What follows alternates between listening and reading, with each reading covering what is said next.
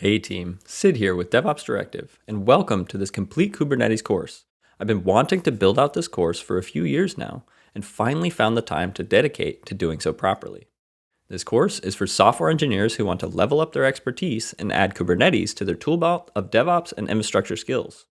Over the next few hours, we're going to go from beginner to pro, learning the fundamentals of Kubernetes before building out a robust application platform, deploying a representative demo application to multiple cluster environments. Also, while you're probably watching this video on YouTube, the video is just one component of the course.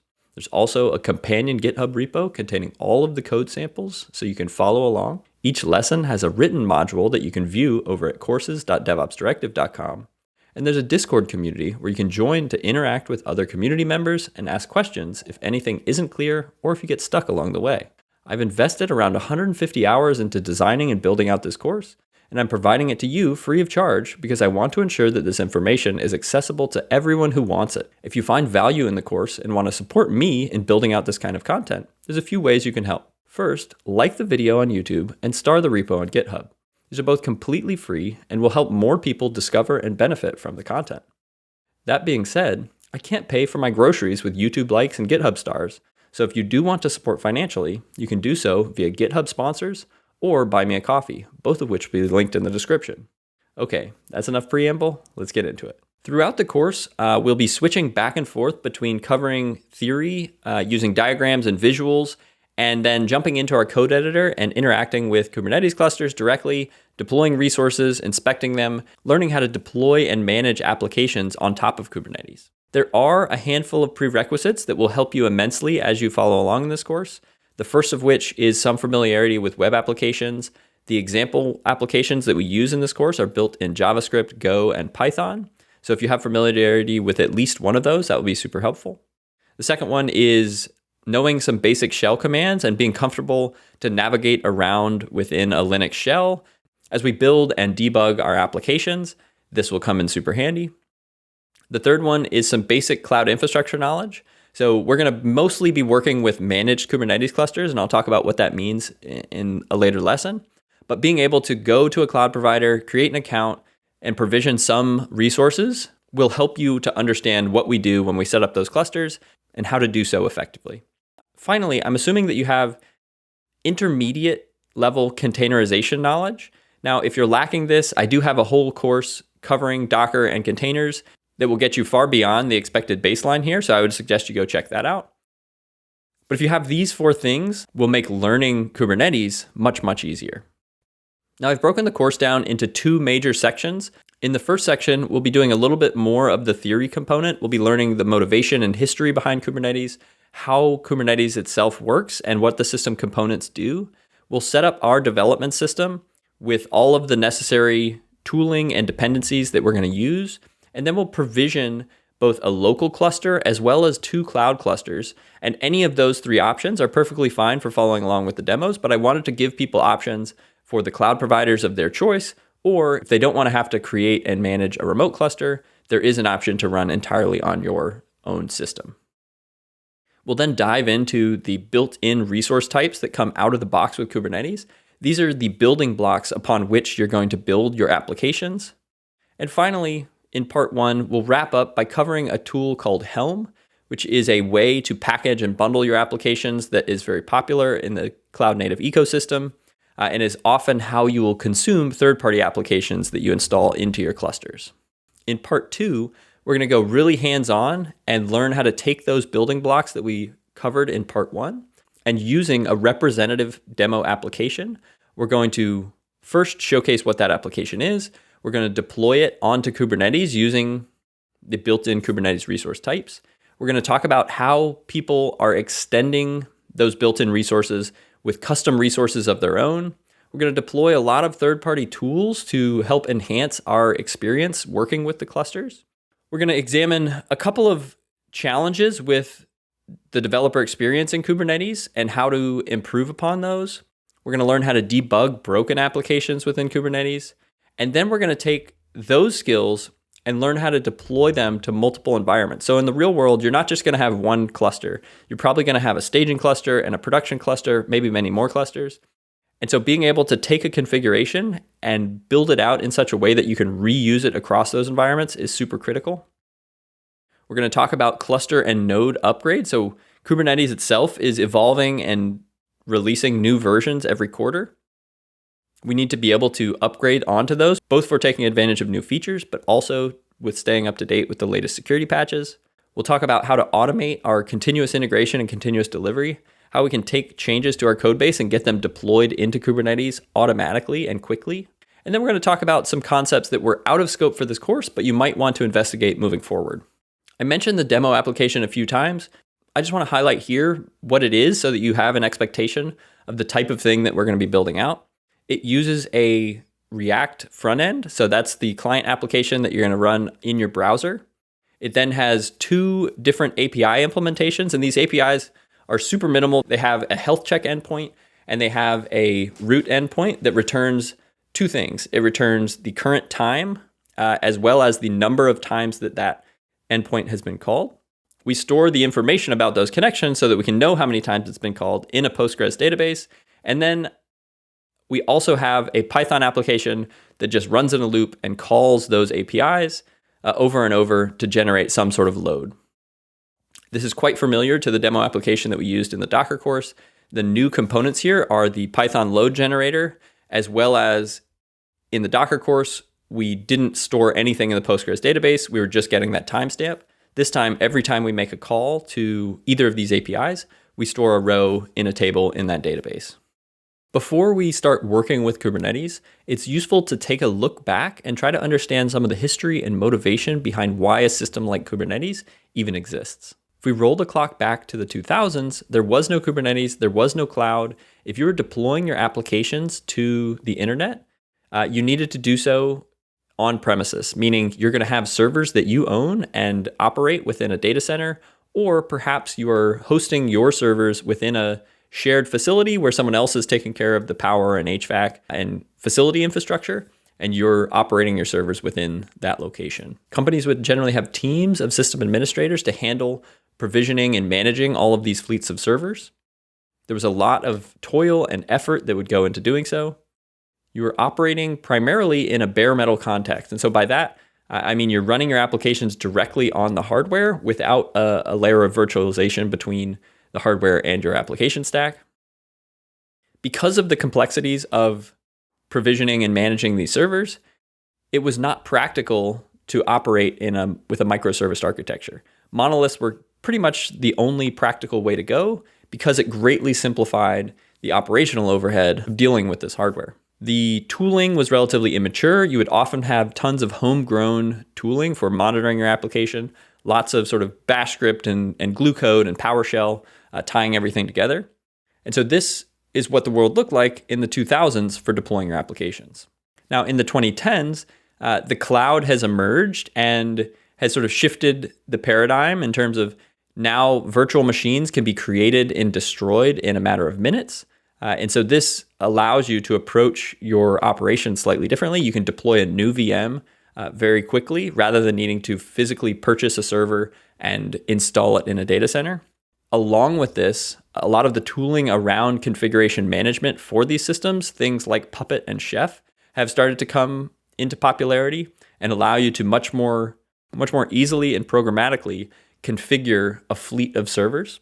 You're still doing some things manually. For example, if you have a number of different applications that need to go onto a set of VMs, you're still doing a manual bin packing, meaning kind of playing Tetris with the resources required to fit your applications into the virtual machines in an intelligent way.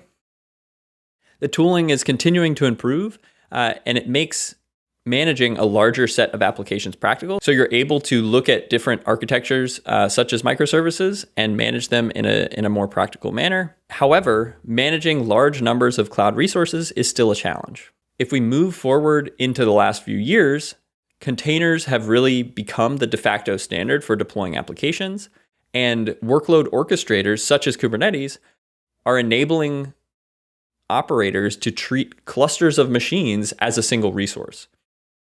These types of systems provide a number of utilities and interfaces to address common challenges with operating applications.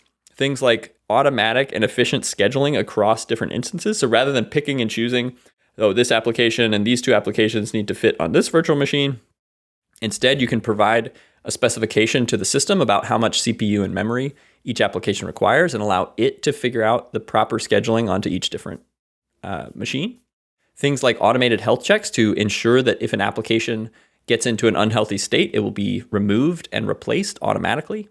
Service discovery, so how your applications can find and talk to each other over the network. Many of these workload orchestrators will contain mechanisms for doing this right out of the box, including Kubernetes. Configuration management. Now, rather than needing to configure the host itself, much of that configuration is moved into the orchestrator layers. So you're defining all of the ways that your application needs to be configured and deploying that alongside your application as part of its config.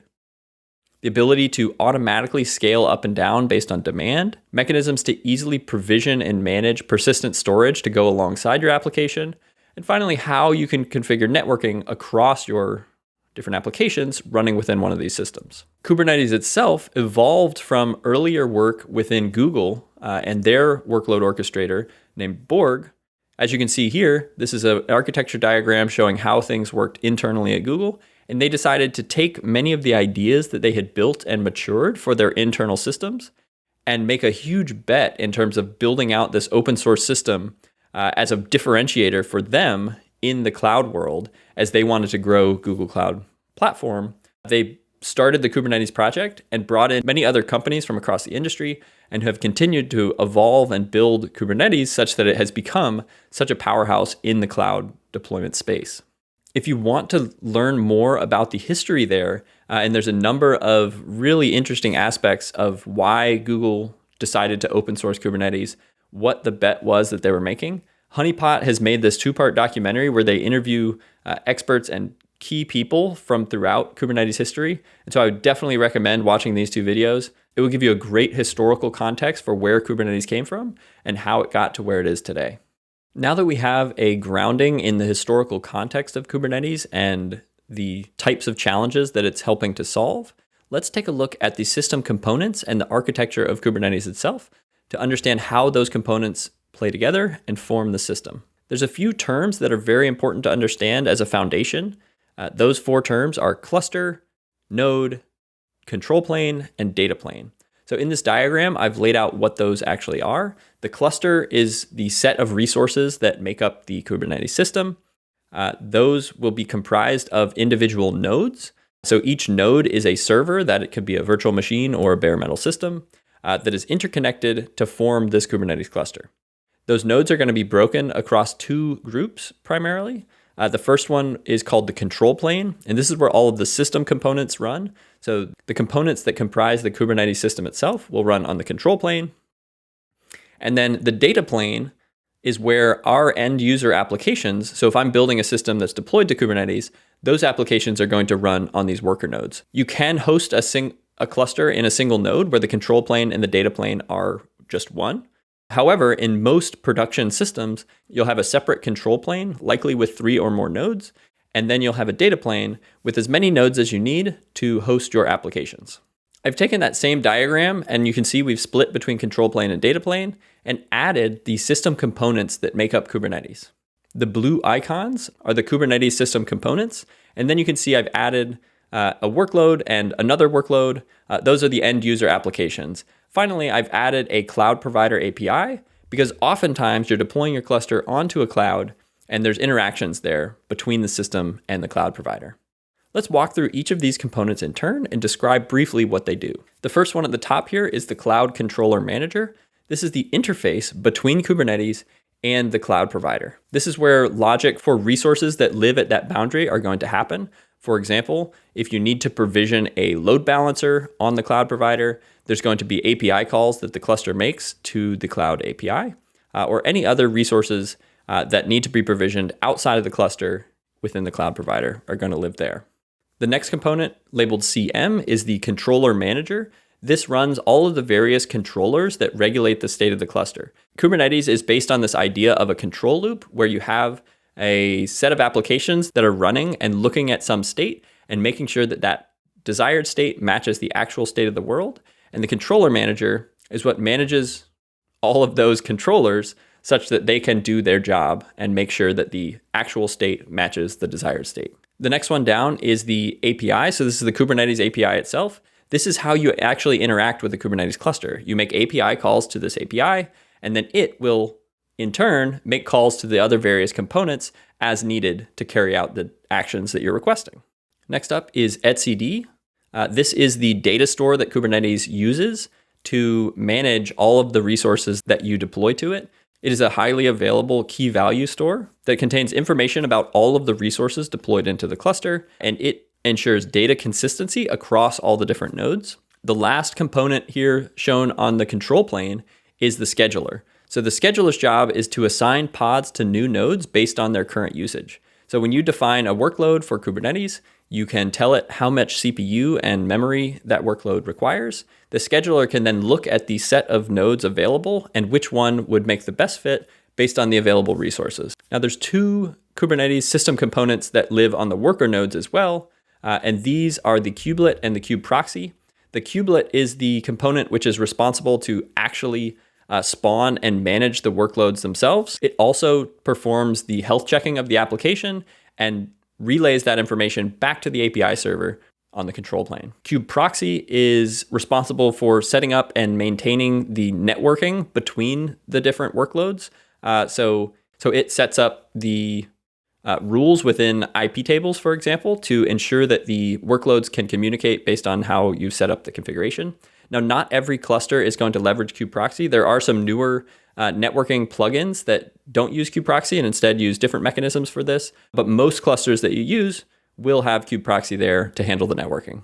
While it's useful to understand what all these system components do, in the context of this course, we're focused more so on the workloads that we're deploying onto Kubernetes and how to use an existing Kubernetes cluster rather than administering the cluster itself. Many cloud providers have hosted or managed clusters that hide most of this complexity from us and provide us with access to that Kubernetes API server. And we're able to consume that Kubernetes API to deploy our applications without having to get into the nitty-gritty of all of these system components that frequently. I provide it so that you understand what the components are doing behind the scenes, but mostly in the context of this course, we're going to be focused on the applications that we deploy onto the data plane, onto those worker nodes. Now, there's also 3 standard interfaces that Kubernetes uses to handle the container runtime, container networking, and container storage.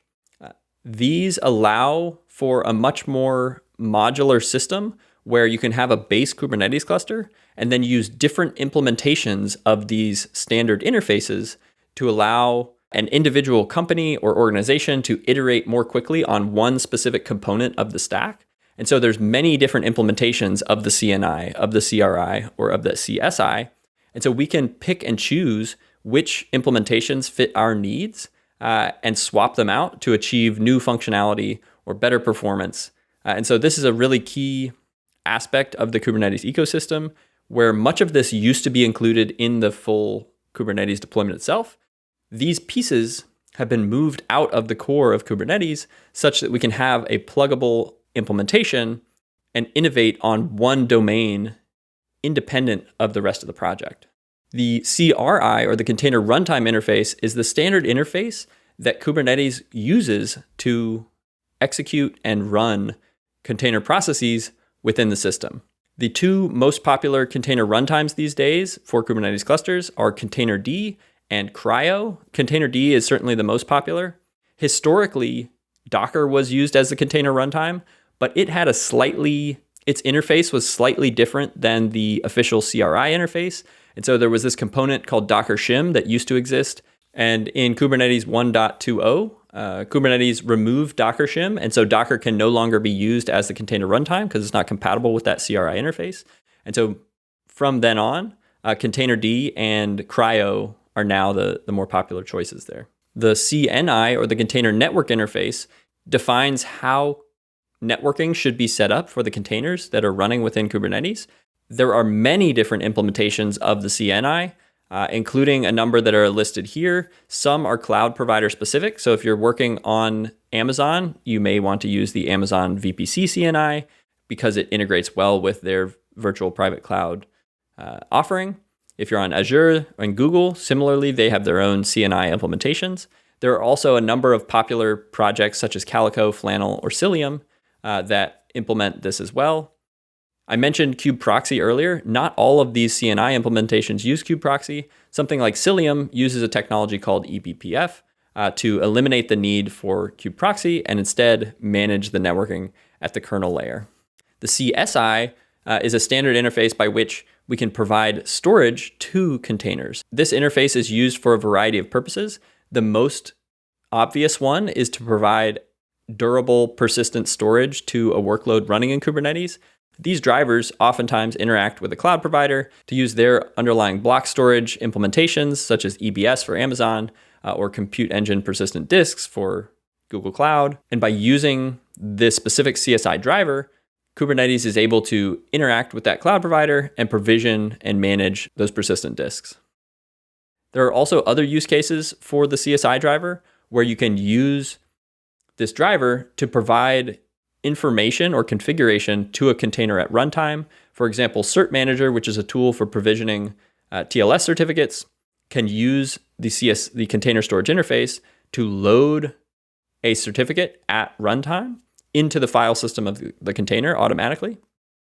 Or the Secret Store CSI driver enables you to load sensitive information into the file system at runtime as well.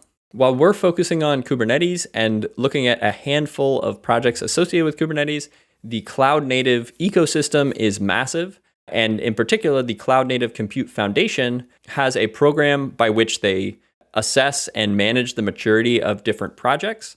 Here I have what is known as the CNCF landscape. And as you can see, there are just a swath of different projects at various levels. Some are at the graduated level, so those are quite mature and are often being used in production across industry. There are others that are at the incubating stage, which maybe are a bit less mature, but are up and coming projects in the space. And so as you start to work with Kubernetes and need functionality to provide specific capabilities, definitely check out the CNCF landscape and see if there is tooling that might provide the capabilities that you need. Okay, the time has come for us to set up our local development systems and provision the Kubernetes clusters that we're going to be using throughout the course for the demo and lab sections. There are a number of different tools that we're going to use, and within the GitHub repo for the course, I've provided a configuration that will allow us to install most of these automatically. We're going to install a couple manually and then use a tool called DevBox to install the rest of the dependencies. It will ensure that you have all of the dependencies available and are using a version that is compatible with the one that I'm using in this filming. The first dependency that we're going to install is Docker Desktop. This one, I suggest that you go to the docs at docs.docker.com/getdocker and follow the instructions for your specific operating system. It will guide you through the installation process and should be relatively straightforward. The second tool that we're going to install manually is something called DevBox.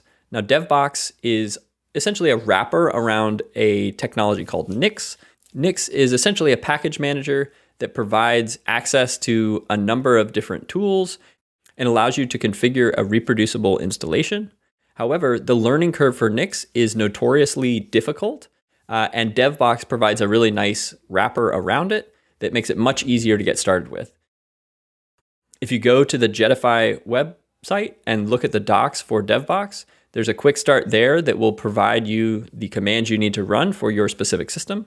If you're on Mac or Linux, it should work directly. If you're using Windows, I would suggest that you use WSL so that you have a Linux environment to work with.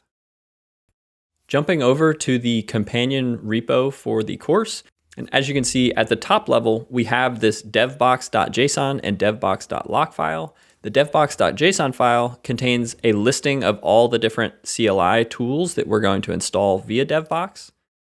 And then the devbox.lock file contains the specific versions so that you will be guaranteed to get the exact version that I'm using, and you won't have any incompatibilities because of different versions. The way that DevBox install these is into an isolated environment on your system and sets up your environment path variables such that you can activate a specific shell associated with this project and then deactivate it when you're done, and it won't have any impact on other projects throughout your system. So for installing DevBox, as you can see, I'm here on their doc site. The Linux instructions are here. The Mac instructions, which I'm on, are here. I'm going to curl this endpoint. It's going to get me a bash script, which is then piped into bash to install it. If I paste that into my terminal, it's going to ask me if this default location is where I want to install it. I'll say yes. I need to enter my password because it requires sudo permissions. And there we go. Now we've successfully installed DevBox. In order to use DevBox anywhere within the context of this Git repository, because I have the DevBox configuration files that I just mentioned, I can do DevBox shell, and it's going to create a shell containing all of those dependencies ready for use. On the very first time you run it, it's going to take quite a bit longer because it's going to have to pull all of those dependencies from the package manager. But on future times, it's going to cache all of those dependencies such that the shell will start right up. I can then do DevBox list, and we can see here are all the dependencies that DevBox installed within my current shell session. You'll notice one dependency in particular, Go Task, and this is a task runner program that I am using throughout this course to help store all of the commands that you're going to need and make it very easy to follow along with all of the various demos. So for example, if I now navigate to the third module of the course and I run task list all, you can see I've defined a number of tasks within this task file, each of which executes some set of commands as we run through this portion of the course. For example, we have a number of tasks in this task file associated with deploying and managing a kind Kubernetes and Docker cluster, which brings me to the next step in this module. We're going to deploy a kind cluster onto our local machine.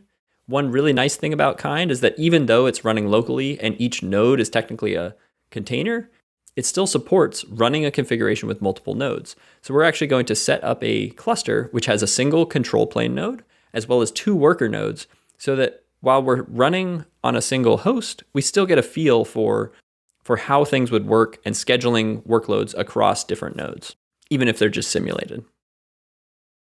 This will work for most examples throughout the course. There are a few places later in the course where we're setting up public DNS to route traffic to our applications that won't work here, but for pretty much everything else, the kind cluster will work as expected. So let's jump over to our code editor. So if I just run TL, that is alias to run task -- list all, and it's going to show me all the tasks within the task file here defined within the third module of the course. As you can see, there are these 4 associated with our kind cluster. The first one is to generate a configuration file that we're going to use to deploy our cluster. The reason that we have to generate this rather than use one that already exists is that I want to have these 2 extra mounts specified, and these are where within my host system the kind cluster is going to mount in each node for persisting data. So in this case, this is a path on my system. It's an absolute path, and obviously your username is going to be different than mine.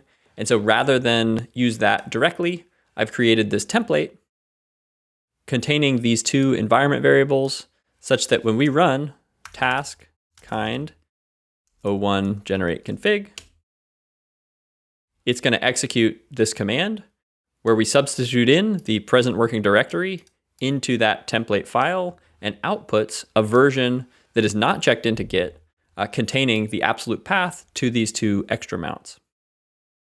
Now you'll notice there that I was able to tab complete the various tasks that are available.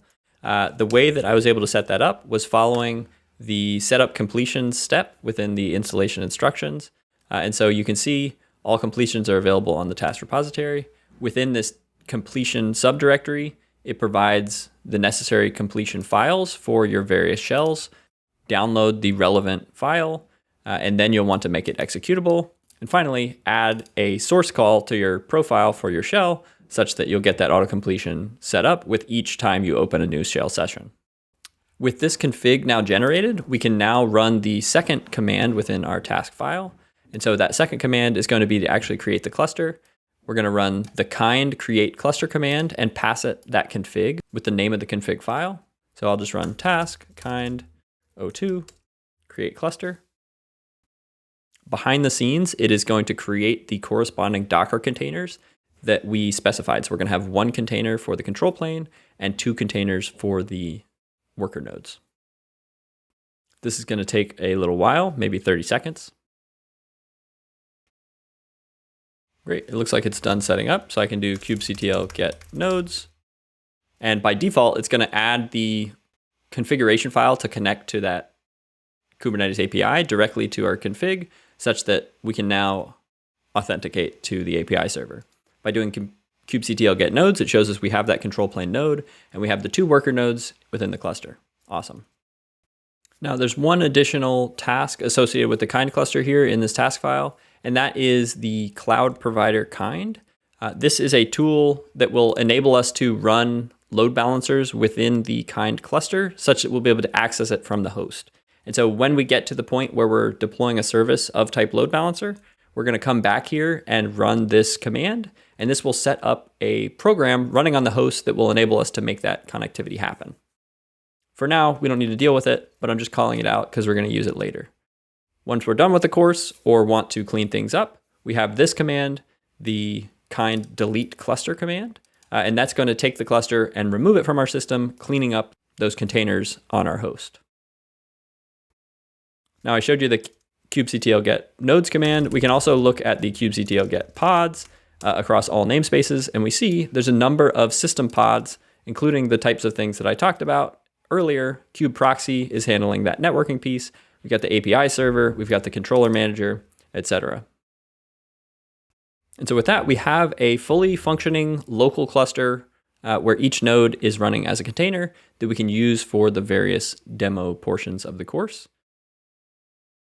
However, I think it's also educational to deploy remote clusters on various cloud providers, because that's probably how you're going to configure things in a workplace environment. The first cloud provider that I'm going to use is one called Civo. It's going to allow us to provision a simple cloud-based cluster. They have very fast cluster creation and destruction, so it's very useful for cases like this where we're going to provision clusters and maybe tear them down throughout our learning process. They provide, during your first month, a $250 free credit for new users, so that should be more than plenty to handle the use case within this course. And then beyond that, you'll have to start paying for the compute resources. In this case, relative to Kubernetes and Docker, it's going to allow us to demonstrate some more realistic networking configurations. We'll be able to have public load balancers that we can route DNS records to, as well as having persistent storage that lives outside of the cluster so that we can maintain state across application deployments and reloads outside of our containers. Last time I checked, there was an account verification process that was required for new accounts. So after you sign up, there could be some delay before you're actually able to provision a cluster. And so make your account, reach out to the team there, and make sure that your account gets verified such that you'll be able to provision clusters and work along with the course. Now let's jump back over to our code editor and provision a cluster with Civo Cloud. If I run the TL or task list command, I'll see the tasks associated with Civo. We're going to first authenticate to the Civo command line with an API key. We're then going to create a network. So you could provision a cluster within the default network. It's much better practice to create an isolated network rather than the default, so you are in control of all the settings. We're going to create a firewall to specify exactly which ports we should allow ingress and egress traffic within that network. Then we'll create the cluster itself. If you wanted to short circuit all of that and run all of those in sequence, you could run, first you need to authenticate the CLI, but then you could run the create all command and it would create the network, the firewall, and the cluster all in one go. Let's go ahead and run that first authenticate CLI command. These notes are provided within the task itself. We're going to log in and create an account. If you don't have a team already, you'll want to go to the teams page and create a team and add yourself to that team. Then you can go to the security page to get the API key itself. So if we navigate here, I'm already logged in. I'll regenerate a new key. It's generated here. I'll copy it. Now I need to give it a name. We'll call it beginner to pro. I'll paste in the value of that key. And you can see I had one key named primary, which is set as the default. And I have this new key, which I just added to the CLI here. In order to use that new key, I need to run Civo API key current and then give it that beginner to pro name. If I list the keys again, I can see now the new beginner to pro key that I just saved is set as the default. Great. Let's examine what these next commands are actually going to execute. The first one is going to run Civo network create. It's passing in this cluster name environment variable as well as the Civo region environment variable. Those are set up here at the top. The cluster name is going to be DevOps Directive Kubernetes course. I'm using the New York City 1 region. You could change the region if you have a different region that you prefer, or if you're located at a different place. So if I execute that, we can see a new network was just created with this ID. Next up, we're going to create firewalls associated with that network. It's going to run a few commands in sequence. The first one is going to be to create the firewall itself. Now, by default, the firewall rules that Civo creates with a firewall are very permissive. They allow access on all ports. And so we want to actually remove the firewall rules that they provide. And so this is just a little loop that looks up the firewall rule IDs and removes them all. And then we're going to go ahead and add back 3 specific rules, one for port 80, one for port 443, and one for 6443. 80 and 443 are for normal web traffic that we're going to bring into the cluster. And then 6443 is for accessing the Kubernetes API itself. The CIDR block that we're allowing is all IP addresses because we want traffic to arrive from the public internet. If you wanted to be a bit more restrictive for the API server, in this third rule, you could limit that to, let's say, your specific IP of the machine you're connecting from, or you could have another machine that you're connecting through as a proxy and specify only the IP address of that machine. Let's go ahead and run that command.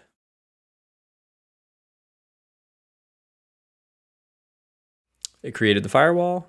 It's now looping through and deleting the default rules.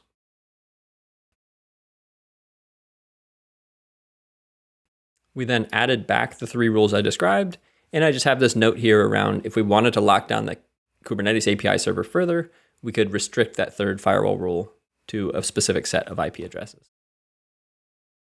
Let's go look in the Civo interface and see the network and firewall that we just created.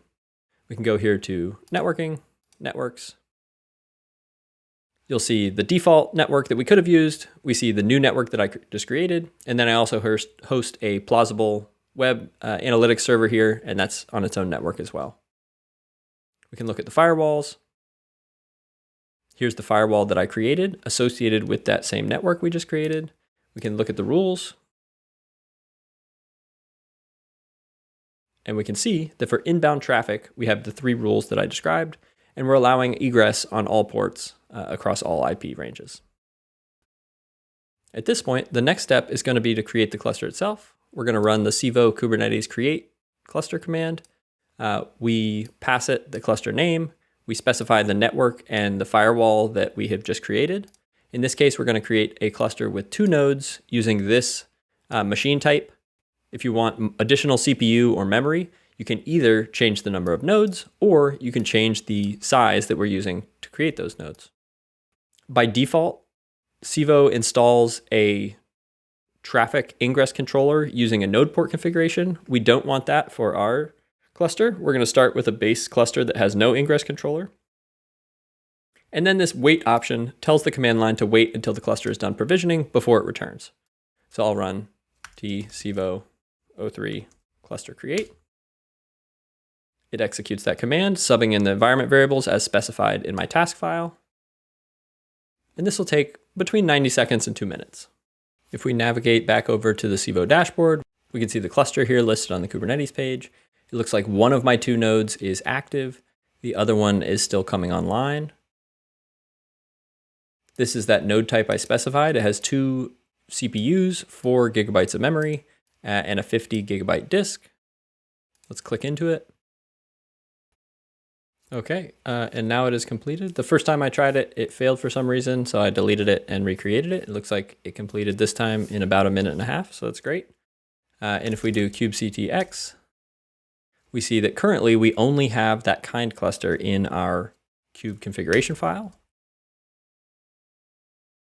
However, we have a command, Civo get kubeconfig, which is going to execute the Civo Kubernetes config, passing in the cluster name, --save and --switch. So it's going to merge it into our existing kubeconfig file and then switch such that the default is the new Civo cluster. So now if I do kubectx, we see both the kind cluster and the DevOps directive Kubernetes course cluster. And if I do a kubectl get nodes, we see the 2 nodes within that cluster.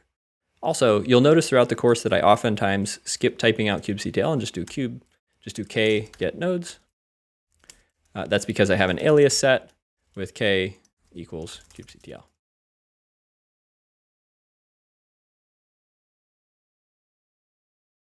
So now we have our kind cluster set up. We have a Civo cluster set up. And the third type of cluster that I'm going to demo here is Google Kubernetes Engine on GCP. So GKE is the oldest and, in my opinion, the best managed cluster experience. If you want to manage cluster and you aren't already using a different cloud provider, GKE is probably the way to go. There's 2 different modes that they offer. There's a standard mode, which will be very similar to what we just saw with Civo, where you deploy the cluster, they manage the control plane, and you sort of manage the worker nodes within your Google Cloud account. There's also an autopilot mode, which abstracts even more away, such that you don't even really have to think about the control plane at all. You set it up, you interact with the Kubernetes API, they abstract away all of the worker nodes as well. So you just define a workload and they handle all of the underlying node provisioning and management. And so if you want to really minimize the operations, having to deal with Kubernetes, autopilot can be a great way to go. We're going to go with the standard mode just so we get a little bit more hands-on experience working with clusters. Google Cloud also has a free trial for new users. Within the first 90 days, you can get a $300 credit. Also, within their free tier, you can have one zonal cluster, meaning the control plane is deployed within a single zone rather than across multiple zones, included within their free tier. So that includes the control plane only. Any worker nodes that you deploy, you're going to have to pay for outside of that free trial, but it is nice that they have one zonal cluster control plane included. Within Google Cloud, again, we're going to be able to demonstrate more realistic networking to what you're going to be using in a production setting. Load balancers that we can route public DNS to, just like on Civo. Within Google Cloud, there are multiple different persistent storage classes. Civo just has one. You can deploy different types of storage with different speeds and I/O capabilities, etc. And then Google Cloud also provides some basic but useful workload monitoring capabilities out of the box. So you'll be able to see things like how much CPU and memory your workloads are using, as well as viewing aggregated logs from across all of your workloads. If we jump back to our code editor, and once again list out our tasks. Similarly, we're going to start by initializing the CLI. Google, interestingly, doesn't enable a lot of their cloud APIs out of the box. So you have to tell it specifically in each project which APIs you want to be able to use. So we'll enable all those APIs. We're going to set a default region and zone. This is just so we don't have to specify it every single time. And then the following steps are pretty similar to what we did with Civo. We're going to create a VPC, or a virtual private cloud. That's essentially the network. We're going to create a subnet within that network. And then once we've done that, we can create the cluster itself. This create all command just combines all these steps together. If you wanted to run a single command and bring up the cluster like that, you can do so with that single create all command. Just like with Civo, you could do all this through the web interface. You could click here, create a GKE cluster, and go through the web UI. However, we want to have everything codified in our repo. And so we're going to do so via the command line. An even better approach would be to use an infrastructure as code tool like Terraform to handle this. I'm just using the CLI because it's a quick way to get up and running, but still allows us to codify our configuration in the repo.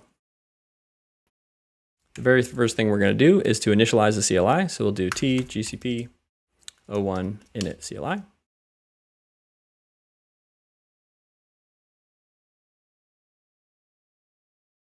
It's going to walk us through the setup of the command line. In this case, I'm going to reinitialize the configuration with new settings.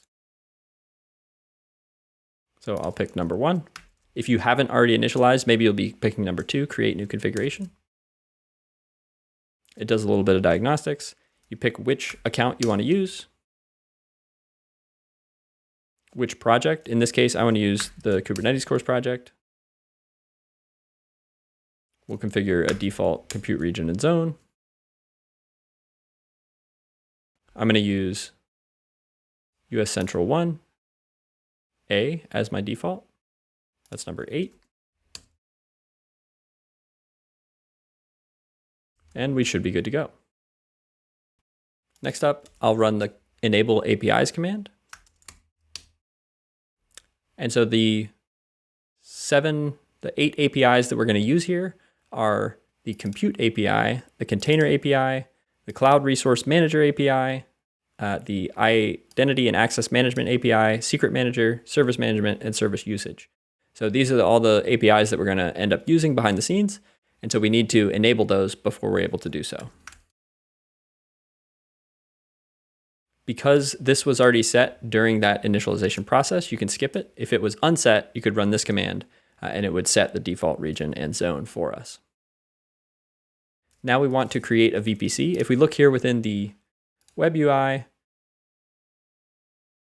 we click on VPC network, we can see there's this default network with 41 subnets, lots of settings that we may or may not want. So instead of using that, we're going to deploy our own new VPC.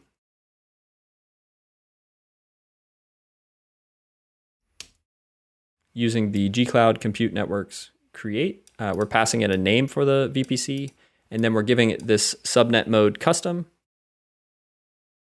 This is going to allow us to deploy our own subnets versus automatically deploying one subnet per zone. Once the VPC is created, we're going to create the subnet.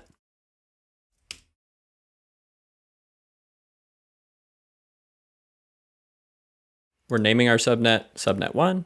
We're passing it the name of our VPC. We're passing it the region that we want to deploy it into, and then we're giving it an IP range. This is the set of private IP addresses that should be included on this subnet. With the VPC and subnet in place, we can now run the create cluster command.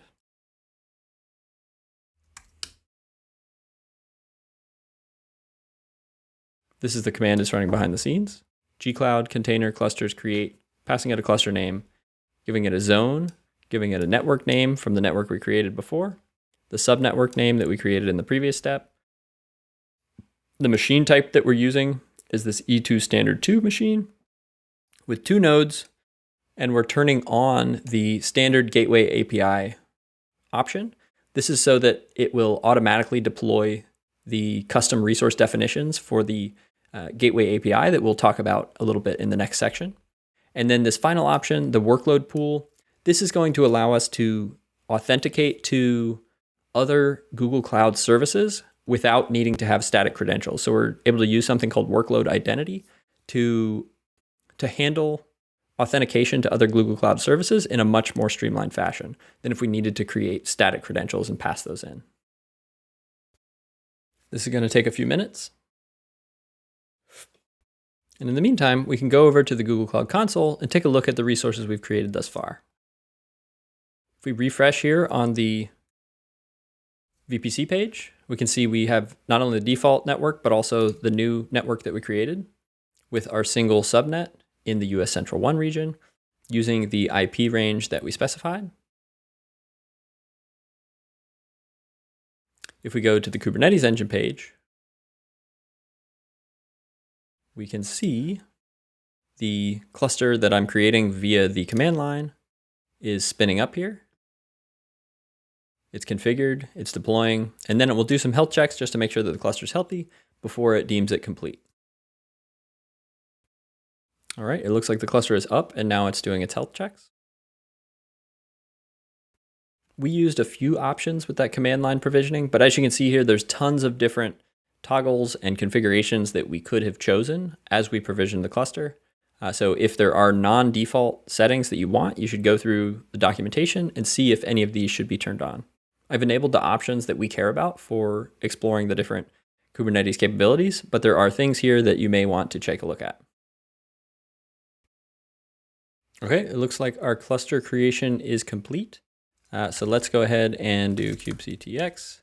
You'll notice that this GKE cluster creation process added the credentials to our kube config file automatically.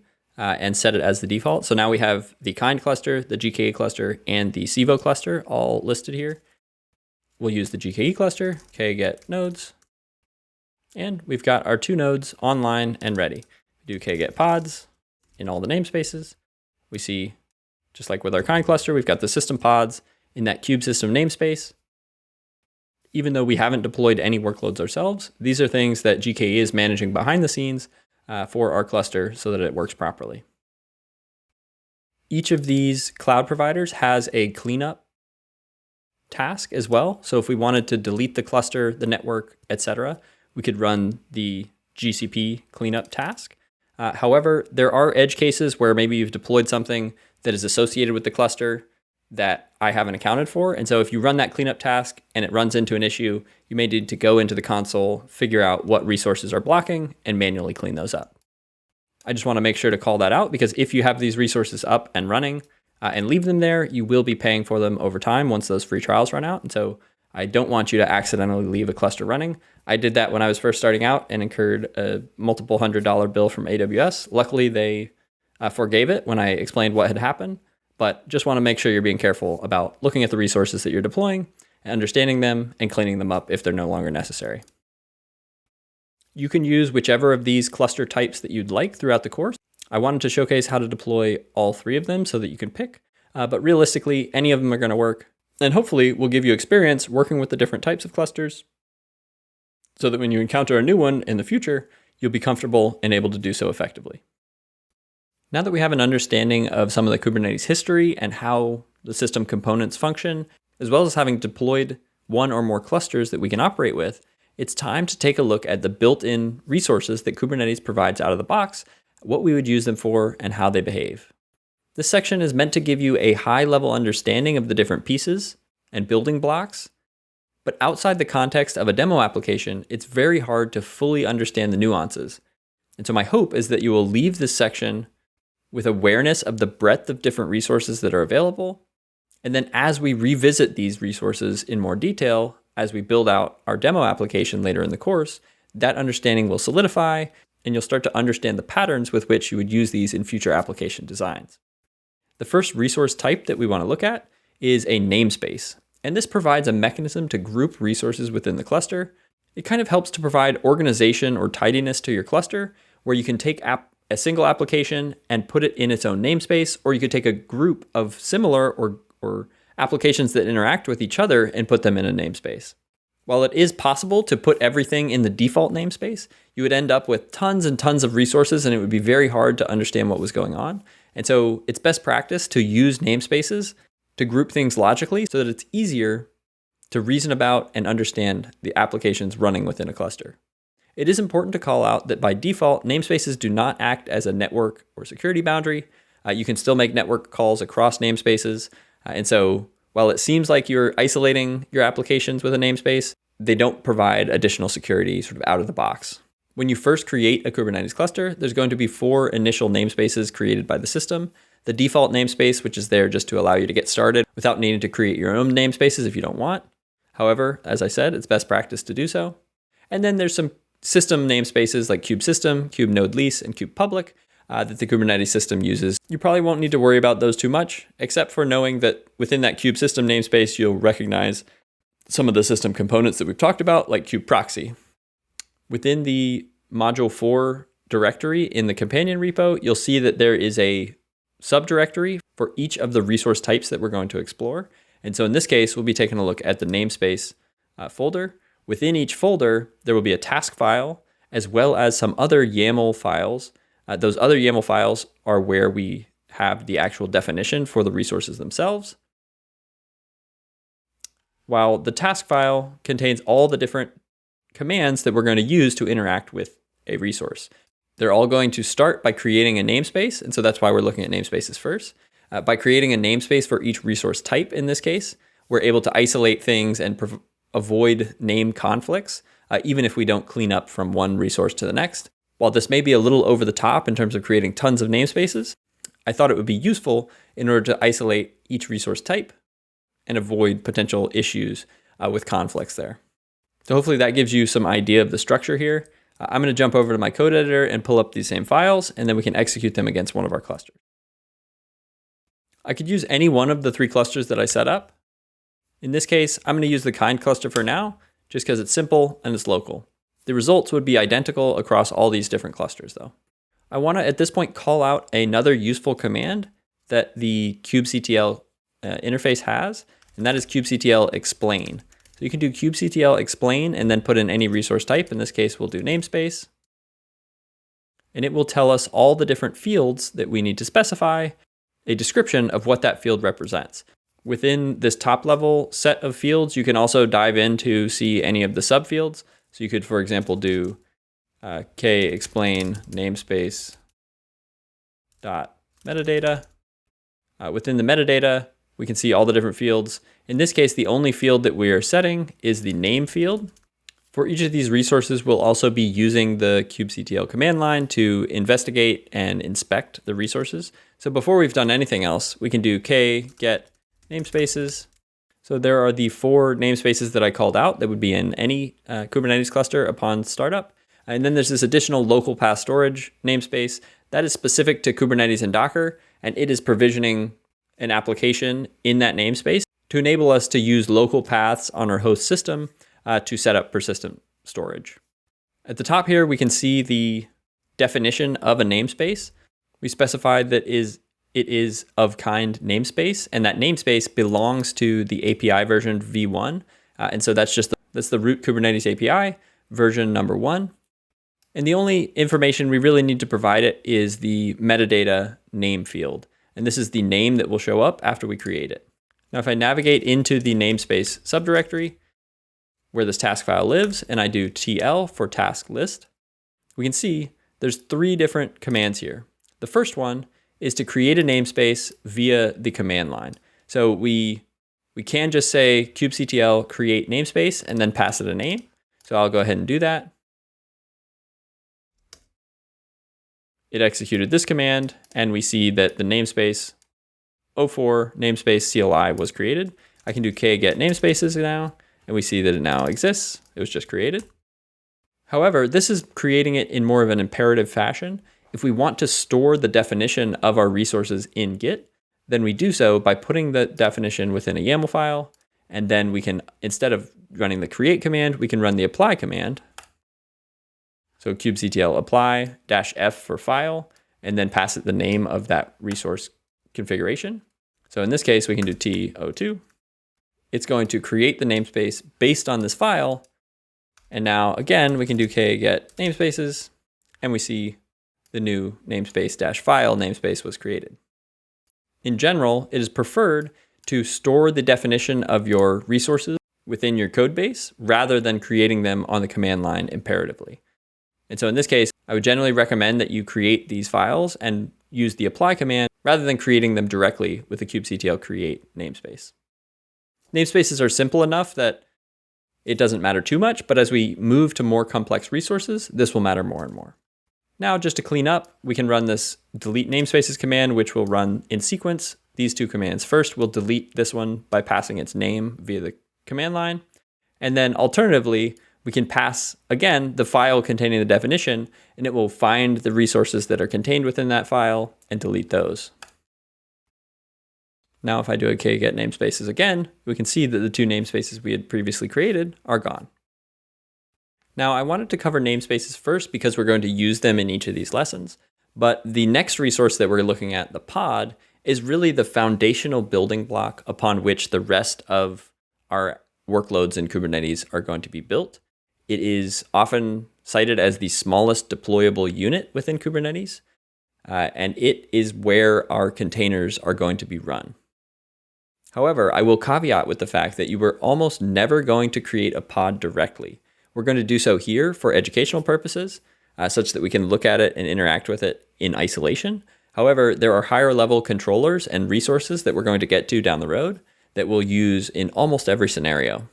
I've included here a minimal definition for a pod resource.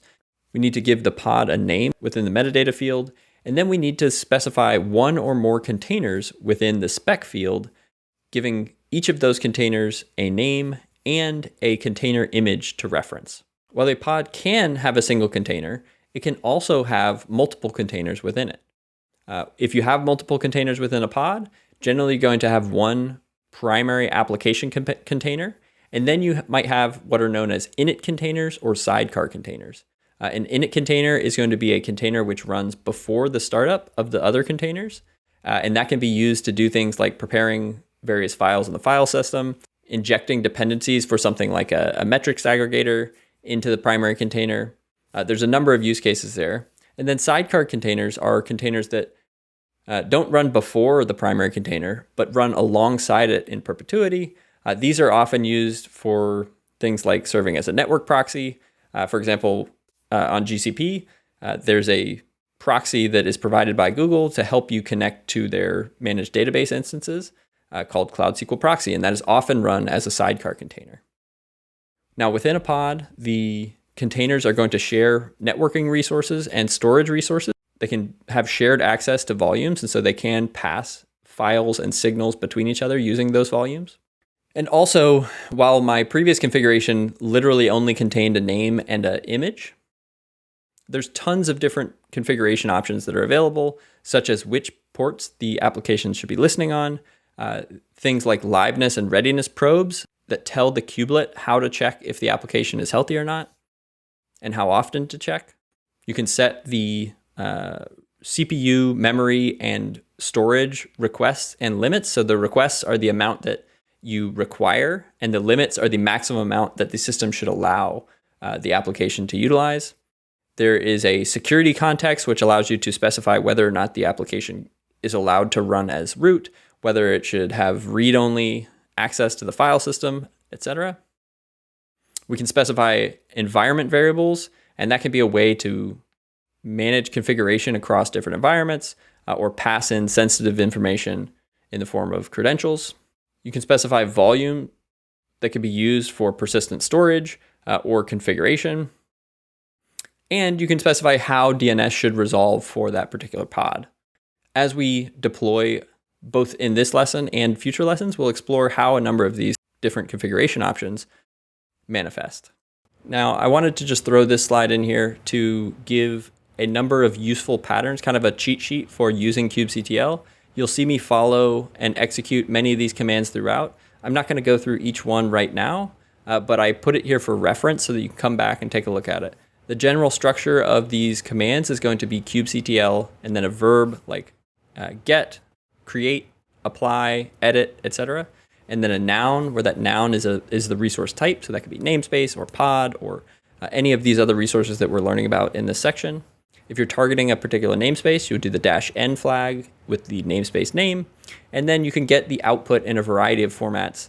By default, it's going to be a format that looks nice in the command line via standard out. However, if you want it in JSON or YAML such that you can do parsing of the results via some other program, you can specify that with the -o flag. Jumping back to our code editor and navigating to the pod subdirectory of lesson 4, we can see that we have a namespace file. That namespace file is going to follow the convention -pod, 004, meaning it's module 4, and then -- and the resource name is pod. And then we have two pod definitions here that we're going to take a look at. But first, let's peek into the task file and see the commands that we're going to be running. As you'll notice, it's very familiar to before. The first thing that we're going to do is create a namespace. So we'll apply that namespace.yaml by running task o1 create namespace. You can see it does two things. First, it does the kubectl apply command on our namespace resource, creating that 04 -- pod namespace. And then secondly, we're calling this kube namespace command. We're setting that to be our default namespace so that in future commands, we don't have to pass it that -n flag. Now, if I try to do kget pods, we can see we haven't deployed anything yet. Next up, let's use the kubectl run command to create a pod directly from the command line. You'll notice that I've provided a big warning saying, please do not do this. This works just fine. However, you now have no record within your code base that this was created. It's likely going to live on in perpetuity as just sort of this orphaned resource until it causes some issue down the road. But if we look at the command that it ran, it executed kubectl run. We passed it the image via this image option. In this case, we're running an Nginx web server version 1.26. We are deploying it into the namespace that we created. And then I named it created the wrong way. So if we do get pods, we can see we have created the wrong way is the name of our pod. And it's been running for 41 seconds. For now, we're just going to leave it there. It's not harming anything. And we can take a look at the two configurations of pods that we have here in our YAML files. The first one is a super minimal configuration with the minimum set of values specified.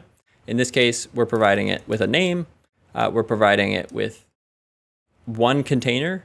That container has a name, and that container has an image. This container, similar to the one we created with the kubectl run command, is going to take the default values for all of the other configuration specs. However, at least this time, we have the resource YAML in our code base, and so it's possible for us to understand and reason about the fact that why it would exist the way it does. I can apply it by doing t03 minimal apply. It starts in this container creating state, and then a few seconds later, it's running. These two have a pretty much identical specification. However, the minimal is preferred because, again, we have this declarative state that we can store in our code repository. That being said, there's a number of default values that this minimal configuration is going to take on, and we can do better. That's what this pod Nginx better specification is doing. Many of these ideas and specifications are pulled from a friend of mine, Brett Fisher, who has this GitHub repo pod spec.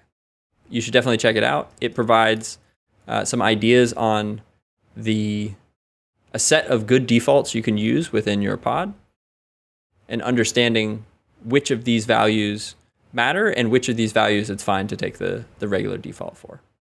In this case, we're specifying both the name and the namespace. So in the minimal configuration, we didn't specify a namespace, and so it was deployed into whatever namespace our kube configuration happened to set as the default. Because in my previous task, I had set my default namespace to be this 04-pods. It was deployed here, but otherwise it would have been deployed into the default namespace. For our better spec, we're actually specifying the namespace in our configuration, so it's super clear and explicit. There's no way you can confuse which namespace it ends up in. Also, instead of only specifying a name and an image, you can see I've specified a whole bunch more information here about the container. I'm also using this image from ChainGuard. And ChainGuard is an interesting company that helps build more secure container images.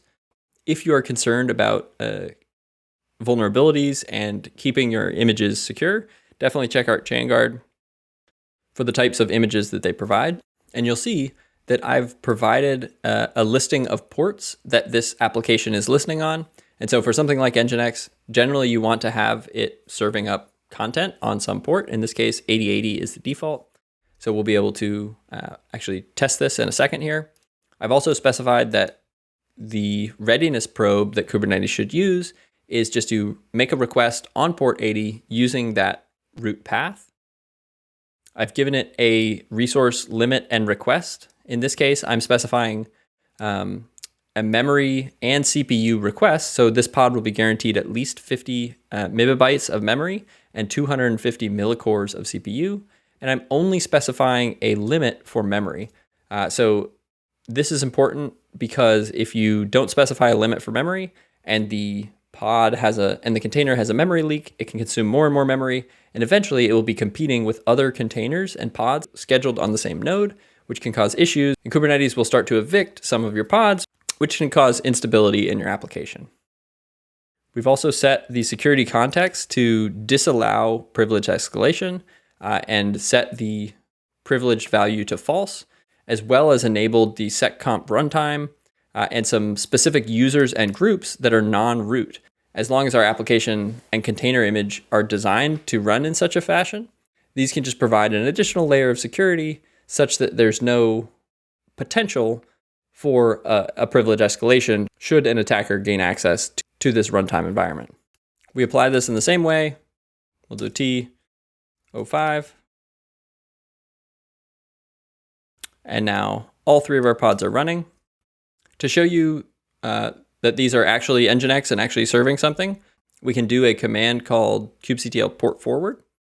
So in this case, let's start by port forwarding to the minimal pod, which executes the kubectl port forward in the namespace that we're operating in, the name of the pod, and then we're going to go from port 8080 on my host system, so 8080 in my browser or command line, to port 80 within that container. So if I do localhost 8080, we can see we get the default Nginx page served up. That just shows that it is running and is doing what we expect. However, if you remember, we didn't actually specify any ports here. We can still port forward to that pod directly, but it's much better if we specify the ports that it's expecting to listen on, such that others looking at that configuration can easily read that and see, oh, it's listening on port 80. Similarly, we can port forward to the other pod. However, in this case, we're forwarding from 8080 on the local system to 8080 in the container. That's because this image is running as a non-root user, and that non-root user cannot bind to port 80 inside the container. So slight nuance there, but just important to understand which ports the applications are listening on so that you can connect to them on the right port.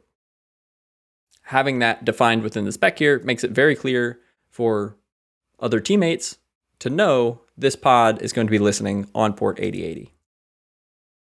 Now if I reload this, we get the exact same thing.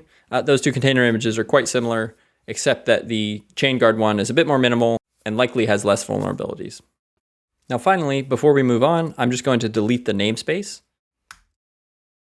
And conveniently, deleting a namespace recursively deletes the resources inside of it. So all of those pods that I created are now going to be deleted. And so if I do get namespace, you can see that namespace no longer exists, and get pods, that namespace doesn't exist, so the pods definitely don't exist within it. Building up from the base level of the pod, we can now move on to the replica set. The replica set takes a pod definition and wraps it in another layer, adding the concept of replicas. It's going to take that definition of the pod that you provide, and then you can specify from 1 to n replicas. And there's a controller within that kube controller manager that's going to ensure that we have however many replicas specified, instances of that pod running at all times. You'll notice highlighted into green that the specification of the pod on the left maps 1-to-1 with the specification under the template section of the replica set. So any of those options that we talked about before, we can configure for the replica set. And the way that you connect a replica set to its underlying pods is through labels. We see that selector using match labels where you're having some key value pairs. When managing these, the replica set controller is going to look with pods containing those same labels. So we need to make sure that whatever we specify in that selector, we also add as labels on the pod template. These will get applied to the individual pods, and that's how the controller can maintain the link between the replica set and the pods.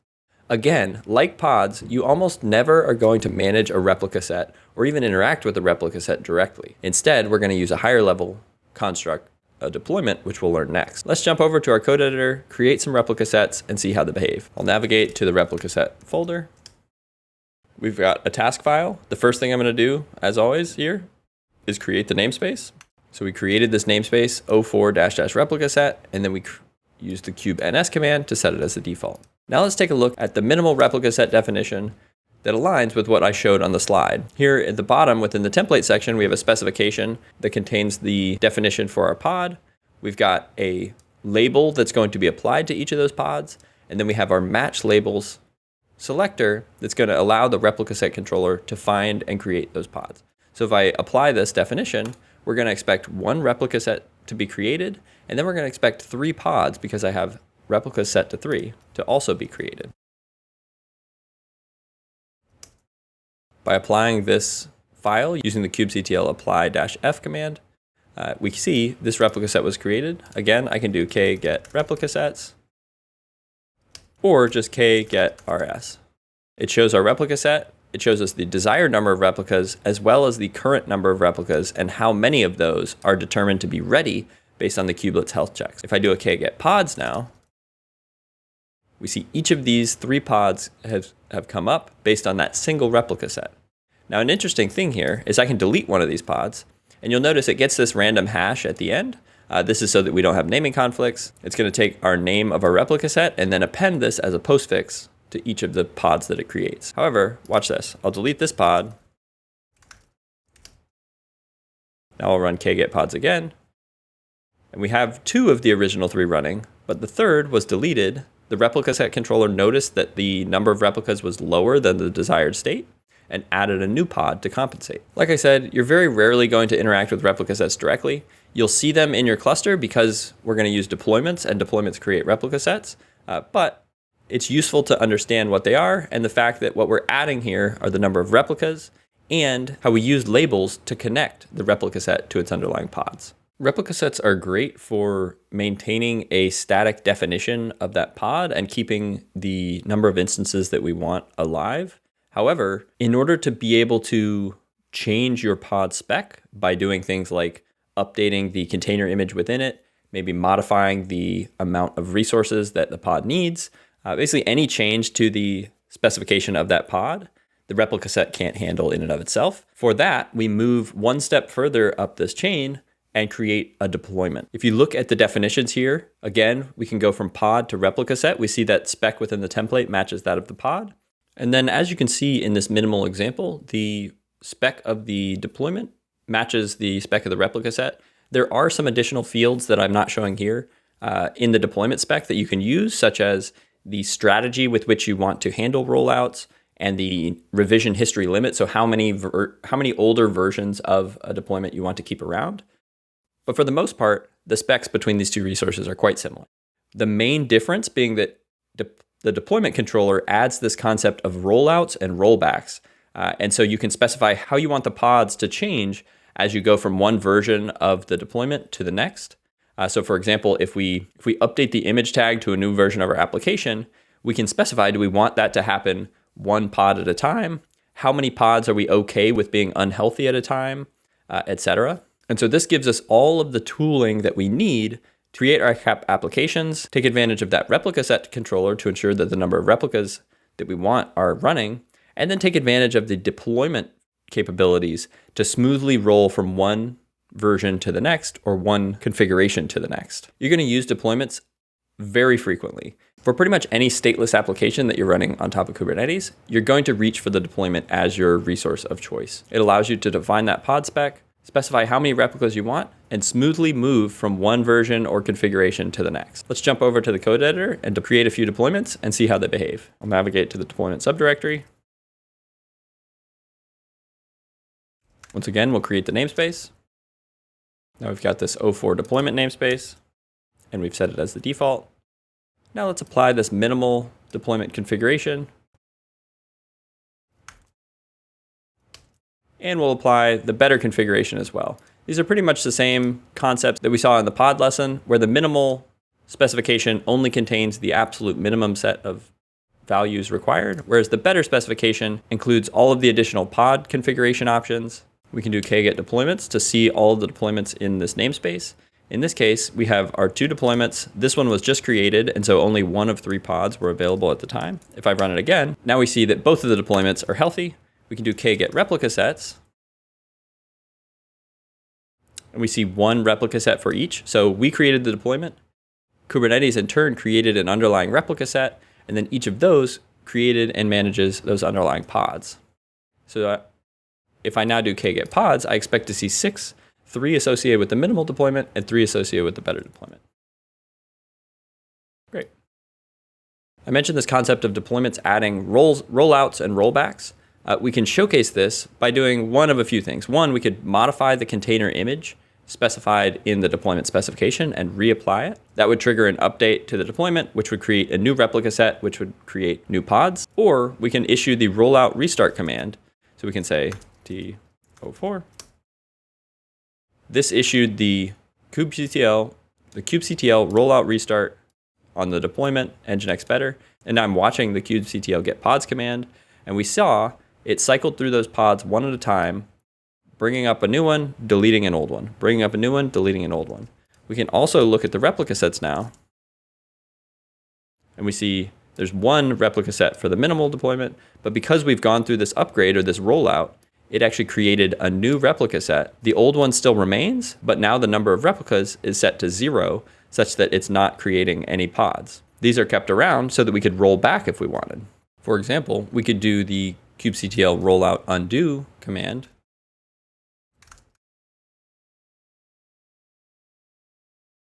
And it's going to roll back to that previous state. We'll see the number of pods in this replica set jump back up, and the number of pods in the current replica set go down.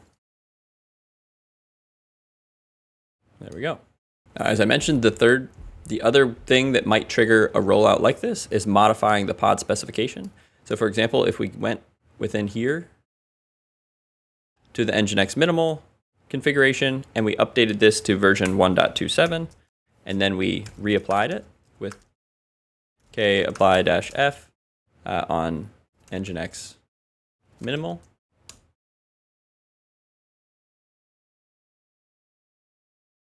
we can see that it is tearing down some of the old pods and creating new pods in their place. This is a new pod that has been created with that new image. These are still the old pods that haven't been torn down yet. Once that rollout completes, we now have 3 new pods all running that new image. This shows the power of this declarative approach because we can have this single definition of our application deployment. We can modify fields within that specification as we upgrade things, as we need to change our configuration. We then reapply that same definition. Kubernetes takes the new state and figures out, based on its controllers, how to reconcile that state with the state of the cluster such that we get the end state that we desire. And by default, it does so in that rolling fashion where we're replacing one pod at a time. So we never had to have any downtime because we had multiple pods running, and it would only remove the old pod after the new pod was healthy. We'll be using deployments quite a bit for the stateless components of the demo application in a future lesson. Now that we have a mechanism to host our applications using the deployment, the next logical question is how to get network traffic to those applications. And the answer in Kubernetes is a service. There's a few different types of services that we're going to talk about here, but effectively a service will serve as a load balancer across replicas of our application that could be only accessible internally, or it can be accessible outside the cluster as well. Like the connection between the replica set or the deployment and the underlying pods, the services are going to use labels to determine which pods to serve traffic to. And there's 3 primary types of services that we're going to care about. The first one is known as a cluster IP service. This is the default type of service and will be accessible only within the cluster. It's going to provide a stable IP address that will then route traffic to any number of replicas containing the appropriate labels. In most cases, when we create a deployment, we're going to create a service alongside of it to route traffic to the pods within that deployment. Now, a node port is similar to a cluster IP, except for the fact that instead of only being accessible internal to the cluster, it's actually going to listen on every node within the cluster, such that you could route traffic from outside the cluster into the cluster and to your application. And finally, the service type load balancer will use that cloud controller manager component of Kubernetes to talk to the cloud API for whichever cloud you're running on and provision a load balancer within their system. And that load balancer will be used to bring traffic into the cluster. It is important to note that these load balancers within each cloud provider generally have a charge associated with them. So adding a load balancer service for every single application that needs external traffic would add up quickly. There are other mechanisms that we'll talk about down the road where you can use a single point of entry, either a load balancer or node port, and then route traffic using either what's called an ingress or the gateway API.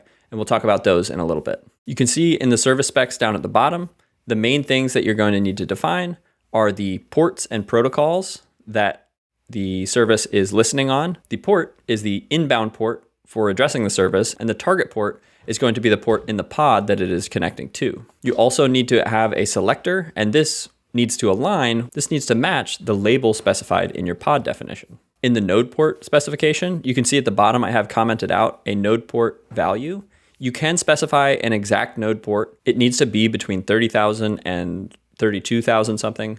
If you don't specify a port number here, Kubernetes will pick a port within that range and automatically deconflict with any other services. If we look at the diagram in the upper right, you can see traffic can reach our cluster from the outside world. That could either come into the cluster via a node port service or via a load balancer service. And then the cluster IP service is only accessible from within the cluster. So here we have application B talking to application A via that cluster IP service. Behind the scenes, Kubernetes is going to set up all the necessary networking to be able to route that traffic across nodes as long as they're connected to the cluster. Let's go ahead and jump to the code editor, provision a few services, and see how they behave. We'll need to navigate to the service subdirectory. And as you can see, task was not found. That's because I had restarted my computer between filming. So I can just do devbox shell. It's going to find that devbox configuration and start a new shell with all those dependencies available. As always, we're going to start by creating that namespace. So now we have the O4 service namespace and it's set as our default. Next up, we're going to apply this deployment configuration. It matches the minimal configuration from the previous lesson, with the main difference being that I've changed the labels a little bit just to showcase which of these labels matters for which purpose. In this case, the key here for the label on the deployment is foo. The key for an annotation on the deployment is bar. The selector is using the key baz. And the pod spec template is using the label baz. So the important thing here is that these two match. And then we're going to also have to use that same baz pod label key value pair in our service to route traffic to this. So we can do a kubectl apply on that deployment file. And it is creating an Nginx minimal deployment within this namespace. Those pods are all up and running. Now we're going to create 3 services, one for each of our different types that I described.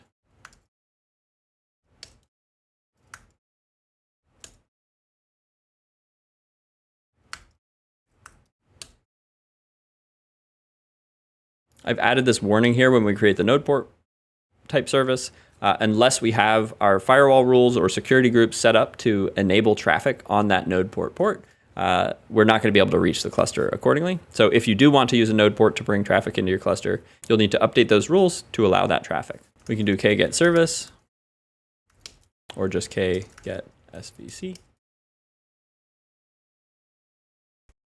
And for this example, I was using the cluster deployed onto Civo Cloud.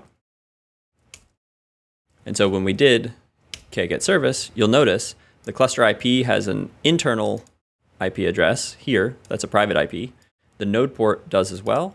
And then the load balancer has both an internal address as well as a public external facing address that we can use to access that service. You'll see for the node port, it's listening both on port 80 as well as on port 31500. If I access that external IP from my browser,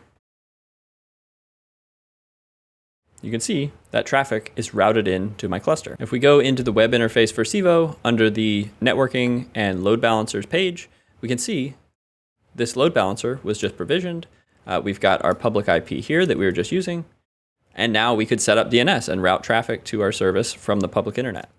And so this is highlighting the usage of that cloud controller manager where we're interfacing with a cloud provider to provision a resource outside of the cluster, but that integrates nicely with the cluster. Also, while it's nice that it creates an IP address for us, that wouldn't be all that useful from a service discovery standpoint. And so there's actually another service running within our cluster called core DNS, and we can look at it in the kubesystem namespace. So we can see there's this deployment containing 2 pods for core DNS. And what that does is looks at all these services and sets up DNS that resolves internal to the cluster so that based on the service name and the namespace, we can create a DNS name that will route us to that service. To demonstrate this, I'll create a temporary pod first I'll create it in the namespace that we're working in the O4 service namespace. And then I'll curl the service at Nginx cluster IP on port 80. As you can see, we get the welcome to Nginx default index.html returned to us. So if we're in the same namespace, we can just use the name of the service directly. However, if we exit this and we create the same pod, but in the default namespace, or any other namespace for that matter, and we tried to run the same command, now that's no longer going to resolve. If we want to make a call across namespaces, we have to use the service name, followed by the namespace where the service lives, followed by service cluster local. Now, if we run this command, even though we're making that call from the default namespace. By using that fully qualified domain name, Core DNS is going to resolve it to the service in our O4 service namespace. This will be very important as you work with services and want your applications to address each other within the cluster. I'm also going to run this demo on the kind cluster just to showcase how to get the load balancer service working properly. So I'm going to apply the deployment and load balancer service types. So I'll do T01 create namespace, T02 apply deployment, and then T05 apply load balancer service. If we did nothing else, this load balancer service would be stuck in pending forever because kind out of the box doesn't have support for these load balancer type services. However, if you recall, back in lesson 3 when we were setting things up, we had this additional task where we could run the cloud provider kind to enable those load balancer services. So I'm going to open a new terminal here. I'm going to navigate to lesson 3, and we're going to run that cloud provider kind command in this terminal. We have to run it as sudo.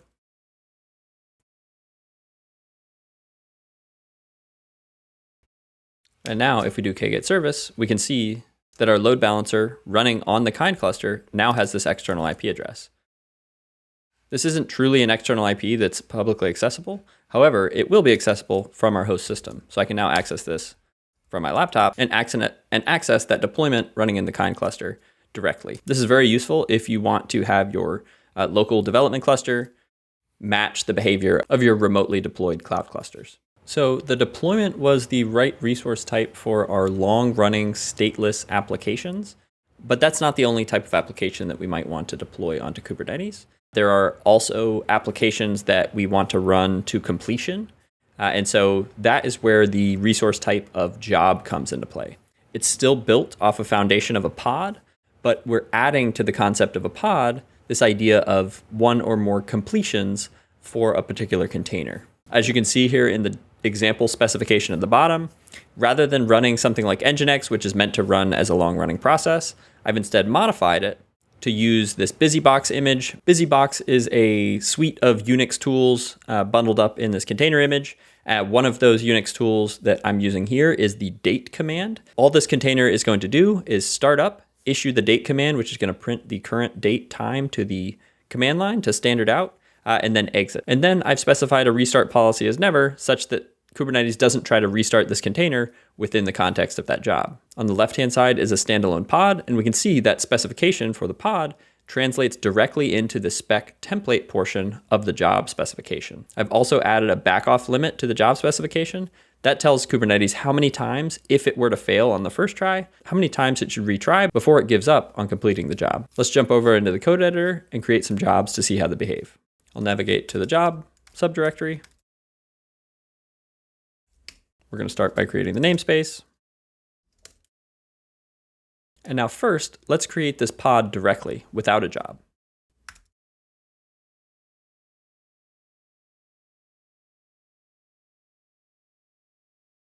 You can see it starts in container creating state, and then it's in status completed. We can look at the logs for this pod by doing klogs and passing it the name, and we see it printed the current date time to the standard out, just like we expected. However, if something had gone wrong during the execution of this pod, let's say rather than just printing something immediately and exiting, it was a long-running job that might take an hour or 2 hours or a day, and during that time there was some sort of interruption, if we had defined it as just a pod, Kubernetes would not retry it for us. By using a job specification, we can track completions, and if one fails, it will automatically retry. So instead, we can jump over and use this job specification. So here we're doing kubectl apply on the minimal job YAML. We can list the jobs, and we see here's our job. It's in a complete status with one of one desired completions. The default number of completions is 1. You can modify that if you want to have it run, if you want to have it execute multiple times. And we can see it took 3 seconds before it completed. Let's look at the pods. This is the pod we created standalone manual, and then this is the pod that the job controller created based on our job specification. It shows 0 of 1 ready because the pod has already run and completed and is no longer executing. Now let's take a look at this additional job specification using some of the additional options that are available for configuration. Here I've set parallelism to 2, so it's going to run up to 2 copies of this pod in parallel. We want 2 completions, so it's going to run them until we have 2 successful completions. I've specified an active deadline, so this is how long a pod should be allowed to run before Kubernetes decides that it is too long and kills it. And then again, we've specified a backoff limit saying retry up to 1 time. And now I forget if this is inclusive or exclusive, so let's actually do a k-explain on jobs to check out the backoff limit field.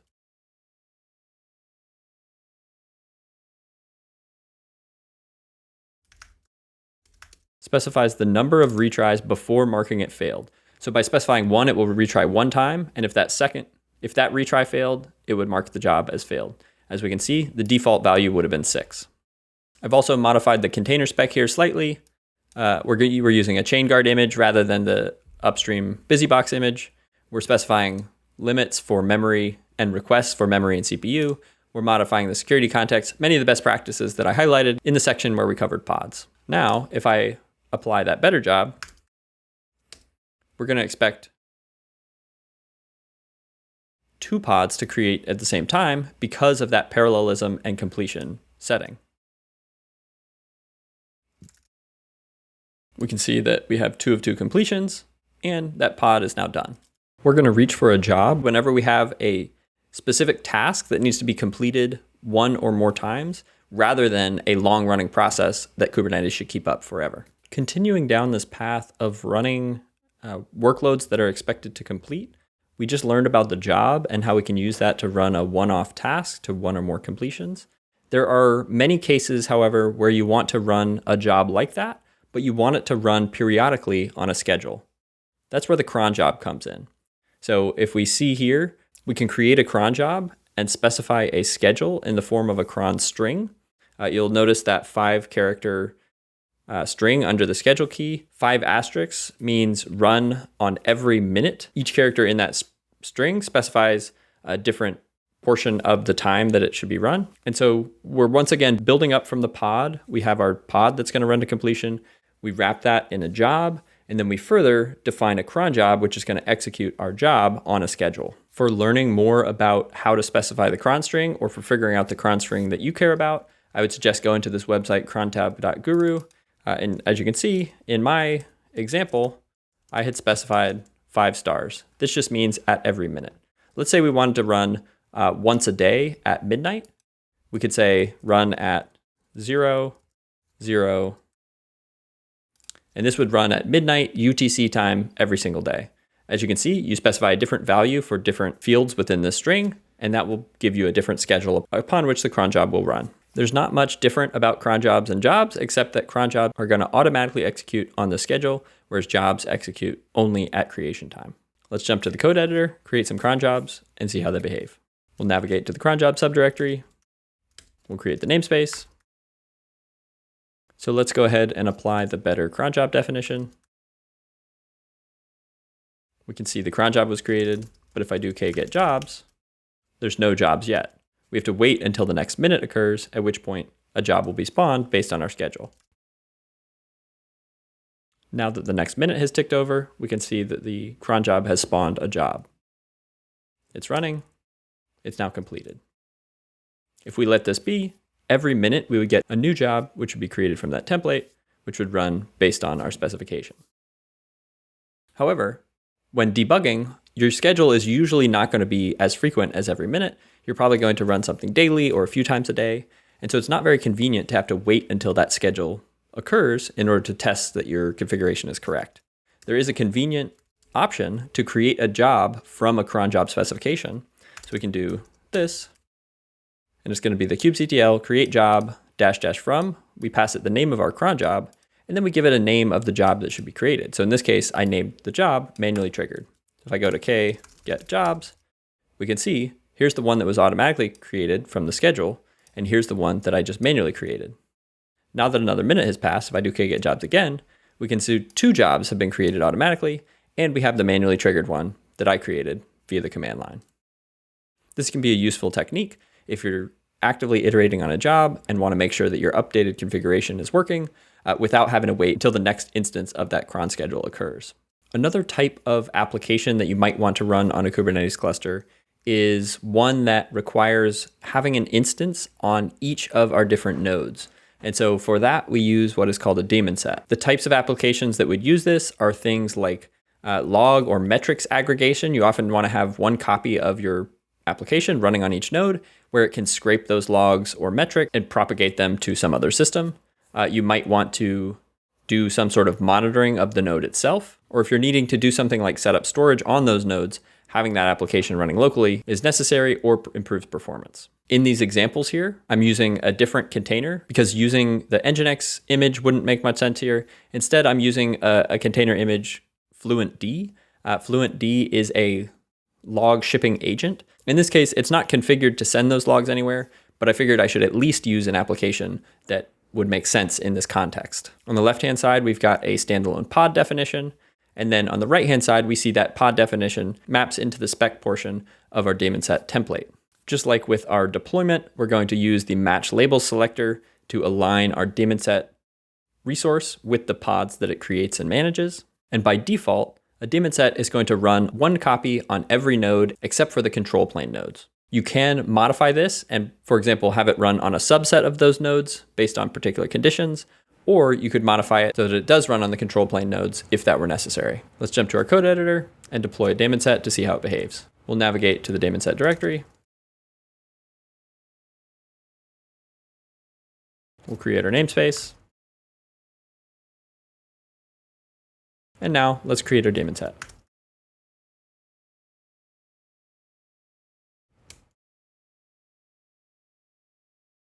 As you can see, it created 2 pods. I'm going to do kget pods -o wide. And by doing so, we get some additional information that's not included by default. And the part that we care about here is the node that the pod is running on. As we can see, this was in my kind cluster. We've got our control plane node and our 2 worker nodes. The daemon set automatically spawned one copy on each of the 2 worker nodes, but not on the control plane node. As I mentioned before, you're often going to encounter daemon sets when working with things like log and metrics aggregation. So for example, if you were installing Datadog into the cluster, you're going to run their Datadog agent as a daemon set so it can collect the necessary information from each of those nodes. And that brings us to the 4th and final built-in workload type within Kubernetes. That is the stateful set. So a stateful set is going to be quite similar to a deployment, except that it is designed for stateful workloads. And because of this, each pod within the stateful set, each replica, is going to have a stable or sticky identity. So rather than having a random hash at the end of the pod names, we're going to have a -0, -1, and ordinal. Within a deployment, if we were to have used persistent volumes, each replica would have shared a single volume. However, in a stateful set, each pod is going to have its own separate volumes. And then finally, the rollout behavior is ordered. So it's going to go in sequence from 0, 1, 2, etc. Versus with a deployment, there's no specified order in which Kubernetes replaces each pod. Goal of the stateful set is to enable configuring workloads that require some sort of state management, such that each pod in the stateful set may behave slightly differently. For example, if you have a database configuration where one of the pods is the primary and the other pods are read replicas, you could use a stateful set to handle that type of thing because each pod has that sticky identity and is maintaining its connection to its own separate storage volume. You'll notice that the minimal example here on the right is a bit more involved than many of our other resource types. That is because in order to showcase some of the features of the stateful set, I needed to add an init container. And as you can see, the init container here is running a little bash script. That bash script is storing a HTML snippet into a path on the file system, and that file system path happens to be in a volume that is shared between the primary container and the init container. And so by doing this, the init container will come up, it will store that HTML snippet containing the ordinal number of the pod into the volume, and then when the primary container comes up, it will load that. This type of approach of using an init container to store a specialized configuration for each replica based on which number in the stateful set it is a technique that you can use such that you can have different configurations loaded into each of our replicas so that they can know whether or not they need to act as the primary, read replica, etc., or whatever configuration you're using for your application. One thing to note here is in that volume claim template section, we haven't covered persistent volumes or persistent volume claims yet. Those are coming soon. But in order for this stateful set to run successfully, that storage class name standard needs to exist in your cluster. I believe for the kind cluster and the GKE cluster that I've spun up for this course, those have out of the box a storage class name standard, so it will work. I think the Civo cluster, by default, it has a storage class, but it is not named standard. So you would need to update this to use the storage class that exists, or create a new storage class named standard to be compatible. Stateful sets could be a course in and of themselves. There are as many types of configuration for a stateful application as there are stateful applications that exist. And there are a number of shortcomings associated with the stateful set in Kubernetes specifically. A big one is that you can't modify many of these fields after it's been created. For example, you can't modify the resource request or storage size of that persistent volume after the stateful set has been created, even though in newer versions of Kubernetes, you can resize a volume, but the stateful set, in order to maintain backwards compatibility, only allows modifying very few fields within its spec. There are some approaches that projects have used to try and get around this. They're outside the scope of this course, and I think a deep dive on stateful sets is important if you plan to run significant stateful applications on top of Kubernetes. Let's jump over to the code editor, deploy a stateful set, and see how it behaves. We'll navigate to the stateful set directory. We'll create our namespace. And then let's apply that definition containing the init container. So I'll load it here just to remind ourselves. We're going to have 3 replicas. I'm also explaining here that Nginx is a bit silly to use as an example for a stateful application because generally it is run as a stateless web server or proxy. But I'm demonstrating a common pattern where you would use an init container to pre-populate a customized config for each replica and then load that within the primary container to act accordingly. There's an example within the Kubernetes docs showing a similar pattern used for a MySQL stateful set to set up one replica as the primary and other replicas as read replicas. An important field to call out here is this service name field. Now, each stateful set is expected to have what is known as a headless service associated with it. And so in this case, I'm naming it Nginx's plural, and it's plural because it's going to be a headless service where we are able to address each pod independently. The way that you create this headless service is to specify a cluster IP service, but you specify the field cluster IP set to none. In this case, it will not create an internal IP address that load balances across the resources.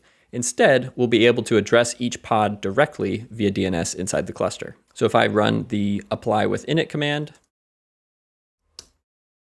we first created a regular cluster IP service that would route across all 3 of the pods in my stateful set. We then created the headless service, service.nginxes.yaml, and then finally, we applied our stateful set definition, including that init container. When we first create it, it's in a pending state. We see that the first pod has come up and is running. Now the second pod should be coming up, and then the third pod. As I mentioned, instead of a random hash in the name, we get these sequential ordinal numbers as our postfixes. And we've got our 2 services here. This is our normal cluster IP service. If we were to route traffic to that, it would get load balanced across all 3 of these replicas. And then because we specified cluster IP none in the headless service, we don't have a cluster IP specified. However, this will set up the DNS required such that we can address each of those pods independently. Let's port forward to one of our pods.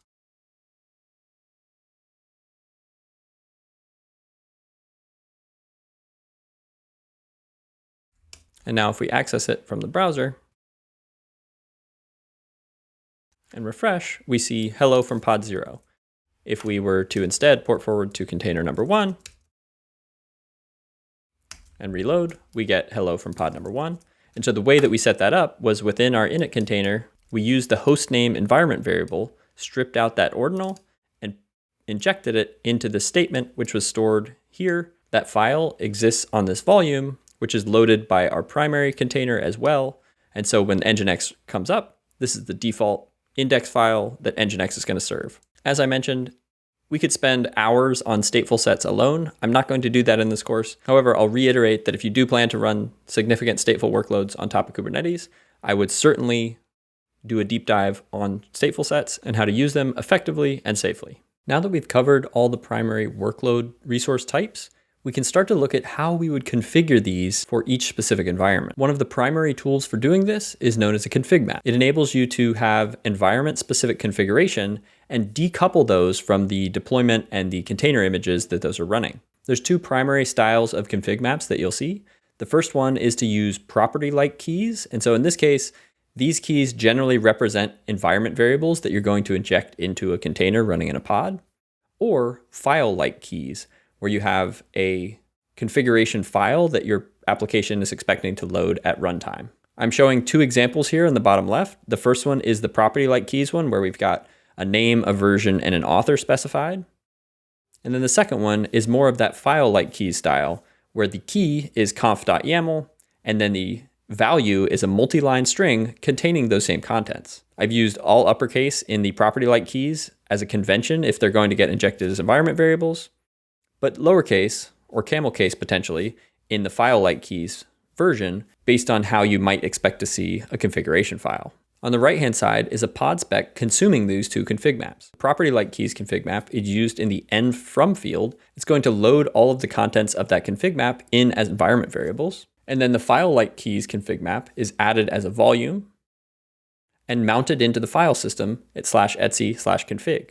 Within that pod, at that location in the file system, there will be a conf.yaml containing those values. Let's jump to our code editor and see how this works. We'll navigate to the config map subdirectory. We'll create our namespace. And as you can see, I've got those same YAML configurations that I showed on the slide here in my editor, as well as the pod that consumes them. I'm going to go ahead and apply all three of those.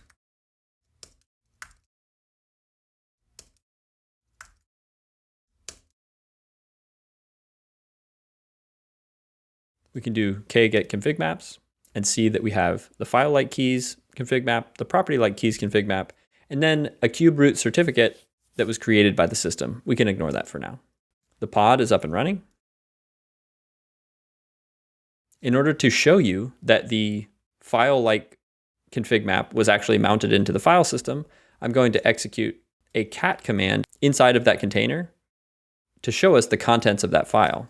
So this kubectl exec command, passing in the name of the pod, the name of the container within the pod, so that was specified here, and then the command cat etc config conf.yaml prints out the contents of that file from the container's file system.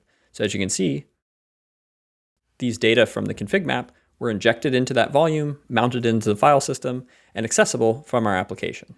To showcase the environment variables version, we can run a print-env command inside that same pod.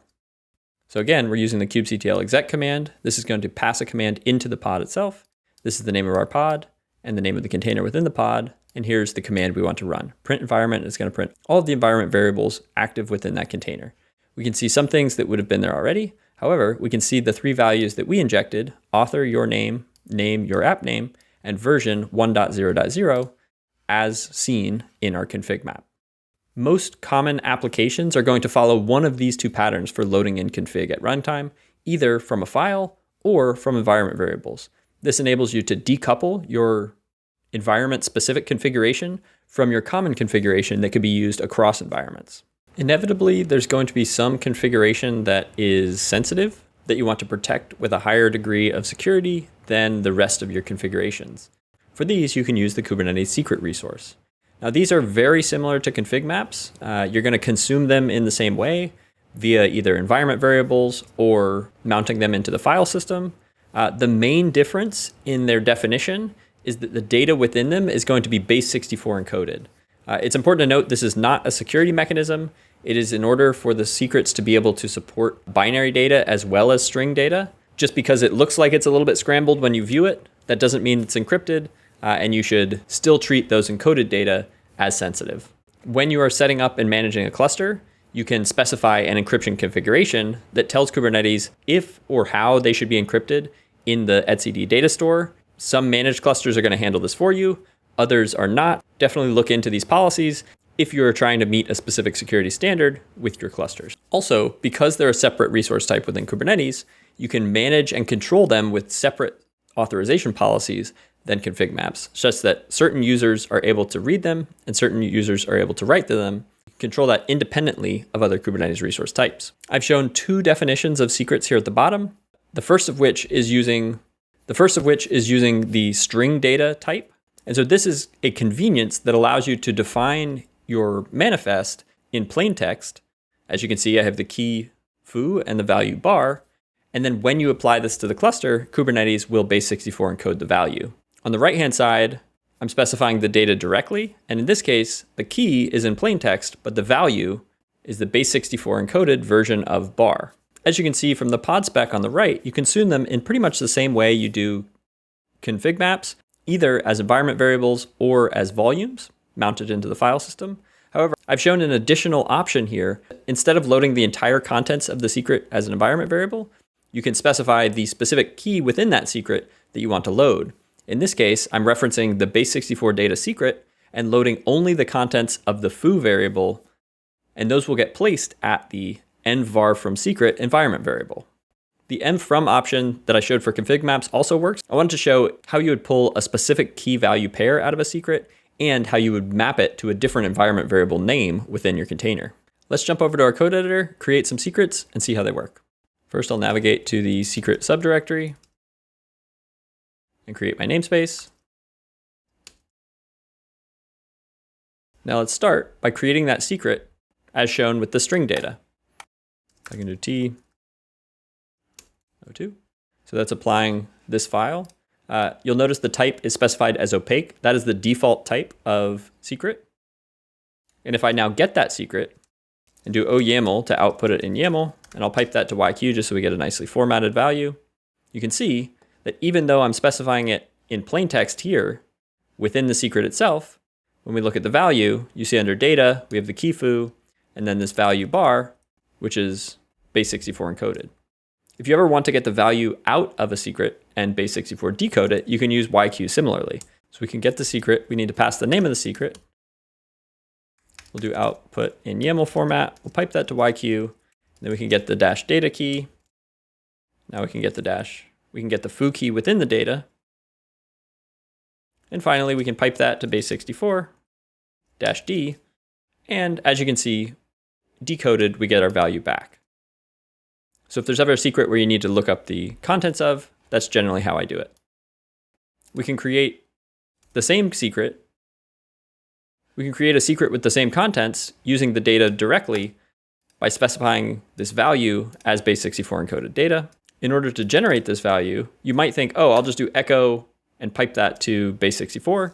However, if you do an echo in the shell, it's going to add a new line to the end, and that actually gets included in the base64 encoding, which will give you the wrong value when you're trying to use that password or something. So instead, it can be useful to use printf instead of echo to base64 encode. So we can do T03. Here I'm doing printf of bar, piping that to base64. Watch what happens if I do echo bar into base64. We get a different value because there's actually a new line character being added by echo and it's getting encoded here. So we want to make sure not to have that happen. So be careful when you are generating your base64 encoded strings to not include new lines in them. If we tried to decode this and then pass that to, let's say, our database or something, we would get denied because it's the wrong password. We could go ahead and apply this secret definition as well. Now we've got our two secrets here. Once again, I can get the value out by doing this. Great. There's other types of secrets beyond opaque. For the generic case where you're storing a password, opaque is going to be the right type, but there's also what is known as a Docker config JSON type secret. And this is used by Kubernetes to authenticate to a container registry. So if you have a private container registry, you'll be able to pull images and use those images by specifying a secret like this. As you can see, it is using that file-like syntax where we have a Docker config JSON file as the key. And then this is a base64 encoded JSON, which will get used by the container runtime to pull those images. So let's echo this and we'll do a base64 decode. We'll pipe that to JQ. And as you can see, we get our output in JSON format. It contains a auths key. And in this case, it's a username and password for the Docker Hub container registry. just using a dummy username and password as an example. This auth block is again base64 encoded and just contains the username and password together. Rather than try and construct this with the exact right format and then base64 encode, there is a kubectl command that allows us to create such a file. And so in this case, I'll do T07. Here I'm doing kubectl create secret. I'm naming it Docker registry. I'm telling it to use the Docker config JSON type. And then as options on the command line, you can pass in your email, your username, your password, and the Docker server. So in this case, it is the Docker Hub server, and it will create that secret for us. So I suggest you can use this style of command to create it. You could even do a -- dry run equals client -o YAML. And now, instead of creating it on the server, it's giving you this value, effectively using the kubectl command line to generate a properly formatted value rather than creating that secret imperatively. This allows you to then store these values in your secret manager of choice for future consumption. Now, we've looked at opaque secrets. That's for arbitrary user-defined data. So think username and password for various sets of credentials. We just looked at the Docker config JSON secret used for storing credentials to container registries. The other ones that are useful to know about are the TLS type. So these will be used for storing TLS client and server data. If you're setting up applications that you connect to over HTTPS, potentially using something like Cert Manager, you'll notice that it uses these TLS type secrets. And then also the service account token type secret. Kubernetes uses service accounts to grant access to things within the cluster. And the way that you utilize those service accounts are via these tokens. Those 4 types are the most commonly used. The other ones exist, but I don't use them all that frequently. All right, we're in the home stretch. Only a few more built-in resources that we're going to cover here. The next 2 are related to how to get network traffic from outside the cluster into your cluster and route those to your various services. The first one is called Ingress, and the second one is a newer API called Gateway API. We'll be covering them both here. Effectively, Ingress allows you to route traffic from a single external load balancer. So this could be something from your cloud provider, and route those to a number of internal cluster IP services. There's a whole bunch of implementations of this API that you can choose from. One of the most common is called Ingress Nginx, but there's many projects out there, HA Proxy, Kong, Istio, Traffic, that implement the Ingress API and allow you to route traffic in this way. I'll call out that the Ingress specification only supports layer 7 routing, so think HTTP and HTTPS, but many of the implementations have layer 4 routing, so TCP and UDP, with additional configuration. And oftentimes those additional configurations are managed via Kubernetes annotations. And so if it doesn't have a field in the official schema, the way that controllers get around this is by enabling you to provide custom configuration via annotations, which you can provide as arbitrary key value pairs. Looking at the definition here, this is the most minimal ingress you can define. It's essentially saying route all traffic because I have the root path there and it's a path type prefix. So anything will match that. And it is targeting the Nginx cluster IP backend. You specify information about the requests that should be routed and then where you want that to go. In this case, it's to that cluster IP on port number 80. Looking at the diagram, you can see that the traffic will come in from outside of our cluster. It will hit a load balancer, at which point it will be routed to the Ingress controller pod. So that is a pod running internal to the cluster. That pod is looking at our Ingress resources and setting up the rules accordingly. So based on our Ingress, let's say we're running Ingress Nginx, it's going to read our Ingress object and configure the Nginx configuration internal to that pod automatically to route traffic accordingly. Based on our rules within our Ingress resource, we can then use information such as the path to route traffic between different services, so service A or service B, which will in turn send that traffic to our pods. I'm going to go ahead and cover Gateway API here, and then we'll jump into the code editor and show examples of both. Gateway API is a newer kind of evolution of the Ingress API, and it came from the fact that many people felt the Ingress API spec didn't meet their needs fully. It's important not to confuse this with the generic concept of an API gateway. They have very similar names, but Gateway API is the specific Kubernetes API.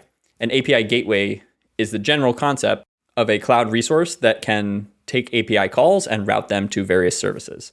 So one is kind of just a general concept, and one is the specific API. This does add official support for layer 4 routing, and it has support for more advanced routing scenarios built into the specification itself. We can define something similar to the ingress we saw on the previous slide, where in this case, it's an HTTP route, which is under that gateway API specification.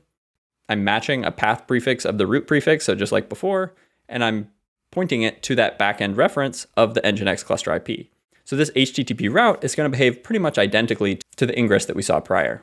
Looking at the diagram, you can see, again, traffic's coming in from outside the cluster and hitting our load balancer. It's then routed to our gateway controller. That gateway controller is monitoring the cluster for gateway and route resources and configuring its routing based on those resource rules.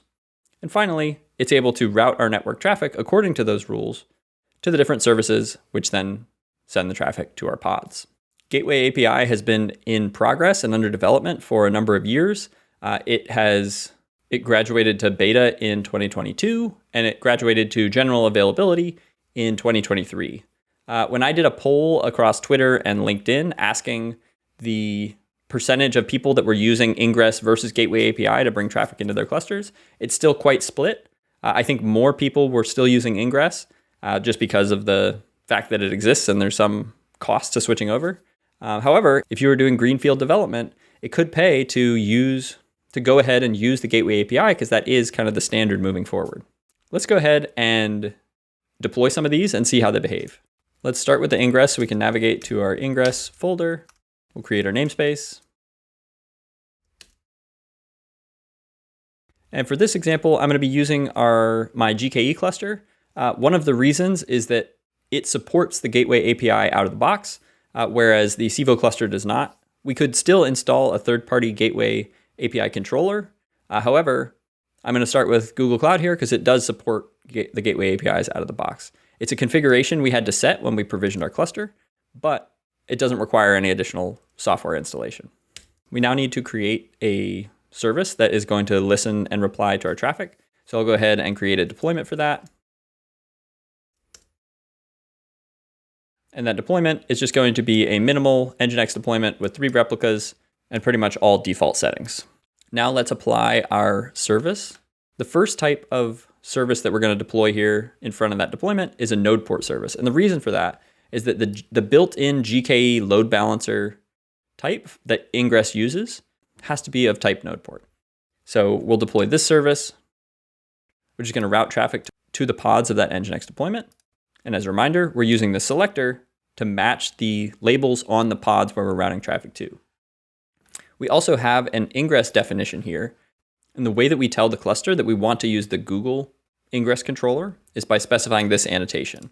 So it is of kind ingress, but we tell it that it is using the ingress class of GCE. This GCE ingress class is going to set up an external load balancer. You could, however, instead use the GCE internal class, and that would set up a load balancer in GCP, but it would not be publicly accessible. It would only be accessible from inside your virtual private cloud. It is important to call out here that another way that we could configure this ingress class, and we will for another ingress controller, would be to use under the spec field the ingress class name. That's not supported for GKE ingress, and so that's why we had to use this more outdated annotation approach. Let me go ahead and apply that.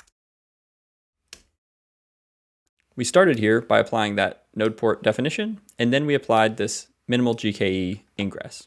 Now, I specified this host here. When this ingress is looking at inbound network traffic, it's going to look for this host to decide whether or not to route traffic to this backend.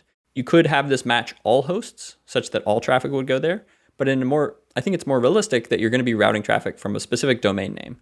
In order to simulate this, I don't own this particular domain, but I can modify my local etc/hosts file such that when I make a request to this domain, it will actually route it to the proper place. Let's go into the Google Cloud console and find the address of the load balancer that it provisioned.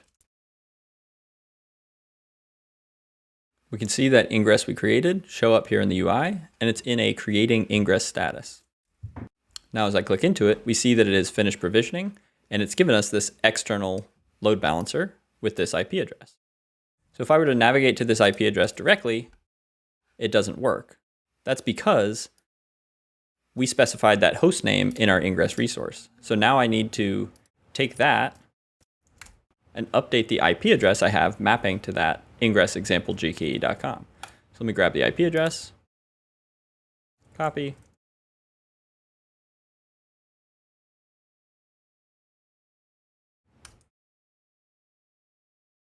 replace this.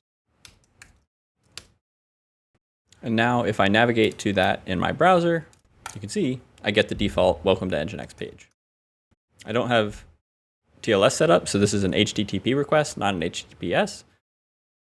However, you can see how that traffic made it from my computer to the load balancer, to the node port, to the pod itself.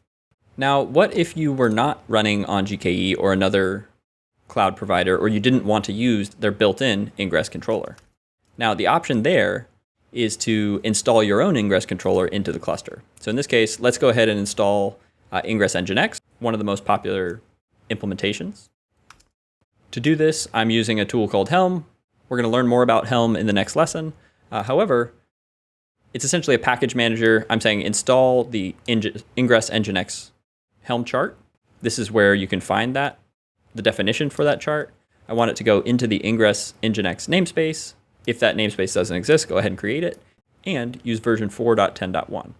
It looks like it went ahead and installed properly. It's giving us some examples here in the output of the command. But if I go get pods now in the Ingress Nginx namespace, you can see this controller is running. With that Nginx controller installed, I can now create another ingress object. In this case, though, I could use the same annotation style to specify which ingress class, but also I can use spec.ingressClassName and tell it to use Nginx. My actual rules here are pretty much the same.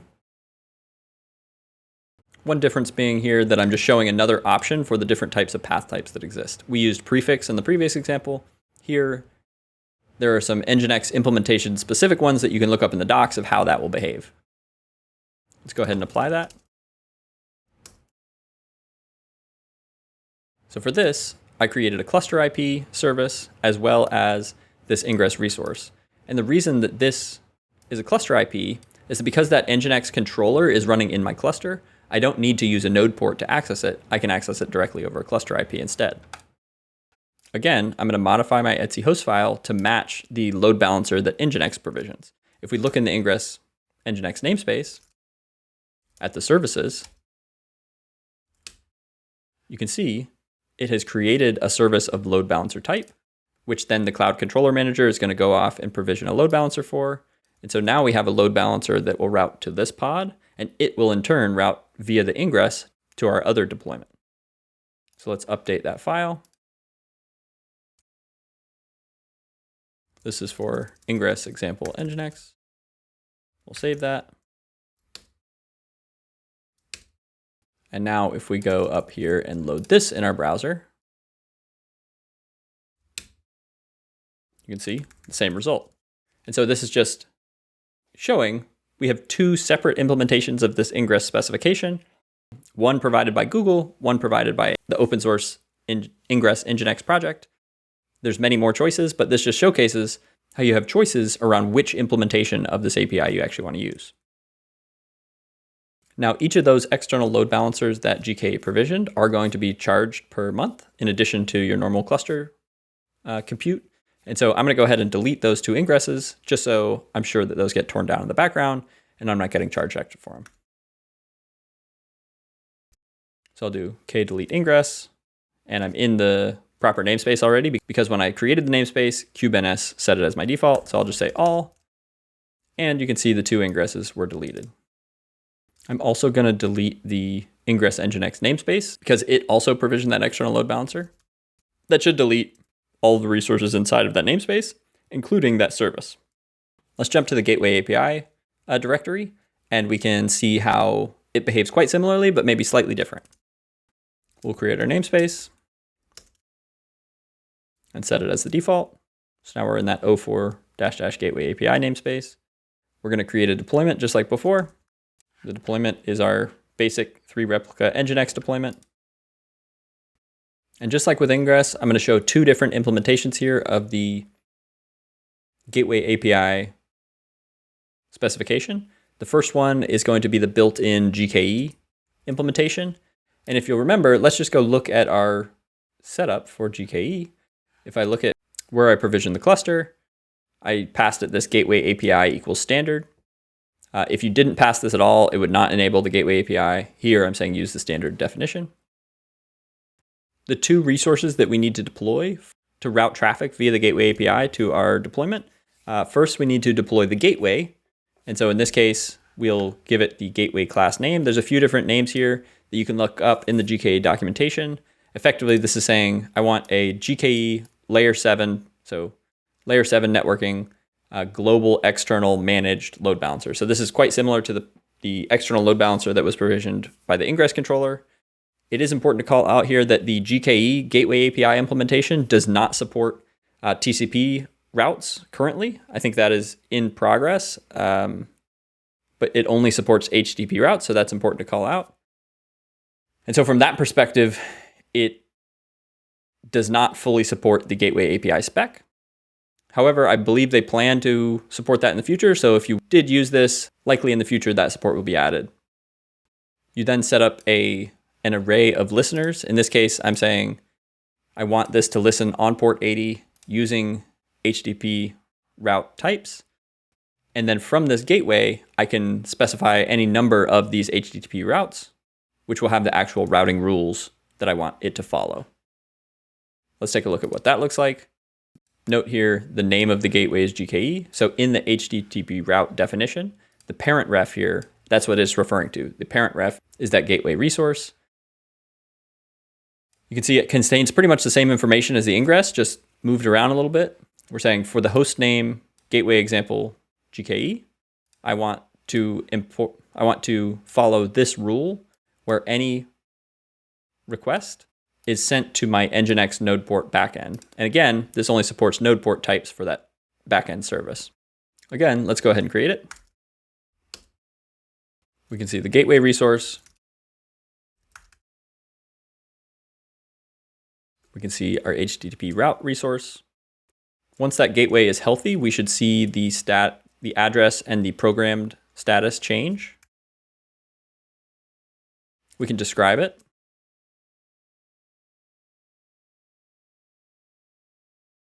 You see it was added 37 seconds ago. It was then synced a number of times. Right now, it's effectively waiting for the controller to go off and provision that external load balancer. Let's go ahead and look in the UI.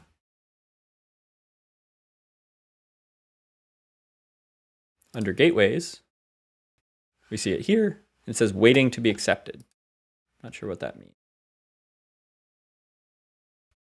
Okay, it looks like whatever it was waiting on accepted it, and it's now in a healthy status, and we have that external IP address for the load balancer. It shows here the address, and it tells us that now it is programmed. Once again, I'll modify my etc host file with the gateway example GKE entry.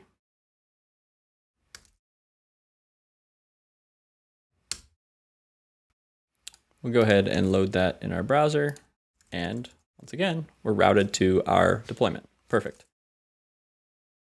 Now, finally, just as one more example, let's use a third-party Gateway API implementation. Many of the ones that I found were only partially supported or in various states of working/broken. One that worked right away for me was the Kong Gateway API. We're going to go ahead and install the Kong ingress controller. Again, we're going to use Helm to install it. We're passing it the charts. We're putting it in the Kong namespace, and we're installing version 0.12.0. Additionally, the Kong implementation uses different versions of the custom resource definitions associated with the Gateway API. We're going to talk more about what custom resource definitions or CRDs are down the road. For now, just notice that I'm updating the versions of these to be compatible with this new controller. If we look at the pods in the Kong namespace, we have our Kong controller and our Kong gateway. The three resources that we're going to deploy alongside this to actually use this implementation are the gateway class. So in this case, the gateway class for the GKE one already existed. It was installed along with when we set up the cluster. Here we need to tell it, we need to create a gateway class, which is going to say which controller ought to be used. And so you can have multiple of these controllers run alongside each other in the cluster and specify which controller you want to use via this gateway class mechanism. So I'm telling it to use my Kong gateway class controller. The gateway itself is going to look very similar to the GKE one. The only difference is that now, instead of specifying the Google specific gateway class name, I'm specifying Kong as my gateway class name. And finally, I'll have an HTTP route, which again looks pretty much identical. The one difference being I'm routing to this cluster IP service because at this point, the Kong controller is running in the cluster and doesn't need to use that node port. Whereas GKE is sort of interfacing at the external load balancer layer and configuring it. So it has to route traffic to the cluster via a node port. The Kong gateway controller is already running in the cluster, and so it's able to use that cluster IP. I'll apply all three of those resources. I've added this little warning out of the box. The Kong ingress controller does not support the TCP routes. Similar to the GKE one, by default, it's only using the HTTP type routes. There's some additional documentation here on how if you want to use TCP routes, you can set up the Kong ingress controller to do so. Let's take a look at the gateway. We can see the new Kong gateway is online. It's given us an external IP address. If I look at the services in the Kong namespace, we'll likely see a load balancer type that matches that.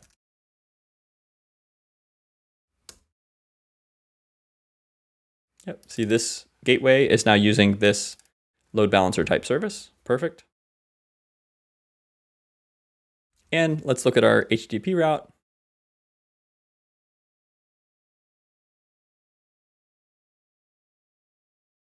And we can see it's been created here. I'll add that entry to my Etsy host file so I can access it. Open a new browser tab, paste it in.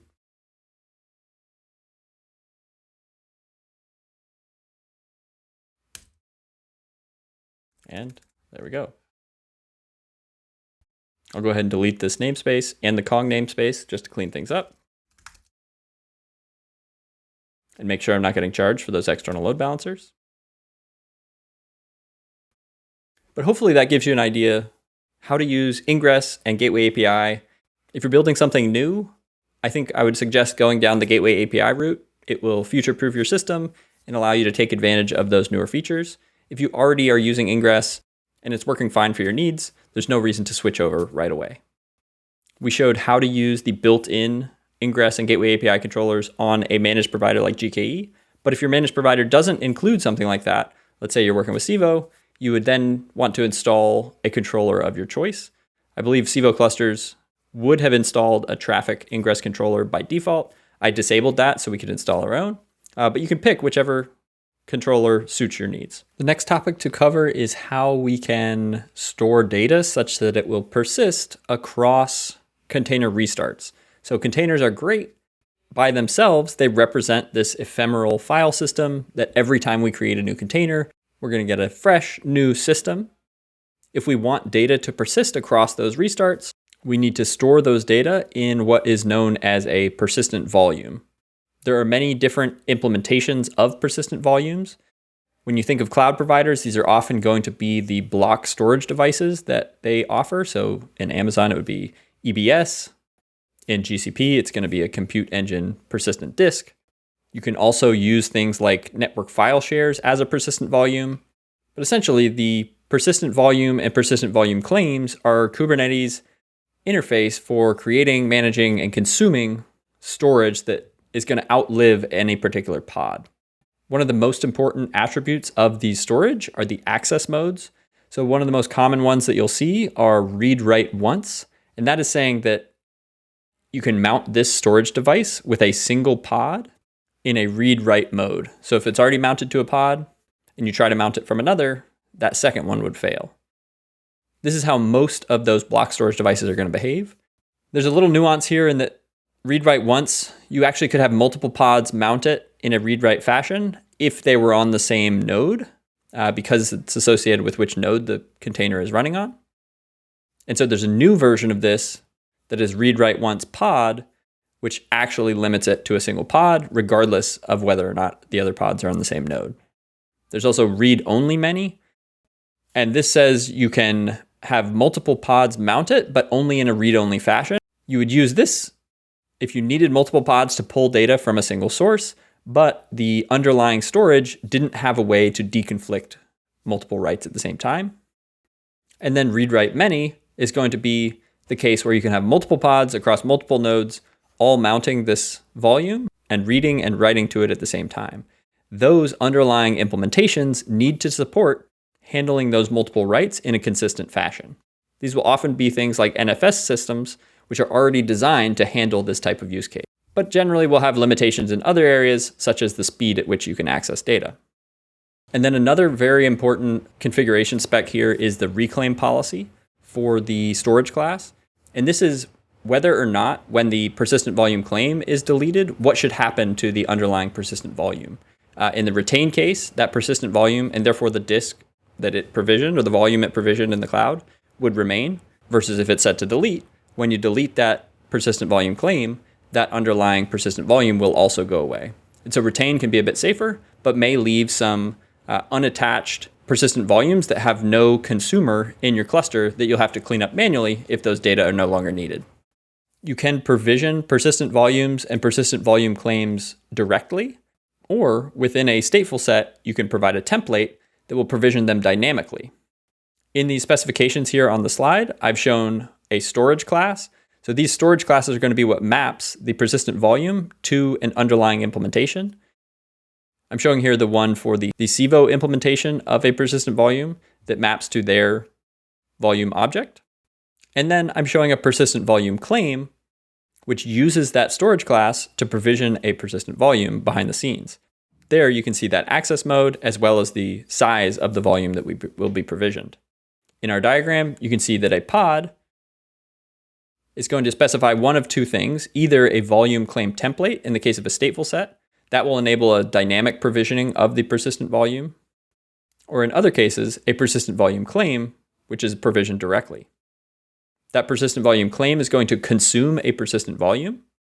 And so a persistent volume maps to the underlying storage, and a persistent volume claim is the tie between that storage and the pods consuming it. The pod consuming it is either going to specify a storage class, which can dynamically provision the underlying storage, or, for example, if you're operating an on-premise environment, in an on-premises environment, you could pre-provision the underlying storage and then define a persistent volume that manually maps to that persistent storage. This is a case where the underlying implementation across clusters is going to be different. And so I'm actually going to demonstrate this on all three of our different clusters, the Kind cluster, the Civo cluster, and the GKE cluster, so we can get a feel for how these behave. The first thing that we're going to do is manually provision a persistent volume and a PVC, as well as a pod to consume it using our Kind cluster. So I'll switch to our Kind cluster. I'll then create the namespace. And now let's look at the definition of those. In the Kind subdirectory, I've got this persistent volume definition. I'm naming it manual kind, specifying how large it should be, the access mode, and which storage class. I can look at the storage classes in my cluster by doing get storage classes. As you can see, I have one storage class that was created by default by my Kind cluster using this Rancher local path provisioner. So that's going to be a local path within my host system. For this type of storage class, I need to specify a path. And so here, this could be anything, but I'm putting this some path and container as an example. And I'm specifying that it needs to be on a specific worker node in my cluster. Now my persistent volume claim is going to going to find that persistent volume using the match labels selector. So as we saw, I have this label here on my persistent volume, and then the persistent volume claim uses that same label to find it. I'm saying that I want to use my entire 100 megabytes that I provisioned, again, specifying my access mode and the storage class name. Finally, I have a pod here that I'm going to create, which is going to use the persistent volume claim as a volume and mount it in at a path within my container. So let me go ahead and deploy all that with T02. As you can see, we created our persistent volume, we created our persistent volume claim, and our pod to consume it. We can look at our persistent volume. We can see that it has been created and is in a bound status because we're consuming it from that pod. You can look at our PVC. You can see that it maps to our manual volume. And then finally our pod, and it's running. If we do -o wide, we see it's running on the specific worker that I mentioned. That is where we provision that manual persistent volume. Let's exec into that container.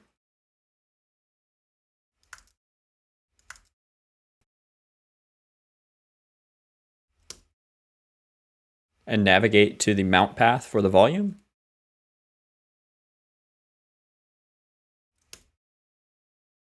If I cat that file, hello from host, we see hi from number 1. When we set up our kind cluster, that is one of the things I did within the kind config, is put a host path, this is an absolute path on my host file system, and mounted it into the container path at the same path I used in my persistent volume. Because of this, this file that exists on my host system is now showing up inside this pod. I can now create a new file here.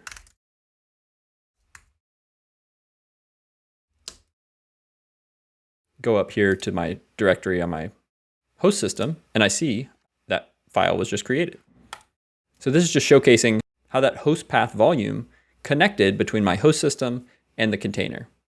If you're working with a Kubernetes cluster on premises, you may be using something like this, where you're creating volumes that map to paths on your physical host.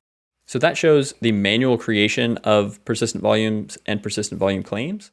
Let's now look at how you can dynamically provision these.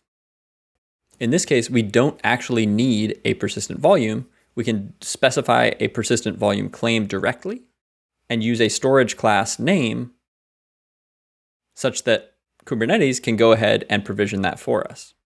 You'll notice that we don't have a selector here because there is no persistent volume already in existence with a set of labels we want to match to. I'm also defining a deployment here, which is going to consume that persistent volume claim. So here under volumes, I have my persistent volume claim and the name that I gave it, and again, mounting.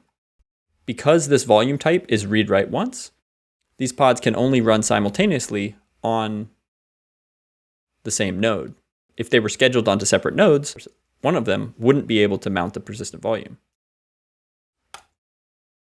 Let me go ahead and deploy that. You can see they were both scheduled onto the same worker, which they had to be in order to be able to mount that same persistent volume. And this is an interesting thing about how deployments versus stateful sets work with persistent volumes.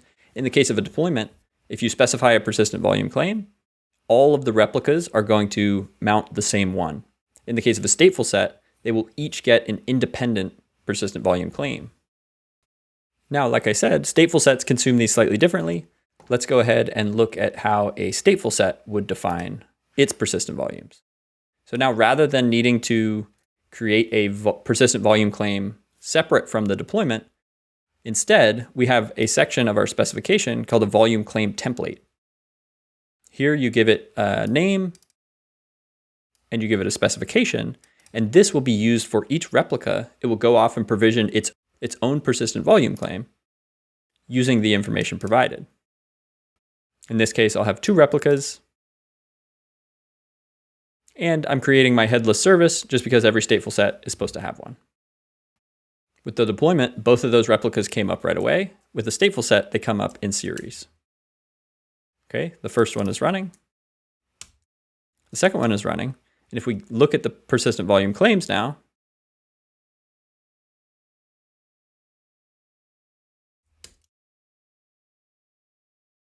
you can see for the dynamic PVCs from the deployment, there's only one which is shared across the two pods. For the stateful set, each one gets its own individual PVC. Each of these will have a corresponding persistent volume, and they're all bound to the 4 pods that are currently running. Hopefully that gives you an idea of the different paths for which you can provision these types of things. You can manually specify them, you can dynamically specify them, and there's a different behavior between those dynamically specified deployments and stateful sets. Let's also go ahead and deploy a version of the stateful set onto Civo and onto GKE. To do this, I'll switch to my Civo cluster, and I'll deploy T05. If I navigate to the Civo subdirectory, you can see I've got my stateful set defined here. It looks identical to the one I deployed into my kind cluster, with the only difference being the storage class name is different. If I get the storage classes within this cluster, you can see it has that Civo volume that was provisioned by default by Civo when the cluster was created. It's using this Civo CSI provisioner. Remember we talked about the container storage interface in the previous lesson? This is where that comes into play, where a different driver can be used to interact with the different underlying implementations of that storage provider. If I look at the pods now, we see it's in a container creating state.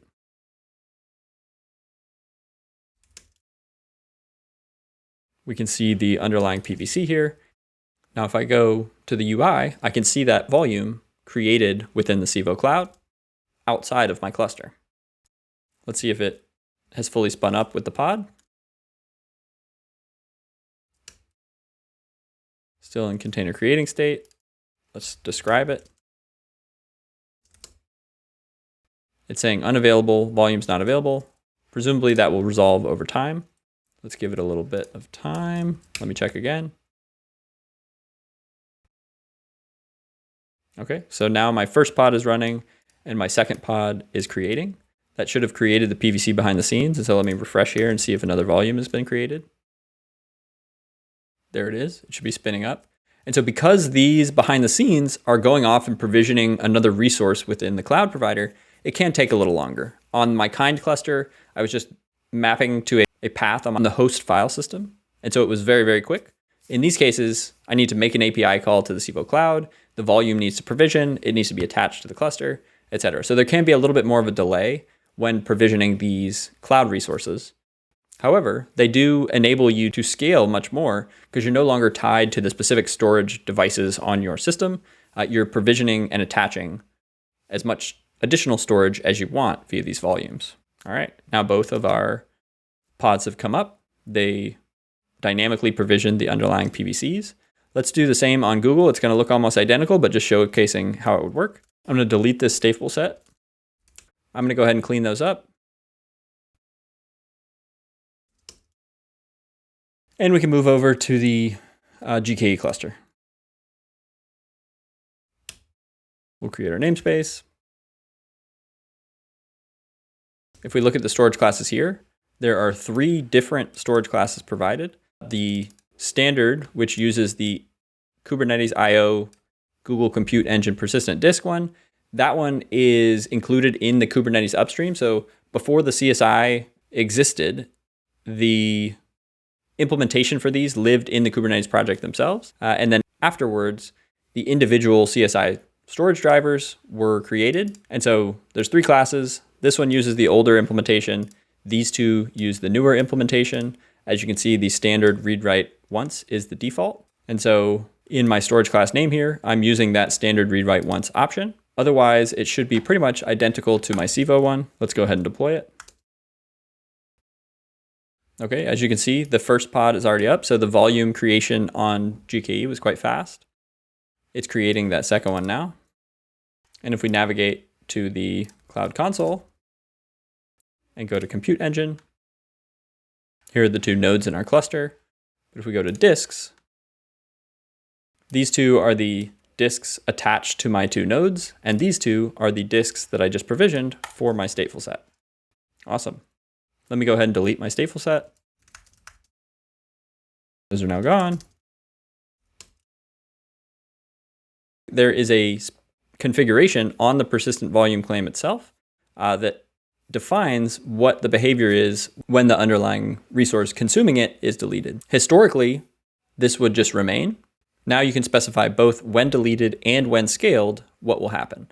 And so the when scaled makes sense in the case where you have a stateful set which may be scaled up or down. Let's say you had 5 replicas, you scale to 4. What should happen to that 5th persistent volume claim? And then the when deleted is if you delete the stateful set entirely. In this case, the default behavior is to retain. If you wanted them to be cleaned up automatically, you could specify it as delete. As you can see, I did not include this in my specification here. And so it defaulted to retain and it stayed in place. Right, so the reclaim policy on the PVC specifies what happens when we delete that PVC. Should the underlying persistent volume and therefore the disk in the cloud provider remain, or should it be deleted as well? Whereas the persistent volume claim retention policy specifies what should happen when the consumer is scaled or deleted. Let me go ahead and delete these two PVCs to delete the underlying volumes.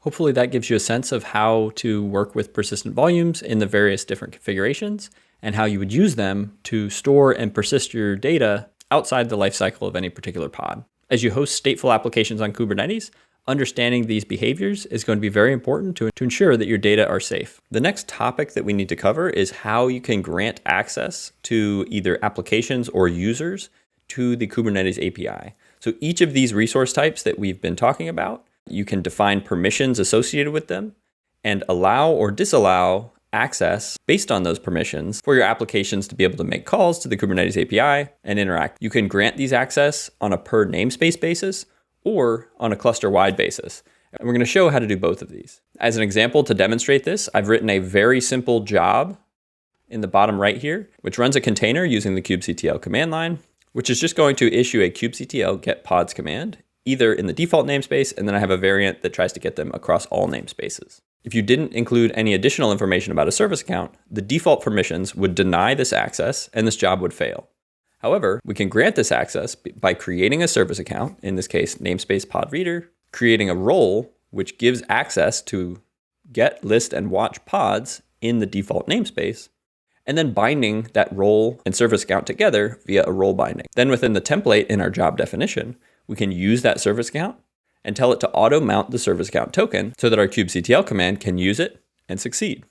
I think this will make more sense as we create these roles and see how they behave when they succeed and when they fail in an actual cluster environment. I'll navigate to the RBAC subdirectory, create my namespace. First, let's create that job with no service account and therefore no permissions to query the Kubernetes API.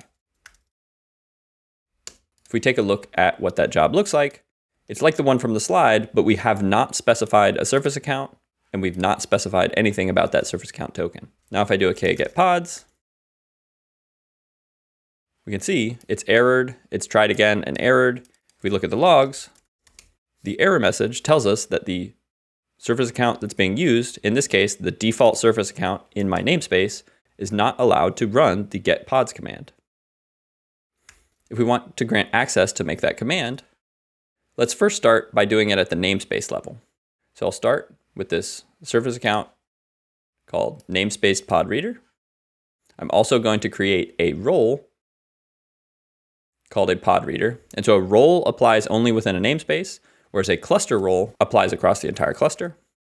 And then I'm going to bind that pod reader role to my namespace pod reader service account using this role binding. Finally, within my job specification, I'm now using the namespace pod reader service account. I'm specifying that it should auto mount the service account token. This was a change that came into Kubernetes a few versions ago, where historically it would automatically mount a token associated with the service account just by specifying it. Now you have to set this to true if you want that to happen. And then I'm issuing the get pods command within specifically the O4 RBAC namespace that I'm operating in.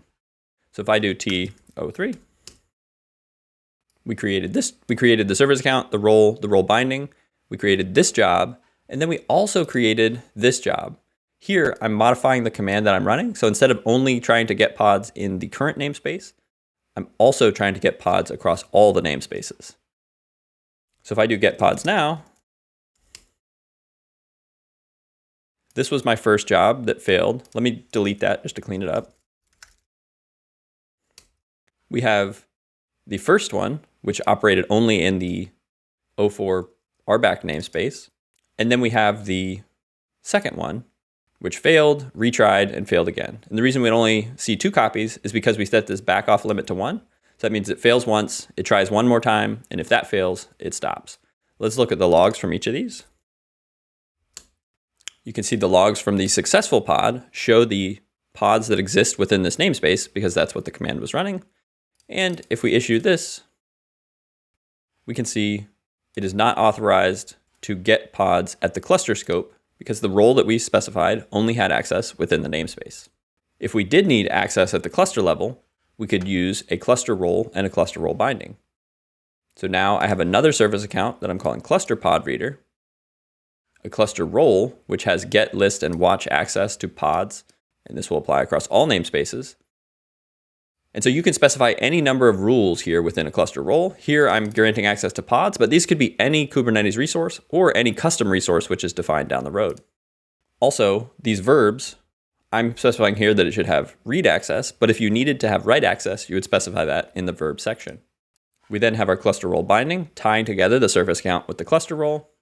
And finally, we have our job specification where we're referencing the cluster pod reader and accessing pods across all the namespaces. So I'll go ahead and apply that. We can see it is running. It has completed. It completed successfully. And let's look at the logs. Here you see pods from across a bunch of namespaces. Looks like this one I hadn't cleaned up yet. The current namespace and the kube system namespace. And so it succeeded in getting pods across all the namespaces. So if you ever need your workloads to access the Kubernetes API and resources within the Kubernetes API, RBAC and service accounts are going to be the mechanism to do that. Also, while this course is not focused on administrating Kubernetes clusters, as you grant access to users of the Kubernetes cluster, RBAC is going to perform in the same way, where you're going to specify which resources any individual user or group of users is allowed to access and what actions or verbs they're allowed to take against those resources. The specific mechanism for how you create a user account and how you map it to a role or a cluster role are going to differ across different managed clusters, but you will be using this RBAC system under the hood. And now that actually brings us to the end of the built-in Kubernetes resource types that I wanted to cover.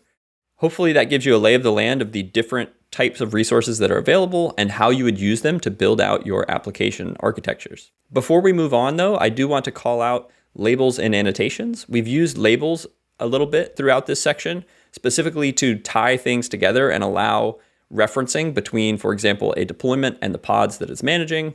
But in general, labels should be used for attaching key value pairs to resources that can be used to identify and organize Kubernetes resources. So that example where you're tying a service to a pod or a deployment to a pod are perfect examples where those are identifiable labels that you have to attach to these resources. You also can use labels when you're making your kubectl queries or querying the API server to filter the results. Oftentimes you'll include a label specifying what application it is associated with. So for example, you might have the name of your application on it, or you might specify a version that the application is running. Annotations similarly live within the resource metadata. However, they should be used for information that is non-identifying. The Kubernetes system often uses annotations to do things like store configuration details or deployment history. We saw in the ingress section that many controllers use annotations to add configuration beyond the default specification. I just wanted to highlight the difference between labels, which should be used for identifying information, and annotations, which should be used for non-identifying information. And while annotations can be used to configure behaviors, like we saw in the case of Ingress, it's important to call out that they are arbitrary untyped strings with no schema enforcement. And so it is very easy to make a mistake and fairly hard to debug those mistakes.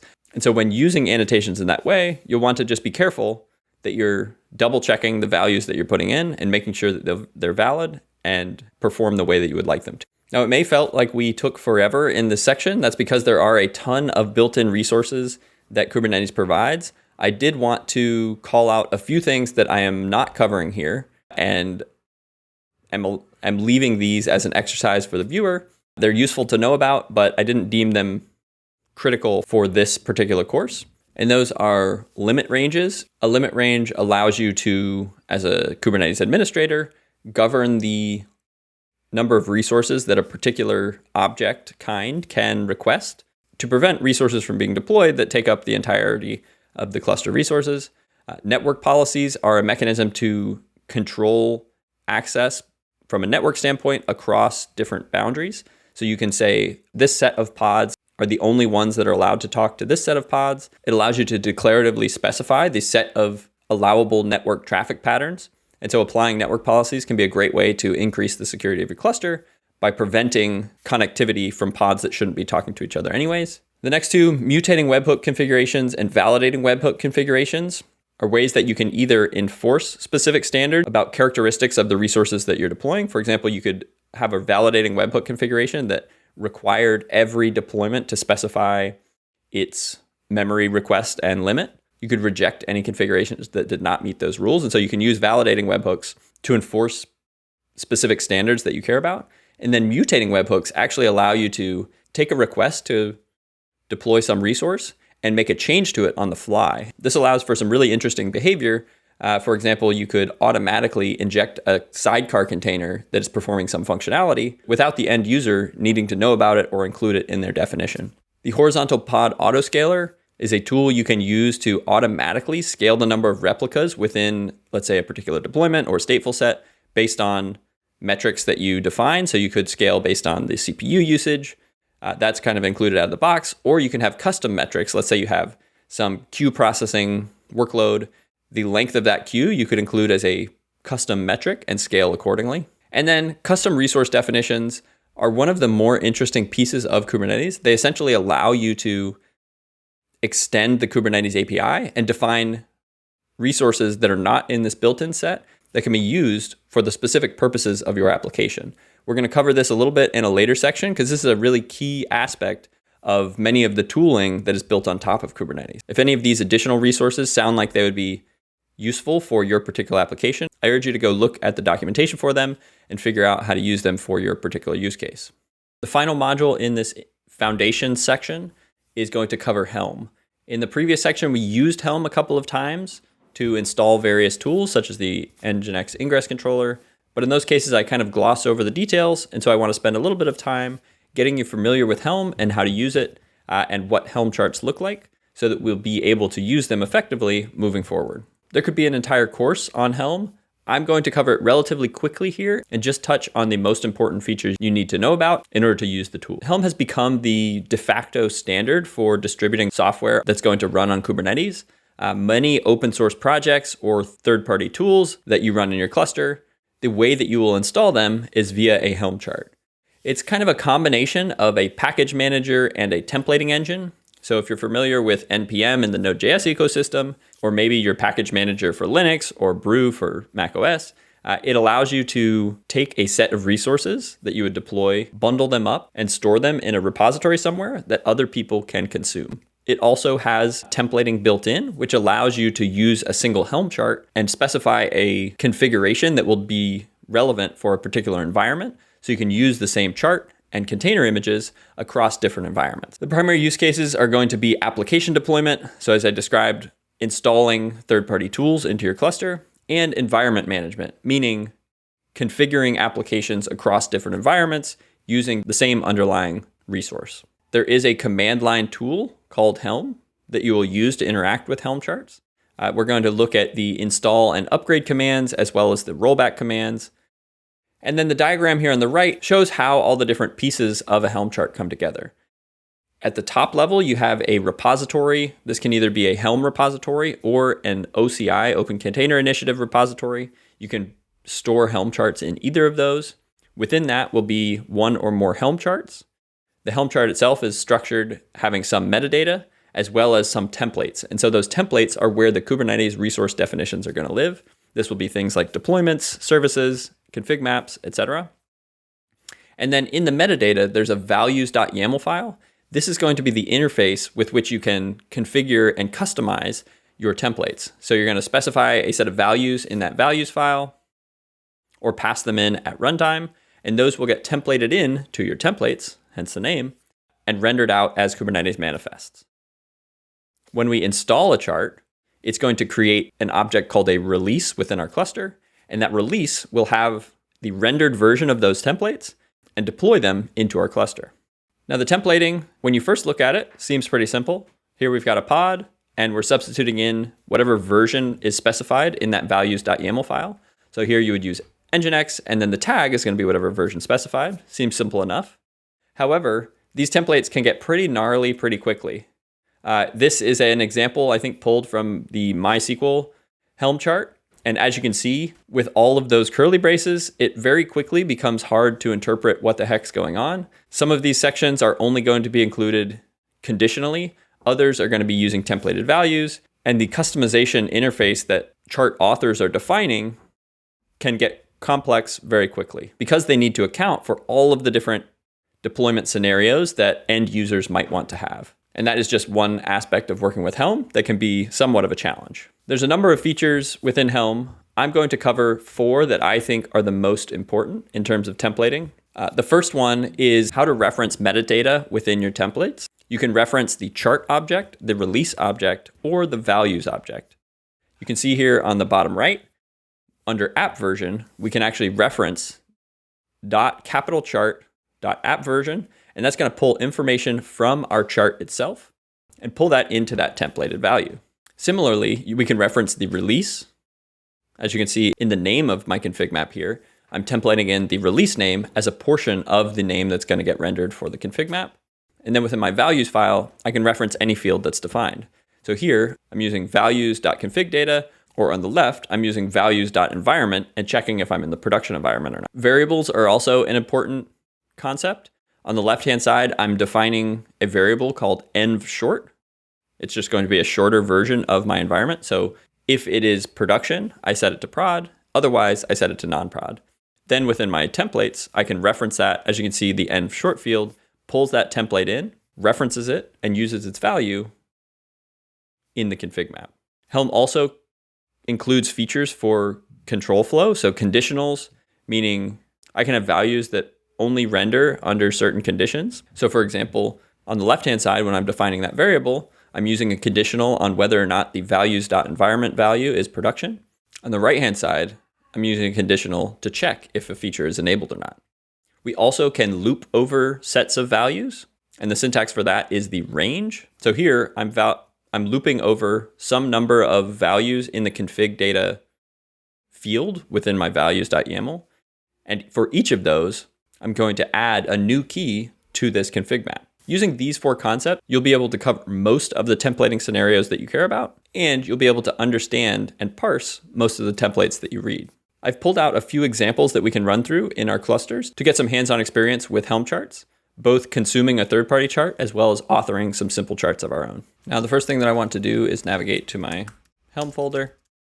And then within this folder, there's a Postgres folder and a charts folder. Let's start with the Postgres one. This one will be consuming a third-party Helm chart. So I'll create a namespace just to isolate things. Then the first thing that I need to do is add the repo. Now, before we do anything else, let's confirm that you have Helm installed. This should be installed by DevBox. Here I'm using version 3.15.0. This is Helm version 3, which runs only as a client-side tool. Many years ago, there was a previous version of Helm that had a component you installed into your cluster called Tiller. I think that's old enough now that any chart relying on that should be deprecated. So we're not going to cover it in detail, but just know that moving forward, you should be using at least Helm version 3, and it only operates on the client side. The first thing that I'm going to do is issue the Helm repo add command. And this adds the repo to my set of Helm repositories. In this case, I'm referring to a public repo hosted by Bitnami, which is a company that develops many Helm charts, and referencing their repository here. As you can see, I had already added this. You should add it to your Helm configuration. The next thing that I want to do is issue the Helm search repo command on the Bitnami repo and the PostgreSQL chart, specifically asking for the different versions that are available. So as you can see, this chart has been upgraded many times, as well as the application. So this is the version of Postgres that it's going to install, and this is the chart version associated with that.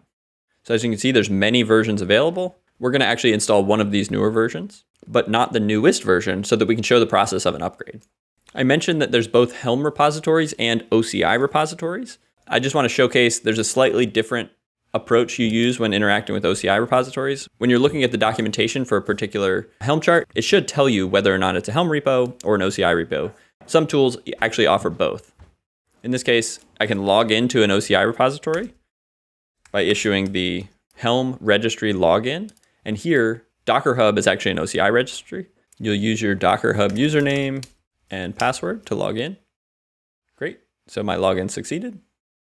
And then we can't actually use that Helm search command against an OCI repository. There is a CLI that was installed via DevBox called Oras, or ORAS, I'm not sure how to pronounce it. And you can use this to interact with these OCI repos directly. Here I'm asking for the set of tags within the Docker Hub Bitnami charts registry for the PostgreSQL chart. This should be the same set of tags that are available via the Helm repo, because Bitnami hosts both as their own Helm repository, as well as an OCI repo on Docker Hub. Now, if you want to view a local copy of the Helm chart, if it's hosted on GitHub or something, you could go find the repository and look at it directly there. But you also can pull the chart. So I can issue a Helm pull command referencing the repo and the chart and a particular version. And you'll see within my PostgreSQL directory, I now have this tarball, which contains the contents of that chart. I can unzip that by issuing a tar-xcf and then the name of my tarball. And this will produce a directory called Postgres, which has the contents of the chart. So if I look at the chart.yaml, here is the metadata associated with this chart. You can see the version, you can see the name of the chart, you can see who is maintaining the chart, additional keywords for discovery purposes, the application version. So this is the application, this is the Postgres version included in the chart, etc. We also can then look within this templates subdirectory, and we see that if we deploy this, it's going to deploy some combination of a bunch of role-based access control things. It's going to deploy a stateful set, a service, some monitoring capabilities, a network policy, a configuration. Each of these is going to have all sorts of templating built in. This Helm chart also has the ability to deploy a backup cron job to help you back up your database. And so by pulling it, you can explore locally and also look at the values.yaml file. So this is going to contain all of the available configuration options that we can modify for our specific purposes. So we could pass in things like what we want the password and username and default database to be. We could store those in an existing secret so that we don't have to pass them directly in via the chart. They could be stored as a secret within our cluster and just reference those. If we wanted to override the image that was being used instead of using the default image, let's say we had our own version or we're hosting it in our own container registry, we could do so here. And so there's all sorts of values that you may want to override. Hopefully the chart authors have provided a good set of defaults, but you should always review the available configurations and see if any of them need to be set to meet the needs of your deployment. There's also this values schema file. This is not a required file, but it can be very useful to help enforce a schema on the values of the chart. Otherwise, people can specify anything they want in the values file. And let's say they had a typo without any validation, that typo might go unnoticed and just not impact the deployment. Whereas if you include a schema, Helm is able to enforce that schema. In addition to the values.yaml file in the chart itself, or the values schema file, you can also issue the Helm show values command And that will also specify the available values without necessarily needing to pull the chart. Okay, that's a lot of preamble, but let's go ahead and install this Helm chart. In this case, we're going to issue the Helm install command, passing it the name of our chart, passing it a version. And here I have 2 versions specified in my task file. I'm starting out with version 15.4.1, and then I'm going to upgrade in the next step to 15.4.2 just to show you how that upgrade process works. I'm telling it to create the namespace if it doesn't exist, and then I'm passing it a values file. If I go to the values.yaml, I'm giving it a common annotation that I want to apply to all resources, and this is going to be substituted in via those templates to apply this annotation to all the resources that the chart is deploying. It has some helpful information here that is being printed out after the deployment was successful. It's telling us how I can access this on DNS within the cluster. So this is the name of the service, this is the namespace, and then service cluster local. So we can see it created this cluster IP service behind the scenes. We can see that it stored our password in a secret here. And because I didn't specify a password, I believe it generates one automatically, a random one. Let's go ahead and do get pods. And as you can see, we have a single replica from that stateful set that's up and running. I'll do get all in my current namespace. And you can see we've got our stateful set, we've got a single pod, and we've got a service as well as a headless service. Now let's see if this common annotation got subbed in and applied to my resources. So if I do get stateful set -o YAML, pipe that to YQ, and here is my annotation that I provided via that values.yaml file that was injected into the stateful set itself. As you can see, it was also injected into my service. So I just wanted to showcase how setting a value and passing it via that values.yaml file gets applied into the various templates. Otherwise, this was a completely default installation. It's using my kubeconfig credentials and using the namespace that I configured as default, which in this case was my 05-PostgreSQL namespace. So what if I want to upgrade this? I can issue a Helm upgrade command. Whenever I do a Helm upgrade in command, I generally also include this -- install. And that's because this allows you to use the same command, whether it's the first time you're installing it or if you're upgrading. If you didn't include this -- install flag and the Helm release did not exist yet, it would fail. And so I just use this one command to always install or upgrade. Here, everything is the same as before. My only difference is that I'm passing in a new version. So before we had 15.4.1, now I'm passing in 15.4.2. And if I look at the pods, we see a new one has come up just 36 seconds ago. So that upgrade appears to have been successful. It's also useful to know that Helm stores its history of the releases within secrets in the cluster. So if I do get secrets now in this namespace, I can see I have 2 releases. I have this initial install, and then I have this upgrade. And so this is how, as a client-side only tool, it's able to store some history such that we can do things like roll back. So let's say the new version we upgraded to didn't perform as expected and we needed to roll back to the previous version. We could do Helm rollback Postgres, and this is the name of the release. So if I do Helm list, we can see this is my release that I have in the cluster. And so I'm doing Helm rollback release. It's going to take my current version and go back to the previous one. And you can see it's now referencing the original version 15.4.1 that I had deployed into the cluster. Now I use this command already, but if you do Helm list and specify namespace, this is going to show all the releases within that namespace. I can also ask Helm to provide me with the specific set of values that were provided for that deployment. It's going to provide me with the specific set of user supplied values. The rest are going to use the defaults, but these are the ones that I provided via my values.yaml file at runtime. So this is a very useful command if you need to figure out the configuration that was deployed. Hopefully those are all stored within your Git repository and are up to date, but this can be a way to validate that the deployed version matches your expectation. And then you also can run the Helm get manifest command, and this is going to look at the deployed release and give you the set of rendered out manifests. So taking all the templated values and rendering out the actual deployed versions that you want to have in the cluster. And this is a great way to see all of the manifests that Helm chart is deploying in their rendered form. Now, finally, let's say you are no longer using whatever tool you had installed with Helm. There is an uninstall command. That's just Helm uninstall, and then you pass it the name of the release. Here, the release is uninstalled. And if I do get all in my current namespace, those 2 services, the stateful set and the corresponding pod, were all cleaned up. Awesome. So that covers kind of the types of interactions that you'll have with a third-party Helm chart, how to access the repo, how to install the repo, how to look at the different configuration values that are available, and then how to interact with the releases on the cluster side once you've deployed things.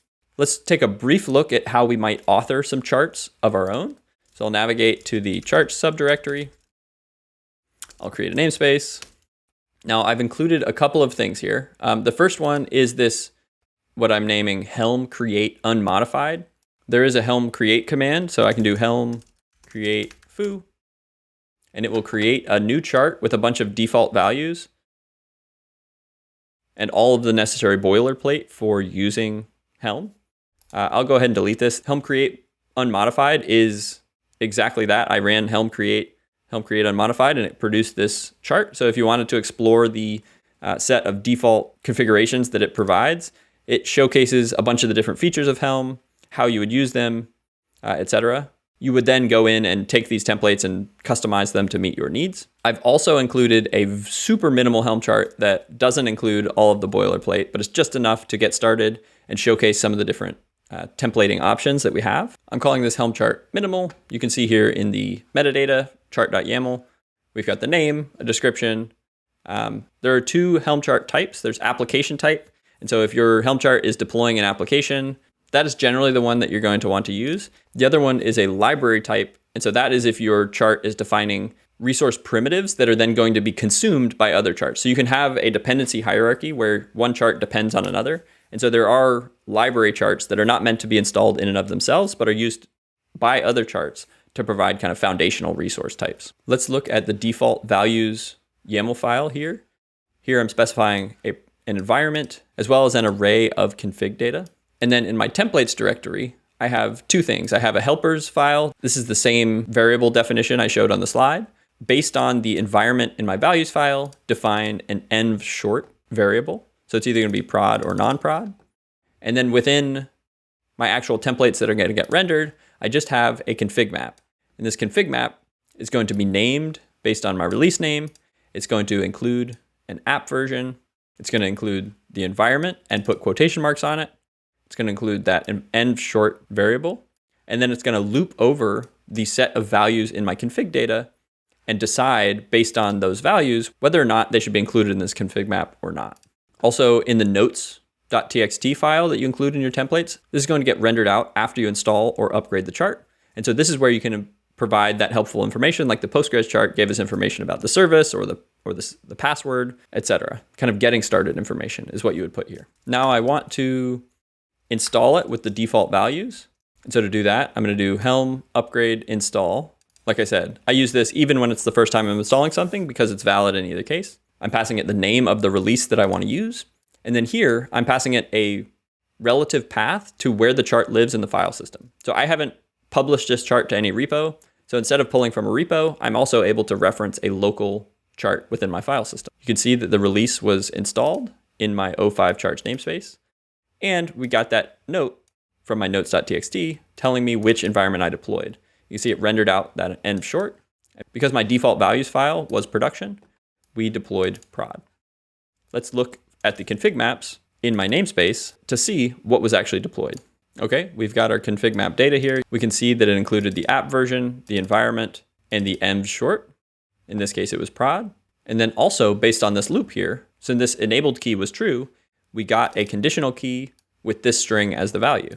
Conditional key, this will be included. Let's go ahead and deploy our chart again using our alternative values file here. Now, because it's the staging environment, we'll expect the env short to be non-prod. We'll expect this conditional key not to show up because I have this enabled false, meaning that this conditional is going to skip over it. The way that you pass a specific set of values, again, it's the same command here, except now I'm passing a values file as well. You can see our notes was templated out properly, and we can get our config map and look at the values. So now we no longer have any conditional key from our config data, and we only have these three keys because this enabled field was false. Awesome. I'll go ahead and clean up that namespace. And so that is a speed run of Helm and using Helm. One thing we didn't cover are Helm hooks. Helm hooks allow you to specify resources that should be deployed either before you install something or before you upgrade something or afterwards. Oftentimes there's some sequencing that is required when you're rolling out applications. Let's say you need to do a database migration that you might put as a Helm hook that is deployed before install or before upgrades. Or there could be some cleanup actions that need to be deployed after. Those could also be a different hook. And so just wanted to call out that hooks exist, even though we didn't cover them here. But hopefully that gives you an idea of how you'll use Helm, which will be a very common occurrence as you install third-party tools into your clusters. At this point, we've built out our understanding of the fundamentals and the baseline knowledge necessary to start using Kubernetes effectively. Now we need an example application that aligns with what you would see in the real world. And so in this module, I'm going to showcase a bare bones but representative application that we can use to apply all of the knowledge we've learned thus far into deploying it onto our Kubernetes clusters. If you took my Docker course, this demo application is going to look very familiar. I've made a few small tweaks, but it is mostly the same base application. And that is a 3-tier web application. We're using React on the front end. We'll have 2 separate API implementations, one in Node.js and one in Go. And then that will talk to a Postgres database on the back end. The 2 new elements here are that I've added one additional service, and that is a Python load generator that just spins up and calls the APIs repeatedly. And then additionally, I'm storing each request to these APIs as a row in a database table, such that we can keep track of the number of requests that have been made to each of them. On the right-hand side, you can see what the UI for this application looks like. It takes the responses from those 2 APIs and displays them on the page. We get a timestamp from the database, as well as the number of requests that have been made to each of those APIs. Because this course is not focused on application development, I'm not going to go too deep into all these configurations, but I am going to quickly walk through the applications and show you how to run them so that you're familiar with the underlying implementation. The first thing that I'll do is navigate to our module 6 directory, and we're actually going to start at the bottom and work our way up. So the first thing that we're going to need to do is deploy our database. I've got a number of tasks here in my task file to do so. First thing that I'm going to do here is execute this Postgres run Postgres command. And you can see it's issuing a Docker run command and passing the environment variable of Postgres password. We're setting that to foobar baz. We're creating a volume to store the underlying data, and we're mapping that to this path within the container, which is where Postgres expects its data to be stored. And finally, we are connecting port 5432 on my local host on my system to port 5432 in that container. And this is the image that we're running, Postgres version 16.3 with an Alpine base image. Okay, I'm going to leave that terminal up and running and open a new one. Now, as I mentioned, I'll be storing information about each request in a table in the database. And so I need to create that table and the schema for it. I have this migration file here, create users table up and create users table down. So an up migration is going to create it. And if something went wrong, I would run that down migration. In here, you can see I'm going to create a table named request in the public schema that has 2 different columns. The first column is the created at column, which is going to be of type timestamp. And it's going to use the timestamp when any given row is created. And the second column is API name, and that is going to be either Node or Go, depending which API is calling.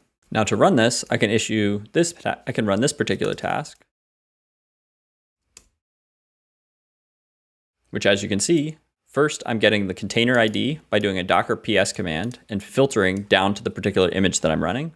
I'm then copying this migrations file from my local host system into that container, and finally issuing a docker exec command using that container ID I grabbed in the first step, using the psql command line with the user Postgres, and executing this SQL script.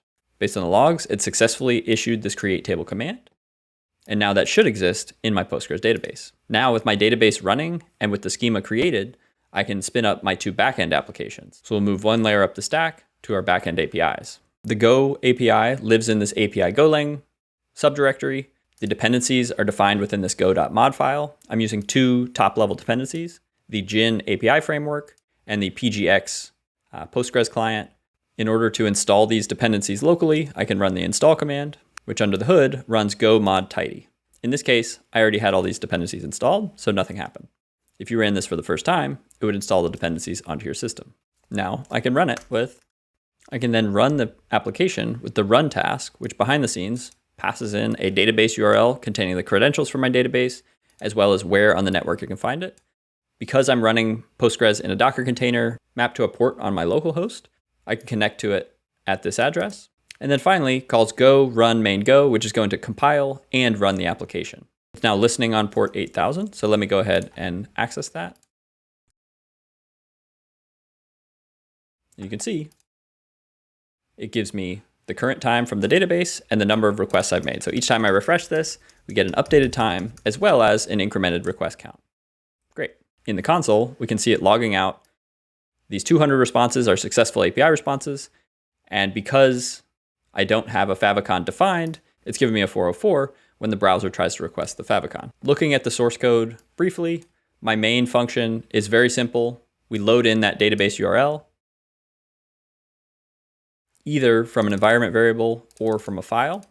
We then initialize a client to connect to the database, and finally set up two API endpoints. The first one is just the root endpoint. So when I request that API with no additional path, we do two things. One, we insert a row into the table saying, hey, a request was made.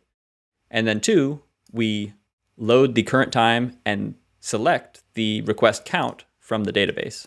If I jump into these two functions, the first one we're inserting into the request table. The API name here is going to be go, and the timestamp is going to be picked up automatically.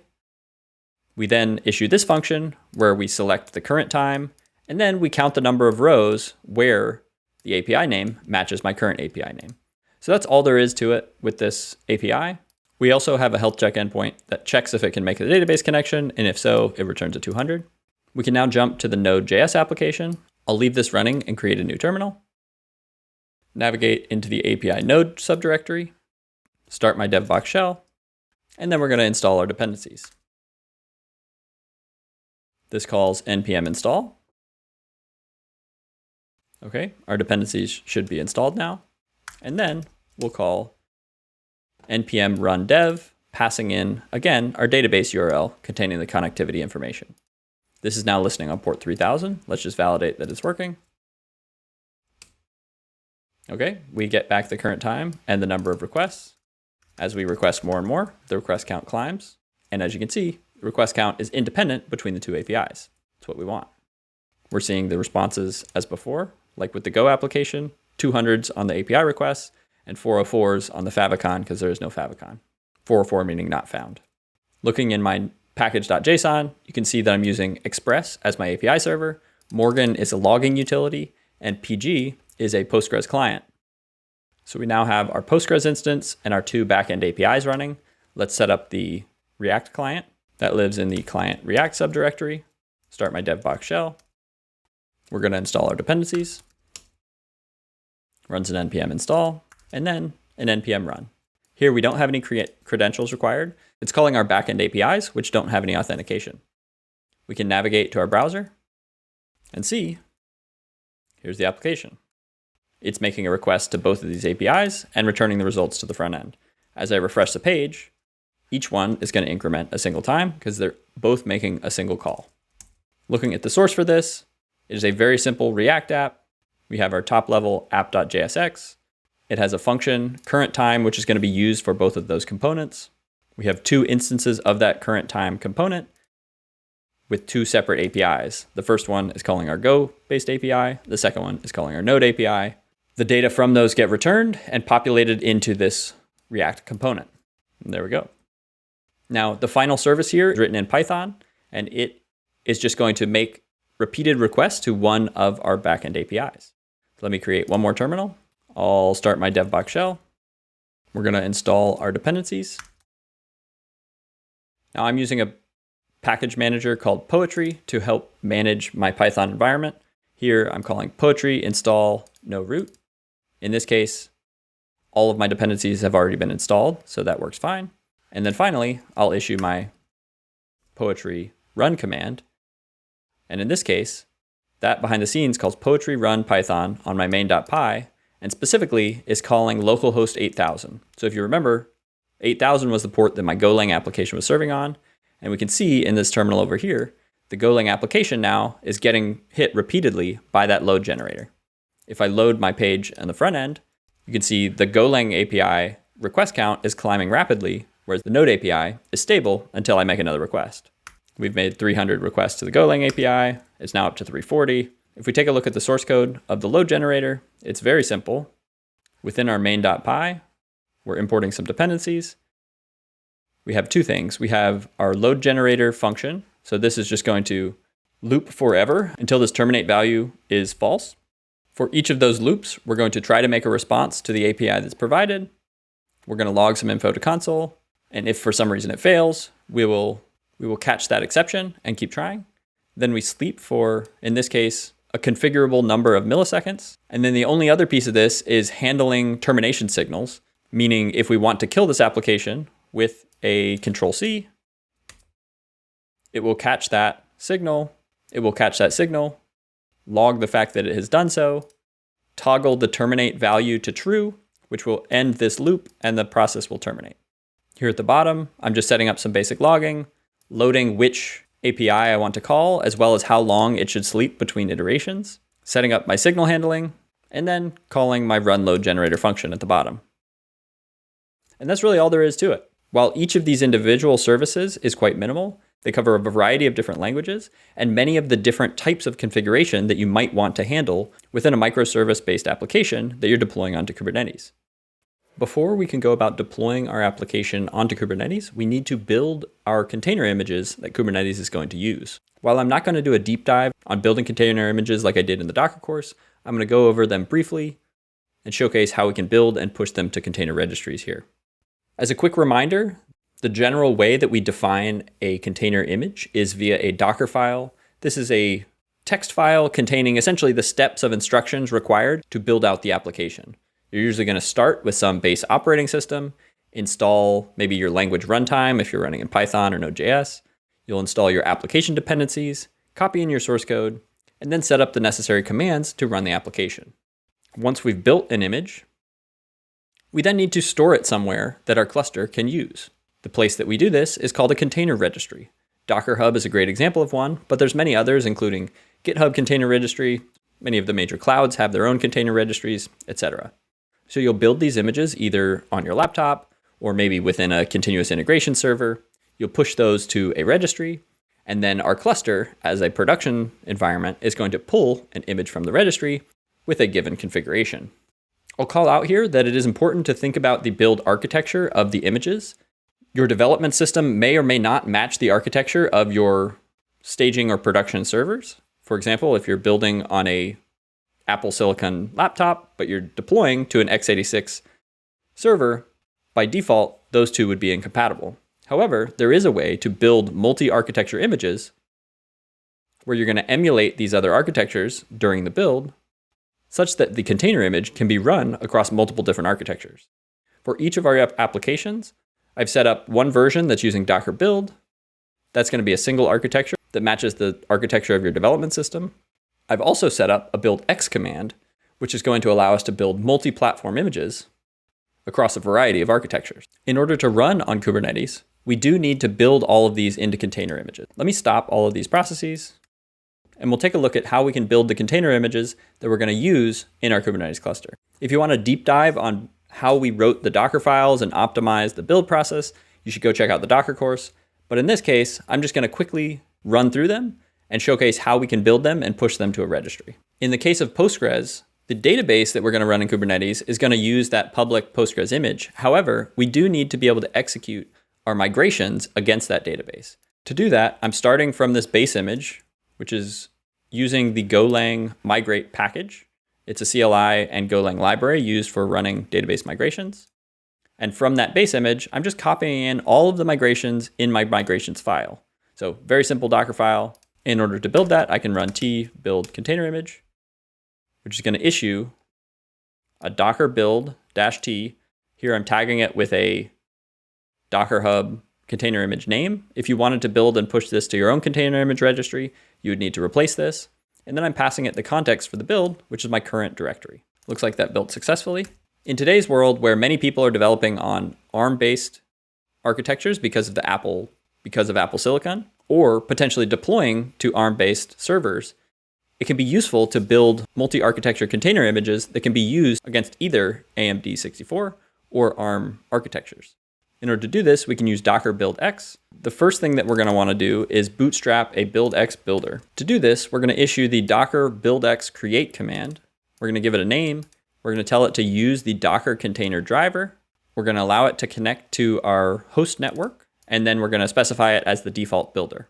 Looks like that ran successfully, and now we're configured to use that when we issue Docker buildx commands.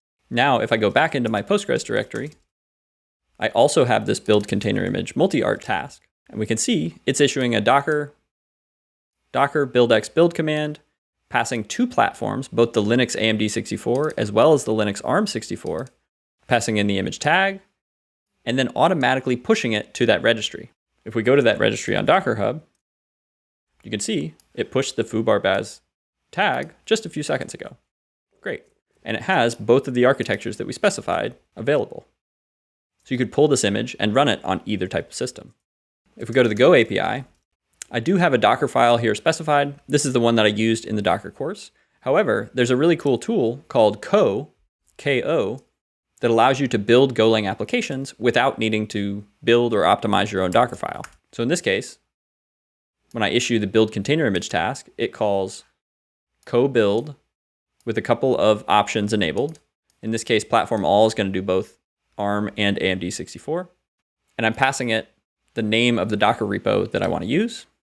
And then without it even needing a Docker file, it will go off and build my application. We can go to Docker Hub and look at that repo. And see, in this case, not only did it build the AMD 64 and ARM 64, it also built an ARM v7, a PPC 64LE, and an S390X architecture. So with that one simple ko command and no Docker file at all, I was able to build for all these different architectures. And you can see it's just an 8 megabyte image, so it's fairly optimized. For Node.js, this is going to be the same Docker file that we used in the Docker course. We've got our base image, which is pulling from an official upstream node image. We're setting some environment variables, installing our dependencies, copying in our source code, and then issuing the command to start the application. We have the two tasks again. The first one builds a single architecture image using the Docker build command. And the second one uses our buildx builder to build the multi-architecture version. Now, it is important to note that you can't use buildx to build the multi-architecture version without this push command. And so if you didn't have a remote registry on Docker Hub or elsewhere set up, you could run a local registry using the docker run command on the registry image, listening on port 5000 and running in the background. You could then use this registry and tell dockerx to push your multi-architecture images to this local registry. So that can be a good way to validate your process without having to have a remote registry authenticated. Okay, that was the API node one. Within Client React, we've got the same deal. Our Docker file looks quite similar to our Node.js application. We're starting from an official upstream image. We're installing dependencies. We're copying our source. The one difference is that instead of serving this as a Node.js application, we run the npm build command, which outputs our static HTML, JavaScript, and CSS. And then we're going to serve those from an Nginx container. You could serve them from a container like this, or you could distribute them via CDN. Finally, for our Python application, this one did not exist in the Docker course, so I wrote this Docker file just for this purpose. You can see we have a multi-stage Docker file. We're starting from this first stage where we're going to generate the requirements needed in our application. To do that, we install Poetry. We then use our PyProject toml and our poetry.lock file to generate a requirements.txt file. Then within our second stage, we copy that requirements.txt file in, install via pip, copy our source code in, and then specify the command that's going to be run. We do it this way so that we don't need to include Poetry and all of that development machinery in our final image. The build command and the multi-architecture build commands are going to be the same. A Docker build and a Docker buildx command. So as you can see, by defining things in a similar way across all these different services, the actual build commands end up being identical, whereas we can use Docker build for a single architecture, or we can use buildx to build a multi-architecture image. The Go API was the one slightly different one because we're leveraging that third-party tool Ko to handle all of that for us. And so while I went quickly there, hopefully that gives you an idea of the configuration surface area of the various services and how they all fit together in this puzzle so that you have the context required as we now take all of these services and figure out how we're going to deploy them into Kubernetes. Once we have our container images built and pushed, we need to translate the different components of our architecture into a set of Kubernetes resources that we can deploy onto the cluster. For the various stateless components, those would include our 2 backend APIs, as well as the server for our React client files, and the load generator. None of those have any state that we need to store in the cluster, so those we can use deployments for. Our database represents a stateful application and therefore should be deployed as a stateful set. In this case, we're going to use a Helm chart to do so. We'll deploy services in front of each of our deployments and stateful set to provide stable network endpoints.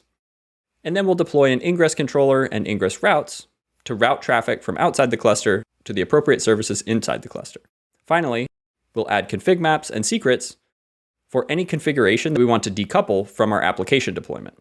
Let's jump in, define these resources, and apply them to our cluster. All right, let's navigate to our 07 deploying demo application directory. As you can see, I've got a number of tasks defined. For each service, I have an apply command that's going to run a kubectl apply on all the underlying resources. I also have a common subdirectory, which is going to deploy my ingress controller. In this case, I'm going to deploy an ingress controller called traffic, just to show another example of a different ingress controller. And then for Postgres, I'm going to install it via Helm chart, as well as apply my initial database migration. Let's start at the bottom of that architecture diagram and work our way up. So we'll start with Postgres. In this case, we'll run the PostgreSQL install Postgres command. It's going to add the Helm repo and then call a Helm upgrade install on version 15.3.2 using the set command to pass in auth.postgres password to the value that I want it to. This -- set command is another option. Instead of passing in a values file, you can set specific values via the command line in this way. For a credential like this, where you don't necessarily want to store it in a file, passing it at deploy time can be a good option. You can see that was deployed into the Postgres namespace. And the Helm chart deployed a relatively small, but it'll work for our purposes, persistent volume claim associated with that stateful set. Now, in order to run the database migration, the type of Kubernetes resource that makes the most sense is a job. It is a task which we want to run one time to completion. And so what I did here is I defined a Kubernetes job. I'm calling it the DB migrator. I'm putting it in the demo app namespace. And so before I can deploy this, I'll need to create the demo app namespace. I have this common apply namespace, which is going to apply the namespace.yaml. And that namespace.yaml contains demo app. All the services are going to go into the demo app namespace, except for Postgres, which is going into its own namespace. Great. Now that namespace exists, let's take a look at the template here for the job. It's going to have one container, which I'm naming migrate. It's using that container that I built and pushed, which has all of my migration scripts. In this case, it's just that one. In this case, it's just this one create users table script. And then the args for that migrator command line tool, I'm giving it a path in my container. This is where the migrations live, /app/migrations.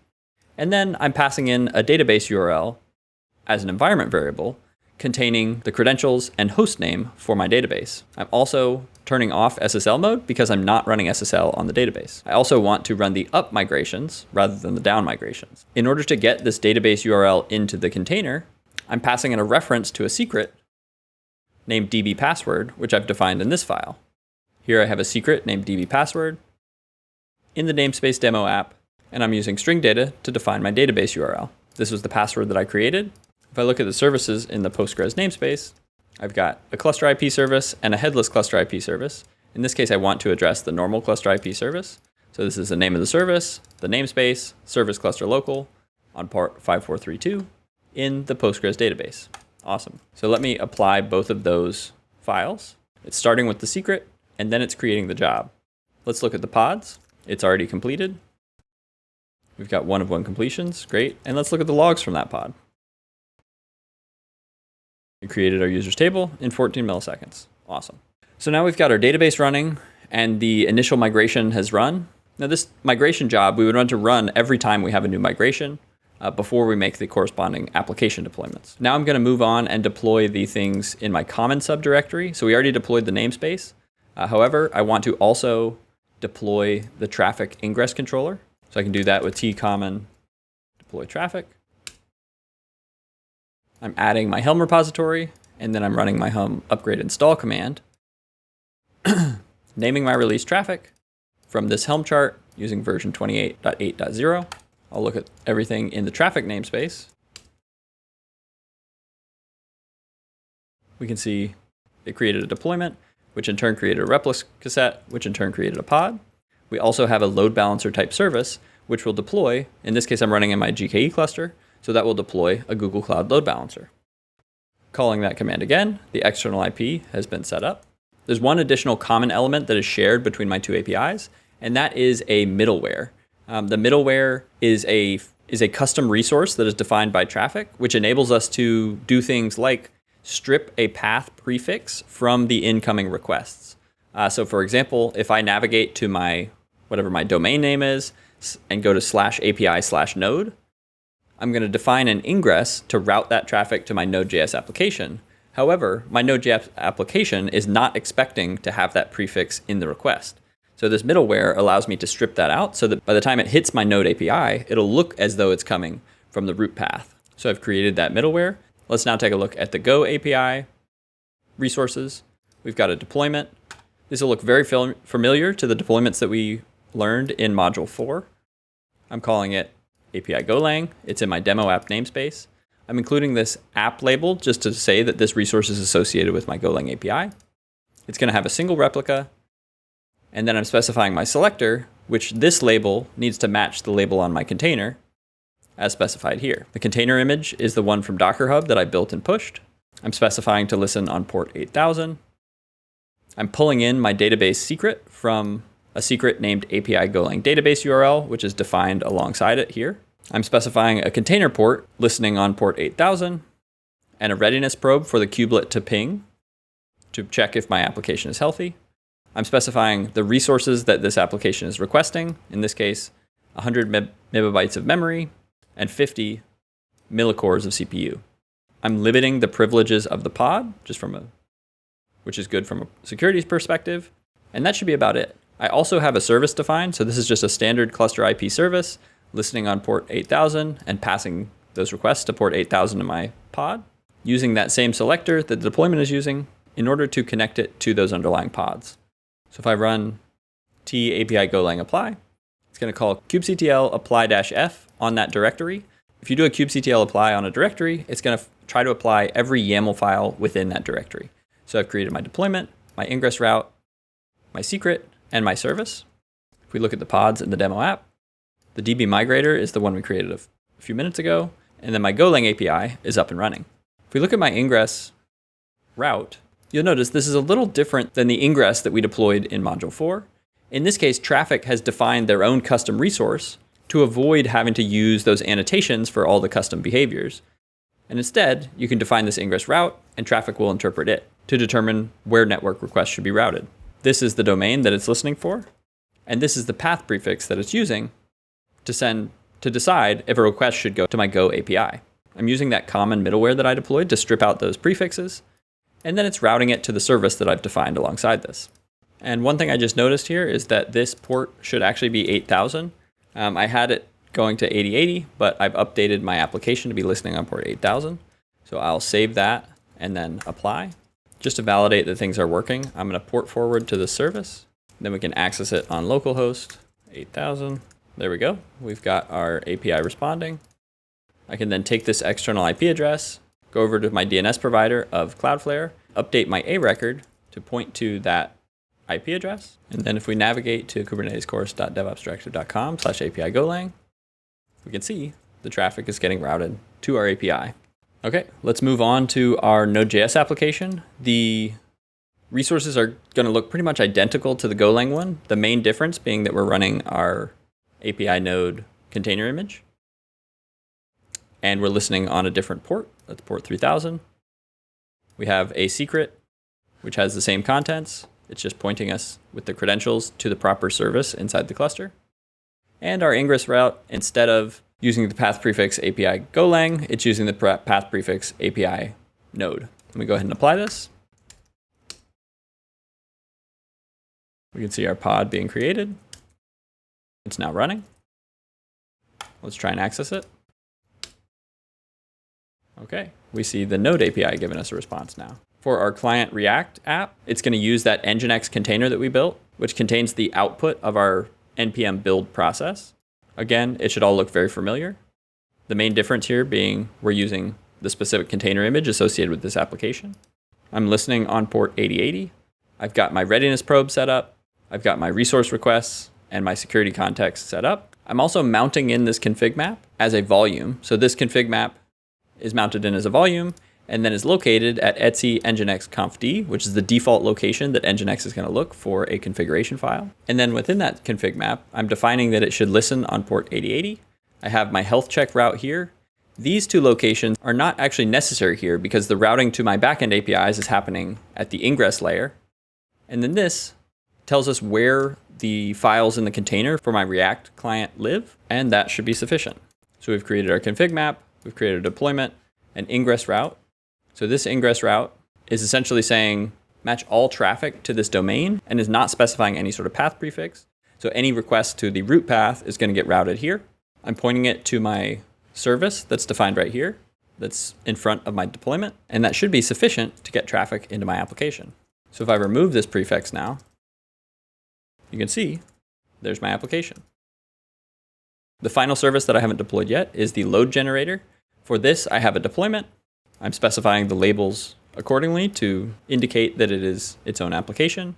I'm using the container image here, specifically the version that I built and pushed, pointing it to the cluster IP service for my Node API, and specifying a half-second delay between each call. If we wanted to, we could move these types of configurations into a config map. In a simple case like this, it's okay to define them directly here in the deployment. If there were many different environment variables, it might make sense to extract them out and put them into a config map. I've got my resources defined, as well as my security context. Now, this is an important one. On Docker Hub, I have the registry containing this container image specified as private. Now, I did that so that I could demonstrate how image pull secrets work and show you first it's going to fail to pull, then we'll create an image pull secret, and then it will succeed. So let's start by commenting out this image pull secrets, and we'll deploy those resources. Now I've got this warning here, warning you about the fact that this is a private container image repository. If I now look at my pods, this pod is now in an image pull backoff state, meaning it tried to pull the image and it failed. If we describe it, you can see failed to pull. That's because it's a private container image registry. So in order to solve that, we need to do two things. We need to uncomment this. We need to create a secret containing the proper credentials that this can use. In order to do that, I can use this task, load generator Python create image pull secret, but it's expecting me to specify the following three environment variables: Docker username, Docker email, and Docker password. So I'm going to specify those and cut that out. I'll rerun this command. Now that I've exported those environment variables, this command can succeed. It's calling kubectl create secret in my demo app namespace. It is of type Docker registry. I'm naming it Docker config JSON, and then passing in all of the values that it needs. And with our Docker config JSON secret created, we can now reapply our load generator configuration. We can do kget pods, and we can see it was able to successfully pull and run our container image. And now we have our load generator pod. Let's check the logs of it. As you can see, it's just requesting over and over on that internal cluster IP. And so if we go back to our website here, we'll expect the request count for the Node API to grow much faster than that of the Go API. It's set to delay a half a second between each one, so it's not going to climb super rapidly. But you can see those requests are happening in the background. It's at 182, and now it jumps up to 200. To recap, we created our 4 stateless applications using deployments. 3 of them have cluster IP services in front of them. We've got our traffic ingress controller installed, routing traffic via those ingress routes. We've got our Postgres database that we installed via the Helm chart, and then we performed our database migrations via a job. And those credentials for the database are stored within secrets, one for each service. The ingress controller provisioned an external load balancer, for which we were able to create a public DNS record and now access the application. Because the load generator Python container image registry was private, we had to create that image pull secret in order to pull it successfully. And now everything is running within the cluster. One nice thing about GKE is that out of the box, you get log aggregation. I can go here to my cluster and get logs from the control plane, or I can go to the logging page and get logs from all of my different services. I could filter down to specific ones. And so this is important. Previously, we've been only looking at logs by issuing a kubectl log command. Those logs would only persist through the lifecycle of the pod. And so you'll want to ship your logs to some log aggregation system. Here, Google is handling that for us and pulling those logs off of our containers into its logging platform, where we can then observe and search over time, as well as see them all in one aggregated place. If we click into the Workloads tab here, in the overview, it shows all the different services that we've deployed, as well as their status. We can then click into the Observability tab and see the usage of various services. In this case, let's narrow down to our demo app namespace. And now you can see the various apps that we've deployed. It also gives us different events that we've created. So here, this is showing me when I've modified a deployment or when I've deleted a deployment. And so if you're looking at this and you see a spike, you can very easily dive in and see whether it corresponded to some action that you took. Maybe you upgraded a deployment and that caused your memory usage to spike. You could then go back and look at what changed in that version of your application and figure out why that had happened. Of the managed cluster offerings, I would say Google's observability tooling is the most mature that I've seen. On Civo, there is some log aggregation that's still in kind of a beta state, but I don't think they have anything quite like this in terms of being able to see your metrics and correlate those to events in the cluster. You could deploy your own observability stack. You can deploy something like Prometheus to collect the metrics, and Grafana, which is a tool for building dashboards. And you could query Prometheus and build dashboards like this. But having it work with no additional configuration on our end is pretty nice here within GKE. So far, we've mostly been using capabilities that are built into Kubernetes itself, with some additional functionality provided by drivers for those common container interfaces. Now let's take a look at the ways in which you can extend the Kubernetes API to adapt the system to fit the needs of your particular application. When people talk about Kubernetes, the first thing that comes to mind is that it is a container orchestrator. It allows you to take containerized workloads and deploy and schedule them across a number of different compute resources. However, it's not just a container orchestrator. Kubernetes effectively provides an API for declaring a set of resources. You send those resources to the Kubernetes API server. It stores them in etcd and makes sure that the state of those resources is shared across all the control plane nodes and accessible via the API. The second piece that Kubernetes provides is this concept of a control loop that is continuously observing and acting upon those resources. Let's take some of the built-in resources that we learned in Module 4 and think about how this plays out in those cases. If I create a deployment, I have my deployment.yaml file. It defines a whole bunch of configuration for that deployment. I send that to the Kubernetes API with the kubectl apply command. It gets stored in etcd, and then that second part kicks in. We have the Kubernetes controllers that look at that deployment and say, oh, this is a deployment. I need to create a corresponding replica set, and it will do so. Then there's another controller that looks at that replica set and says, oh, this is a replica set. I know what I need to do. I need to create a number of pods to go along with this replica set. The behaviors that the system should take for those built-in resources are all provided by these controllers that come with Kubernetes out of the box. However, you can define your own custom resources with whatever schema you want. Tell Kubernetes how to interpret that schema, and it will happily accept those custom resources, store them within etcd, and maintain their state. You can then write your own applications. In this case, we call them controllers, which will query the Kubernetes API to find out which of those custom resources you have deployed into your cluster and take whatever action you want. This may sound a little bit abstract, but let's break it down like we did for the built-in resources with a couple of use cases. One example is a project called Cloudnative-pg, which is designing a system for deploying PostgreSQL databases onto Kubernetes that we're going to take a look at in the following section and actually deploy it into our cluster. What they've done is created a set of custom resources associated with Postgres clusters, backups of Postgres, etc. And then the logic of what maybe a human database admin would perform is encoded into a custom controller such that you can execute many common workflows in a declarative fashion by deploying these custom resources. Another great example is management of TLS certificate. There's a project called Cert Manager, which I'm not covering in this course, but I would certainly suggest you often take a look at it. And they use custom resources for managing certificates. So they have one for certificates, one for, let's say, an HTTP challenge, one for a certificate provisioner that is pointed at Let's Encrypt, for example. And so they have those custom resources. And then they also have implemented a controller such that when you deploy those custom resources to your cluster, that controller is able to go off and take action, such as provision a new certificate and store those credentials in a Kubernetes secret. Another great example is a project called Crossplane. It enables you to deploy infrastructure simply by creating custom resources in Kubernetes. They have what are known as managed resources, which map one-to-one with, let's say, an infrastructure provider. If you're deploying something on AWS, maybe you have an EC2 instance custom resource that lives in your cluster. The Crossplane controller sees that, is able to interface with the AWS API, and actually create the corresponding instance with all the configuration you've provided in your AWS account. As you can see, these three use cases are incredibly varied, and hopefully that sparks the idea that you can take this pattern of defining a set of resources and then writing an application or a controller to observe and act upon those resources to handle all sorts of different scenarios. There are many different projects that help with providing the tooling required to build these types of controllers. Some of the most popular ones are Kube Builder, Operator SDK,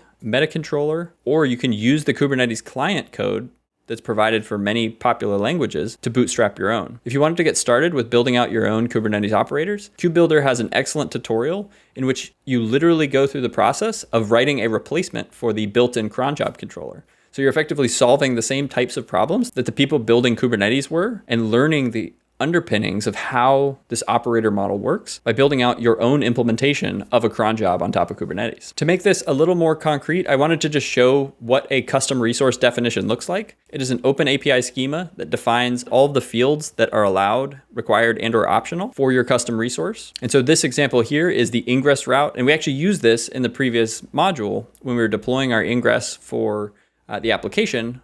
We deployed traffic and it defined these custom resources, which it then used to define its routing configuration. If we look down here at the schema, you can see all the different properties. It tells us what the resource is. It tells us that in order to create an ingress route object, we need to define an API version, a kind, a metadata, a spec. Within that spec, we need to have routes. We can have a TLS configuration. And so these projects or you define a custom resource like this, and that gets stored in your cluster just like any other resource.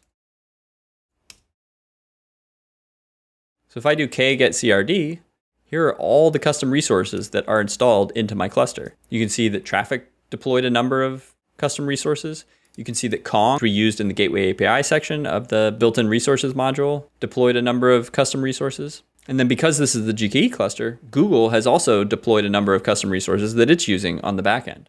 Hopefully this description of a variety of different operators and how they tie into this control loop model that Kubernetes provides will get you thinking about how you could apply this pattern to your own application scenarios. Building operators is a relatively advanced topic and falls outside the scope of this course, but we will be deploying and using some of these operators in the following section to get a feel for how they work and how you should interact with these custom resources. Now that we've learned about the idea of extending the Kubernetes API and how to build systems on top of Kubernetes, let's take a few examples of that type of project and deploy them into the cluster. These are going to be applications that enhance our usage of the cluster in one way or another. There are many companies and open source projects that are building this type of tooling. And so you'll want to take a look across the landscape to understand if there are tools that would make your application platform on top of Kubernetes even better. If we think about how we would operate a database for an application that we're running in Kubernetes, there's four main options.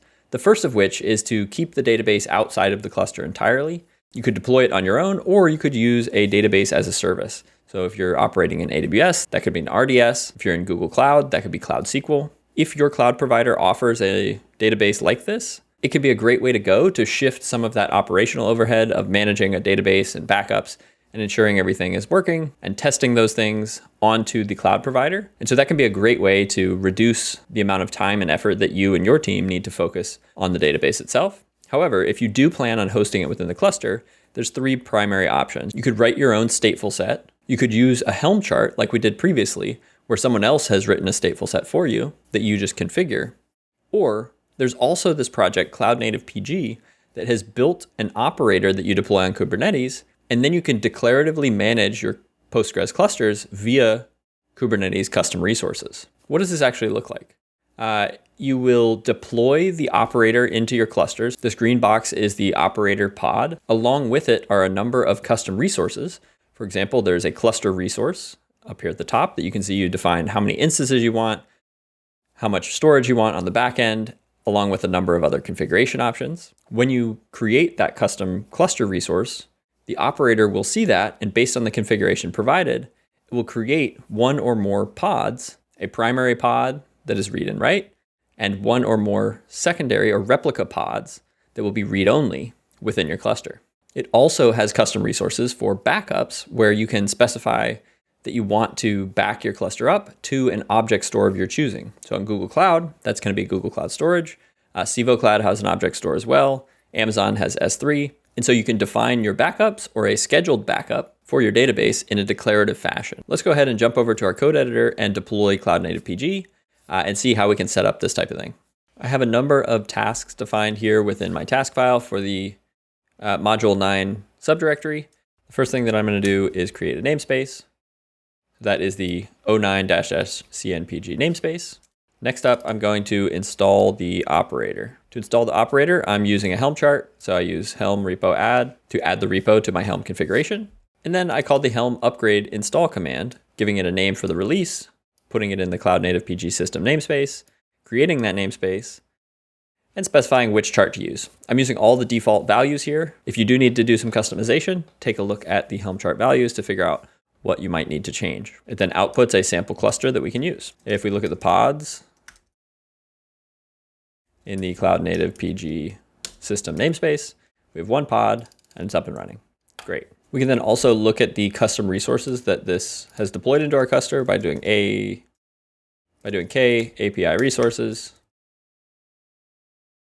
and then grepping Postgres. You can see we have a cluster resource, a backup resource, a scheduled backup resource, as well as image catalogs and cluster image catalogs. I believe those are how you define the container images you want to use for each particular version of a cluster that you want to deploy.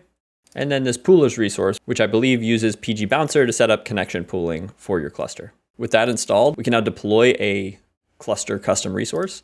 I'm using the absolute minimum configuration here. Again, the goal of this section is not to teach you how to deploy the optimal Postgres database with Cloudnative-pg. It's to show you how you can use Cloudnative-pg and interact with these custom resources.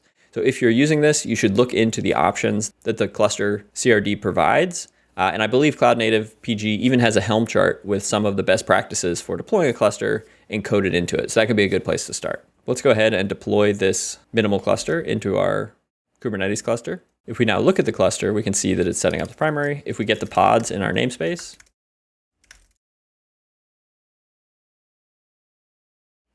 there's this initdb job, which is executed first before it spins up our primary replica.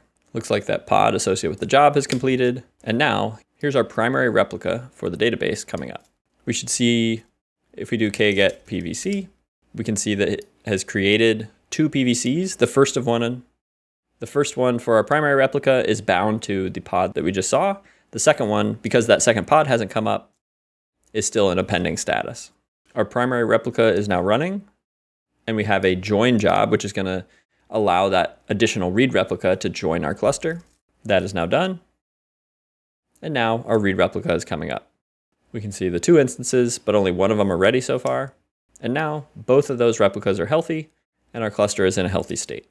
We can also look at the services that it stood up and see that we have a read-write endpoint that's going to target our primary replica. And then we also have a read-only endpoint that's going to target our read replica. Interestingly, if we do kget stateful sets, there are none. So the Cloudnative-pg project has decided to skip stateful sets entirely and manage its pods directly. Presumably this was due to some of the limitations with how stateful sets work within Kubernetes, and they found that those limitations were easier to overcome by directly controlling the pods themselves. Specifically, most fields within a stateful set, including things like the size of the volumes that it's provisioning, are immutable. Even though volumes can be dynamically expanded now in Kubernetes, they have chosen as a project to skip stateful sets and manage their pods directly. So just an interesting call out there. Now let's take a look at what we need to do to set up backups for our Postgres cluster. Here is a configuration for a cluster that looks quite similar to before. We're going to have 2 instances, a very small volume size, but I've added 2 things here. One, I've added this backup section along with a Google Cloud Storage bucket that I'm about to create. I'm specifying that it can use the Google credentials that it finds from my GKE environment and telling it to retain backups for 30 days. Next, I'm setting up a service account template, and this is necessary to use a feature within GKE called workload identity that will allow me to link together a Kubernetes service account with a Google Identity and Access Managed service account, such that my Kubernetes service account can leverage the same permissions and roles that the IAM service account has. And this will allow me to access this bucket to store my backups without needing to store any sort of static credential into a secret in the cluster. The way that that works is you put an annotation on the Kubernetes service account that looks like this. This will be my IAM service account name. This is the GCP project that it is associated with. Let's go ahead and create those resources. So first we can create the bucket. Here I'm running gcloud storage buckets create and passing it that name. We can then go over to the Google Cloud Console, click refresh, and we see this bucket was just created with nothing in it. Now let's add the necessary permissions on the Google Cloud side to enable us to store objects in that bucket. This is going to do a few things. First, we're going to create a service account named CNPG Backups. Then we're going to attach 2 roles to it, the storage object admin role, as well as the legacy bucket reader role.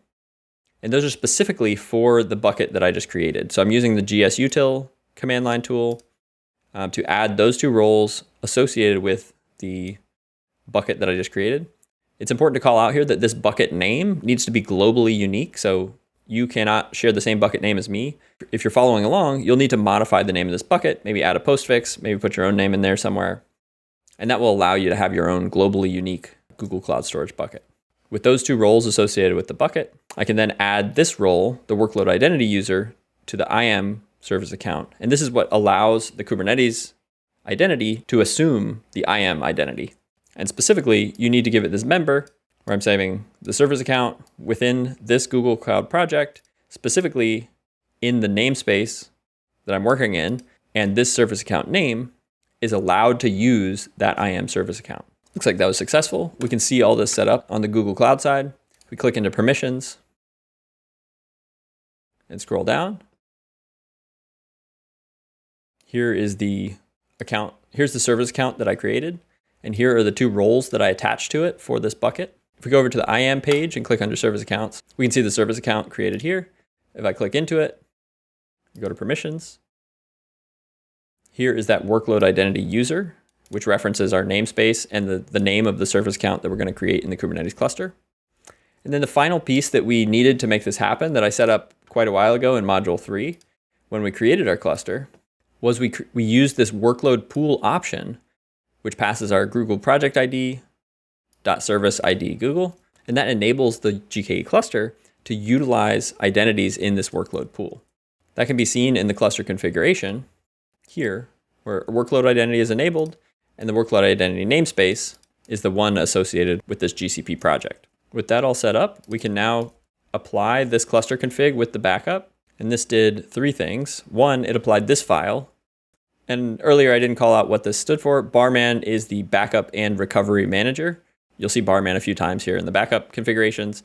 That's what Barman stands for. So I applied this cluster with backup configuration. I then applied a scheduled backup file. So this is essentially a cron job that's going to use the backup configuration in my cluster on this schedule. So it would run at midnight UTC daily. And then just so we'd have something to look at and didn't have to wait until midnight, I also added a backup resource, which will run right now in this namespace, pointing it at my cluster. So first, let's do get clusters. Looks like this cluster is still coming up. Let's do get backups. It's in a running phase. Our cluster is now healthy. And our backup is completed. Let's go look in the bucket and see what it has created. So we click into our bucket. This is the name of our Postgres cluster.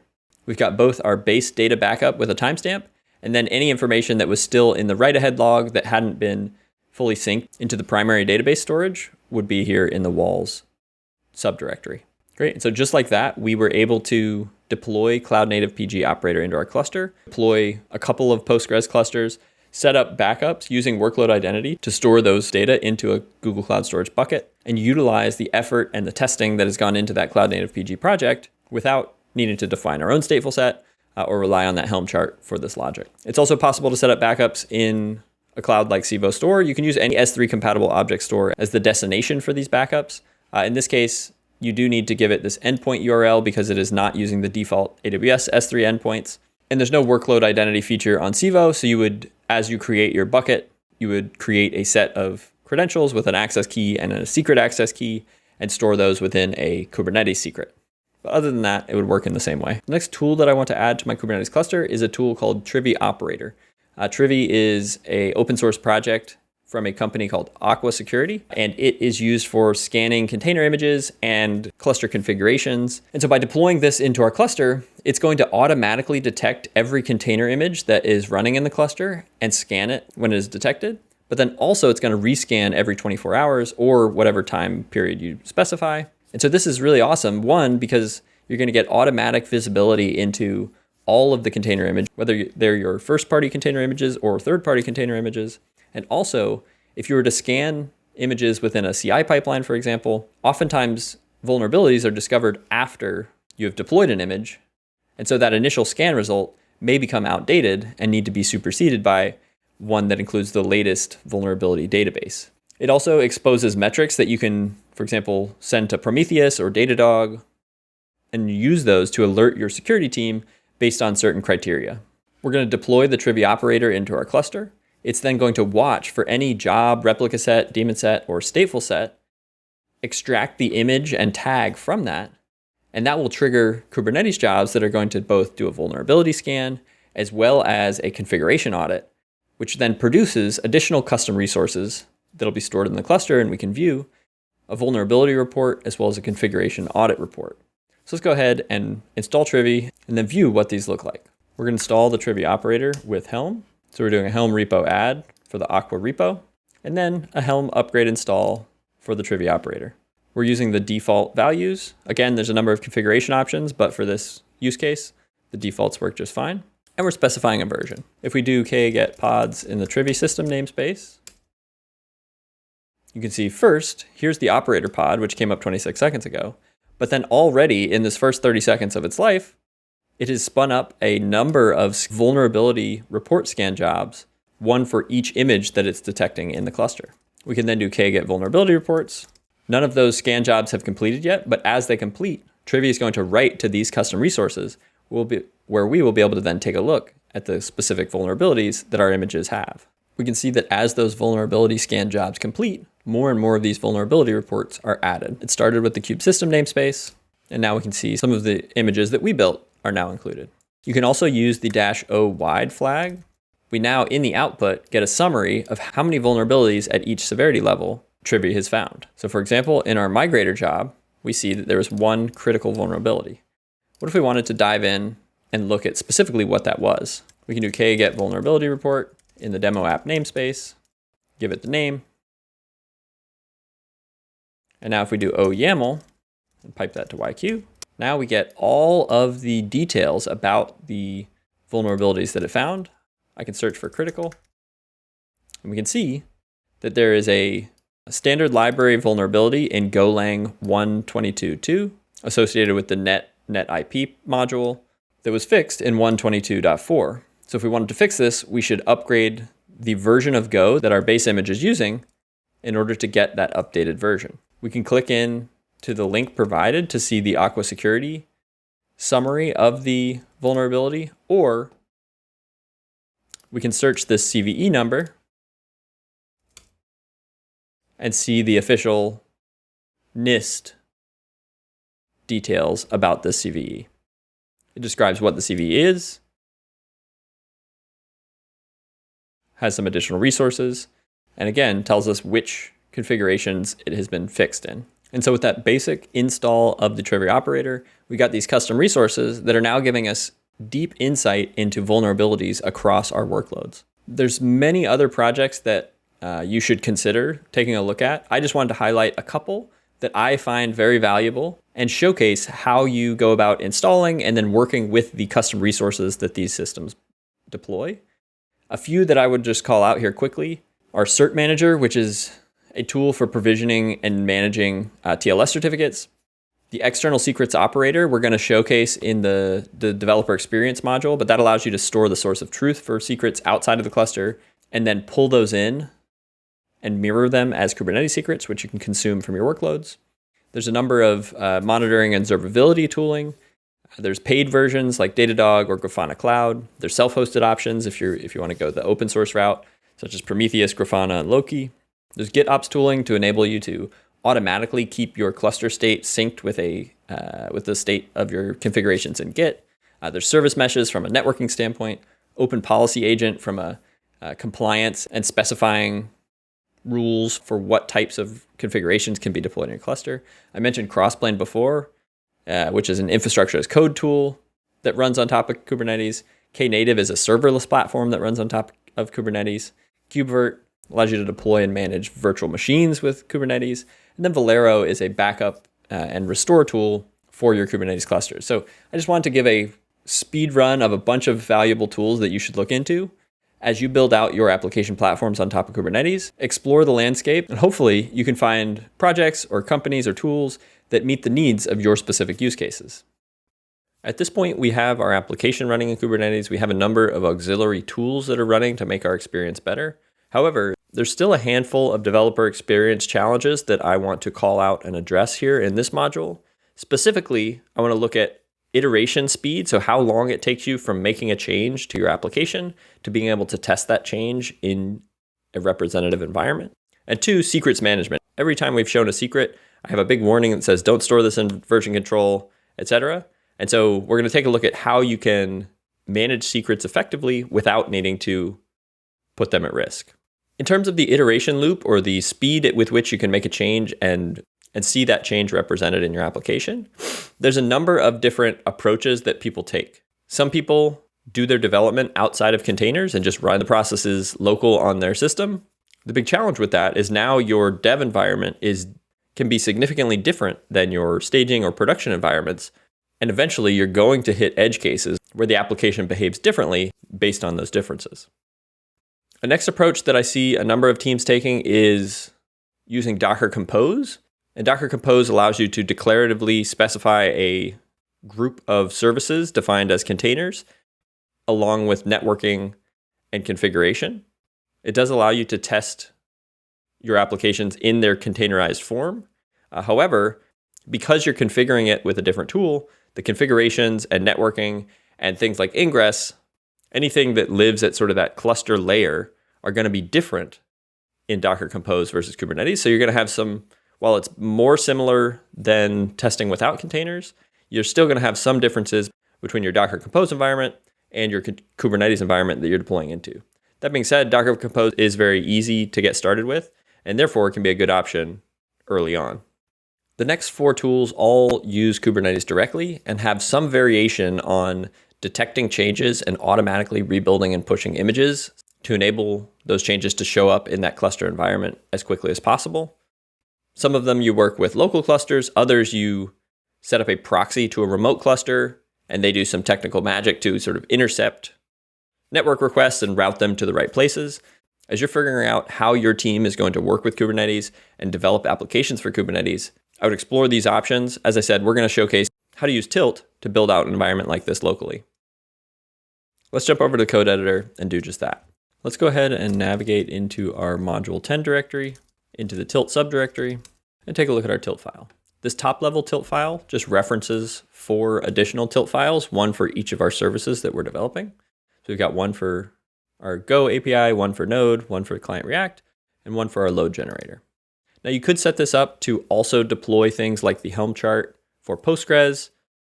Tilt does support Helm out of the box. But for this demo, I just wanted to showcase a basic setup where we're going to deploy everything into the cluster and then run Tilt to iterate on our services. Let's go take a look at what the Node API Tilt file looks like. So that lives in module 6 alongside the code. And I put it alongside the code just to because it makes it easier to detect changes and rebuild, and that's where the Docker file lives. So if we go here and open our tilt file, this is about as simple as it gets. We specify how to build the image. In this case, I'm giving it a container registry name, giving it a build context, and telling it to use Docker. It's going to use the Docker file that lives alongside this tilt file. I'm then telling it where the YAML for the Kubernetes resource using that container image lives. So this is the module 7 API node deployment.yaml. That's the consumer of the container image. And then I'm telling it to port forward port 3000 such that we can access this API. The Golang one is going to look just a little different, and that's because we're not using Docker build. We're using Co to build it. So if we open up this, there's an extension for tilt that uses Co, runs the Co build command. Again, we pass it some arguments, tell it where the YAML for the consumer of the container image lives, which port we want to forward network traffic to. The tilt files for the other two resources are going to look quite similar, so we don't need to go through them. We're going to make sure we're pointing to the kind cluster. Then we're going to make sure that we've deployed our base resources. So as I mentioned, currently the tilt file only deploys those four services. We want to make sure we have Postgres already running. We want to make sure we have traffic already running, etc. So let's go ahead and do that by navigating to the module 7. Then I can do a T apply all. This is going to install Postgres, install traffic, configure all of my services, etc. We can see here all the services are in a running state, except for the load generator, which is in an image pull backoff state. It's because I haven't created that Docker config JSON secret in order to pull the image from the private Docker registry. I'm going to ignore that error for now because Tilt is actually going to build a new version of the image locally and push that to my container registry, so it's not going to be a problem. In order to access this application, we can look at the services in our cluster. And remember, in order to get an external IP for a load balancer type service, we had to run this cloud provider kind software on the host. So I'm going to run that in the background. And that's going to allow traffic sent to this IP address to be routed to my ingress controller. I've added this to my etc hosts so that when I access Kubernetes course DevOpsDirective.com, it'll route that traffic to this local IP address. And so now, if I access this in the browser, I'm getting back my API responses. At this point, we're ready to run our tilt up command. So just running tilt up in the context where that top level tilt file lives is going to bring up this dialog. In this case, I'm going to hit space. It's going to open up a browser, and we can see the services defined within our system. If we click into the details page, we can see logs associated with the various services, as well as any logs coming from the tilt system around changes to those systems. One thing I noticed here is I had forgotten to change the text that's displayed in the browser bar here. This still says DevOps Directive Docker course. Let's go ahead and make that change and see how Tilt rebuilds and updates our image. So I'll go here into my browser.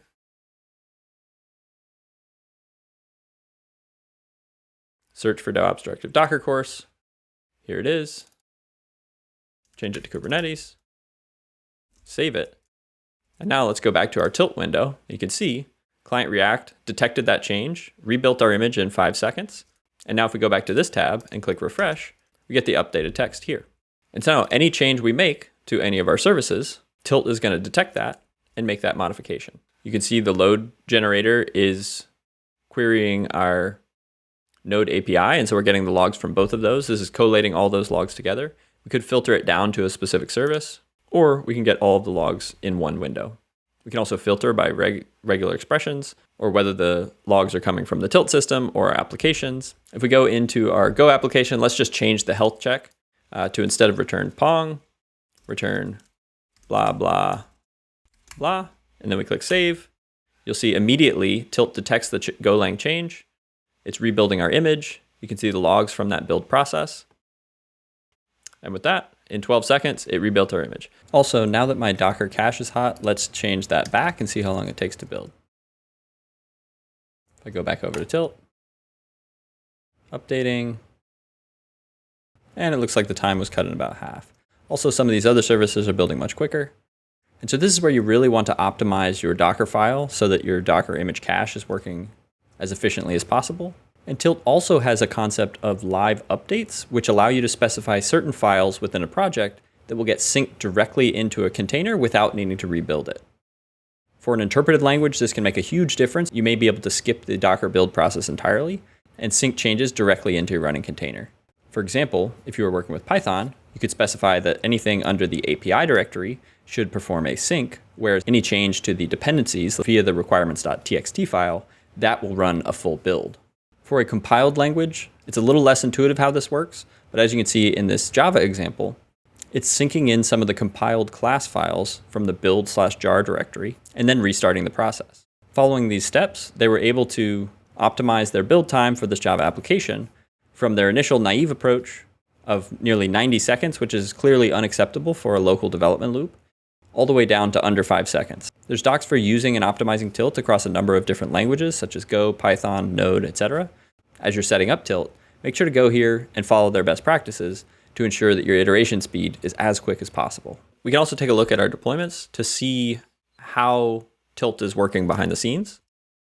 So if we scroll up here to the image, now instead of using the tag that I had specified in my YAML file, Tilt has gone and built this specific image and updated my deployment such that it uses the new image rather than the one I had specified. If we are done with our development, we can just kill this process.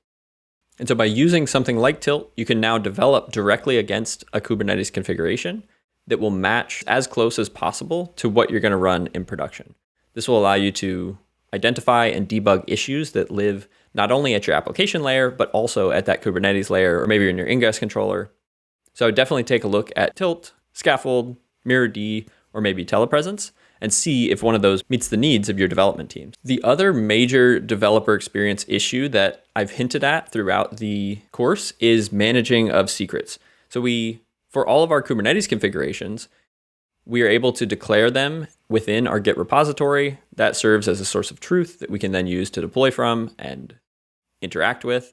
However, for sensitive information, we don't want to store those in plain text in a Git repo. And this leads to some friction or some challenge in terms of managing those secrets. There's a number of approaches that I have seen used. Some of them work better than others. The first one that many teams get started with is to manually create and update secrets separate from whatever process they're updating and managing their other configurations. Maybe they store the secret.yaml in their password manager, and then whenever they need to make an update, someone has to log into that password manager, pull down that YAML, make some updates, apply it manually to the cluster. This is how many teams get started because it requires no additional effort up front.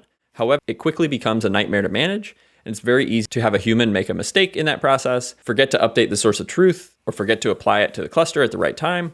I suggest that teams look at some of these other options rather than stick with that initial approach. The second option that we're going to leverage here and demo is the external secrets operator. So this allows you to store the source of truth for a secret in a system outside of the cluster, such as a secret manager from a cloud provider, could be HashiCorp Vault. There's a number of sources that you can use, but this allows you to have a non-sensitive configuration in your repo that points to an external configuration that has the sensitive data, and then it will mirror the value from that external secret into a Kubernetes secret for you to then consume within your cluster. Another couple of options are sealed secrets and SOPs. These are both mechanisms to encrypt your secrets. And so if you encrypt your secrets with a secure key, the encrypted version then becomes less sensitive, and you're able to store those encrypted versions inside of Git along with your other configurations. And then the key to unseal those secrets or decrypt them will live only in the cluster. And so this can provide a mechanism to keep your secrets in your Git repo and manage them just like all your other configurations. The challenge with these workflows is that now, in order to create a secret, you need to have access to that encryption key. And there's also some challenges with rotating those encryption keys if you need to down the road. You also could skip using Kubernetes secrets entirely and use something like HashiCorp Vault or AWS Secrets Manager or Doppler.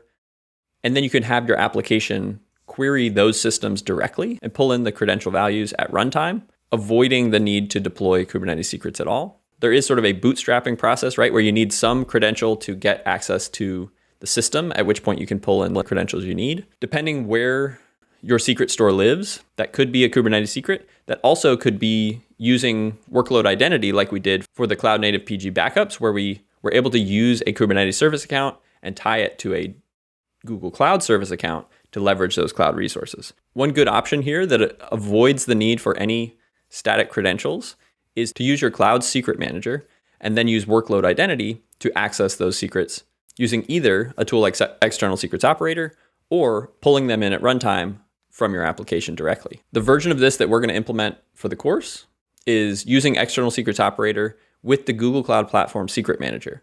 So on the left-hand side, we're defining a secret in GCP's secret manager. It's called external secrets example. The value is the secret is stored in Google Secrets Manager. We then can define a manifest within our Git repository for this external secret, and it's going to reference the Google Cloud secret, pull those values in to a Kubernetes secret. We deploy this external secret resource to our cluster. The external secrets operator will be running in that cluster, see our new custom resource, go retrieve the value, and populate a Kubernetes secret accordingly. Let's go ahead and set this up. Navigating into the external secrets subdirectory, the first thing that we're going to do is switch over to our Google Cloud cluster. The reason we want to use our Google Cloud cluster is that we can leverage that workload identity feature to access our secrets manager with no static credentials. Now we can install external secrets, which we're going to do via Helm. We're adding the external secrets repo, and then we're installing it with a Helm install command. With our external secrets operator installed, we're now going to follow the same set of paths we did for the Google Cloud Storage bucket permissions. We're going to create an IAM service account. We're going to tie that to a Kubernetes service account, and then we can go ahead and use that to access Google Cloud Platform Secret Manager. So we're creating a service account named external secrets with the gcloud command line. We then need to grant access for that IAM service account to access secrets within Google Cloud. So we tie our service account that we just created to that role so that we can access secrets. We then need to attach the workload identity user role to that service account. That will allow us to tie together our Kubernetes service account with the IAM service account.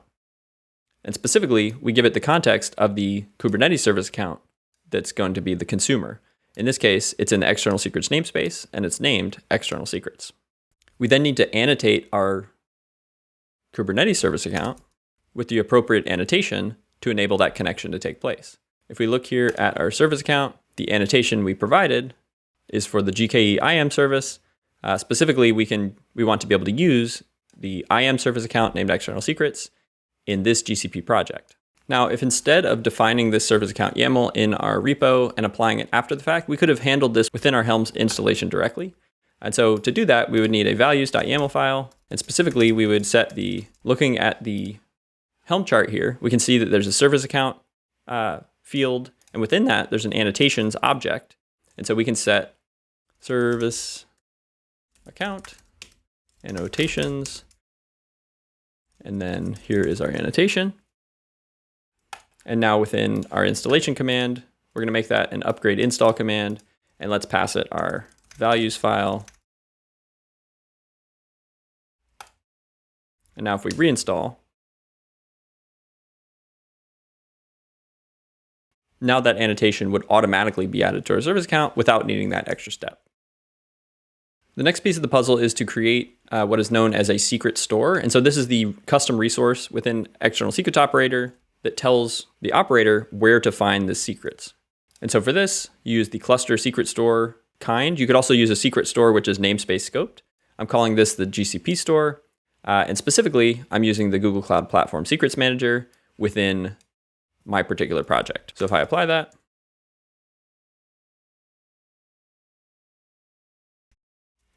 it's come up, it's ready, and it has read-write capabilities. Great. Now we can apply an external secret configuration. And so this is the same configuration I showed here on the slide. And let's take a look at what's in here. I'm naming it example. It's going into the external secrets namespace. Every 1 hour, I want the operator to check for new values and automatically pull those in. There is a way to add an annotation to our external secret to force it to sync sooner, but 1 hour is fine as a default. I then reference that cluster secret store that I just created. And here I'm specifying which Kubernetes secret I want external secrets operator to populate using these data. And then finally, I specify where external secrets operator should find the values for this particular secret. So I'm saying, look for the secret in Google Cloud Secrets Manager named external secrets example, and then where within the Kubernetes secret I should store those values. So if you recall, if we go back to the secrets manager, I've pre-populated this secret. It's called external secrets example GCP. And the value here is this. If we look at that external secret I just created, we can see that it has successfully synced and is ready. And what that means is if we now look at the secrets in this namespace,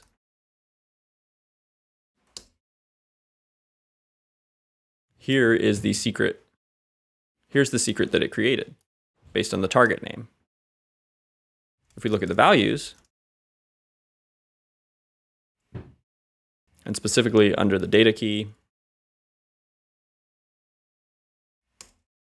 and under this key, so here is the key that I specified it should store the value at.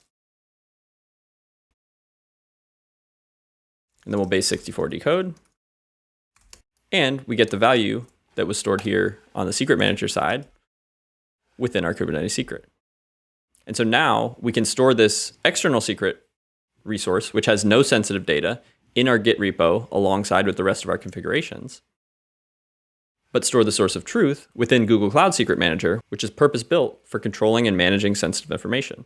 The team can go into Google Cloud Secret Manager and update and manage secrets accordingly. You can control access to those secrets directly via Google Cloud IAM, but you also get the benefit of automatically syncing those into your Kubernetes secrets that you can consume from applications. This is a pattern that I use quite frequently for managing secrets. As long as you're on a cloud provider that has a secret manager like this, and AWS, Google, and Azure all do, this can be a great option to streamline secrets management and avoid that manual out-of-band process that you may have started with. So hopefully that gives you an idea of how you can solve some of the developer experience challenges associated with Kubernetes, both the iteration speed, so that process of building, pushing, and deploying new images into your cluster as you iterate, as well as the secrets management problem of how you can efficiently manage secrets while also keeping them secure. In the next module of the course, I want to take a look at how to debug applications running on Kubernetes if something is going wrong. And specifically, I want to focus more on issues at the Kubernetes layer that would be preventing your applications from running or causing them to crash, rather than at the application layer. There is an awesome visual flowchart guide published by learnkubernetes.io. If you go to this URL, you can find it there. There's an accompanying blog post. Here's the full resolution version of that. You're almost always going to start with a get pods command. This is going to give you a high-level overview of what pods exist in the cluster and what state they are in. Then based on their state, you'll follow the path and try and figure out what exactly is going on. By looking at the logs, you might see that there's an application issue.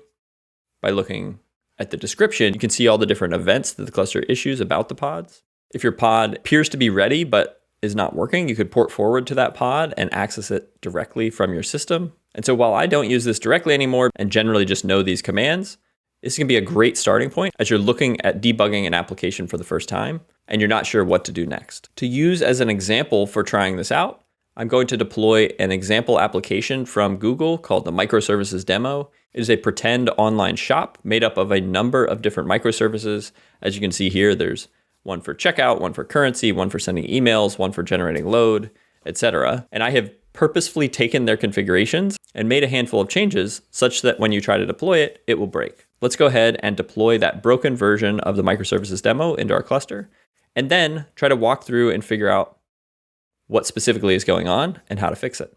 Let's just use the Civo cluster for this one. Any of the clusters would be fine. And then we'll navigate to our debugging module. We'll start by creating a namespace, and then we're going to install our microservices demo. To do that, I'm just going to run a kubectl apply f on the microservices demo YAML file in this subdirectory. There's a note here at the top, which references both the original project from Google Cloud Platform, as well as the fork that I made where I introduced these breaks. If we look at all the different services in our cluster, we can see that the microservices demo created a number of services within our cluster. It provisioned this load balancer service here. And so let me just access that from the browser and see what's going on. Okay, so we're able to use the load balancer to access something, but it's surfacing this 500 internal server error. It looks like it's trying to connect to one of the services. In this case, could not retrieve currency, so maybe it's the currency service. It looks like that failed. And so this front end is bubbling that application error back up to us. Let's check the status of the pods. This is also a good opportunity to showcase a tool called K9s, which is a text user interface for Kubernetes.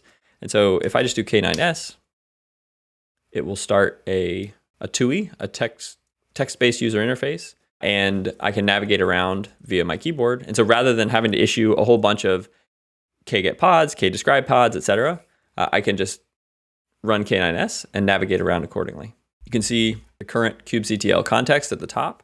And as you can see, 4 of my services appear to be broken. The one that we saw on the front end was referencing a currency, so it's probably this currency service. I can hit the D command to describe it, and now we're dropped into a description of that pod. If we scroll here to the bottom, we can see all of the events that Kubernetes is publishing about this pod. And these will, by default, persist for 1 hour. So after an hour, these would get wiped out. But we can see 2 minutes ago, it was assigned to a specific node.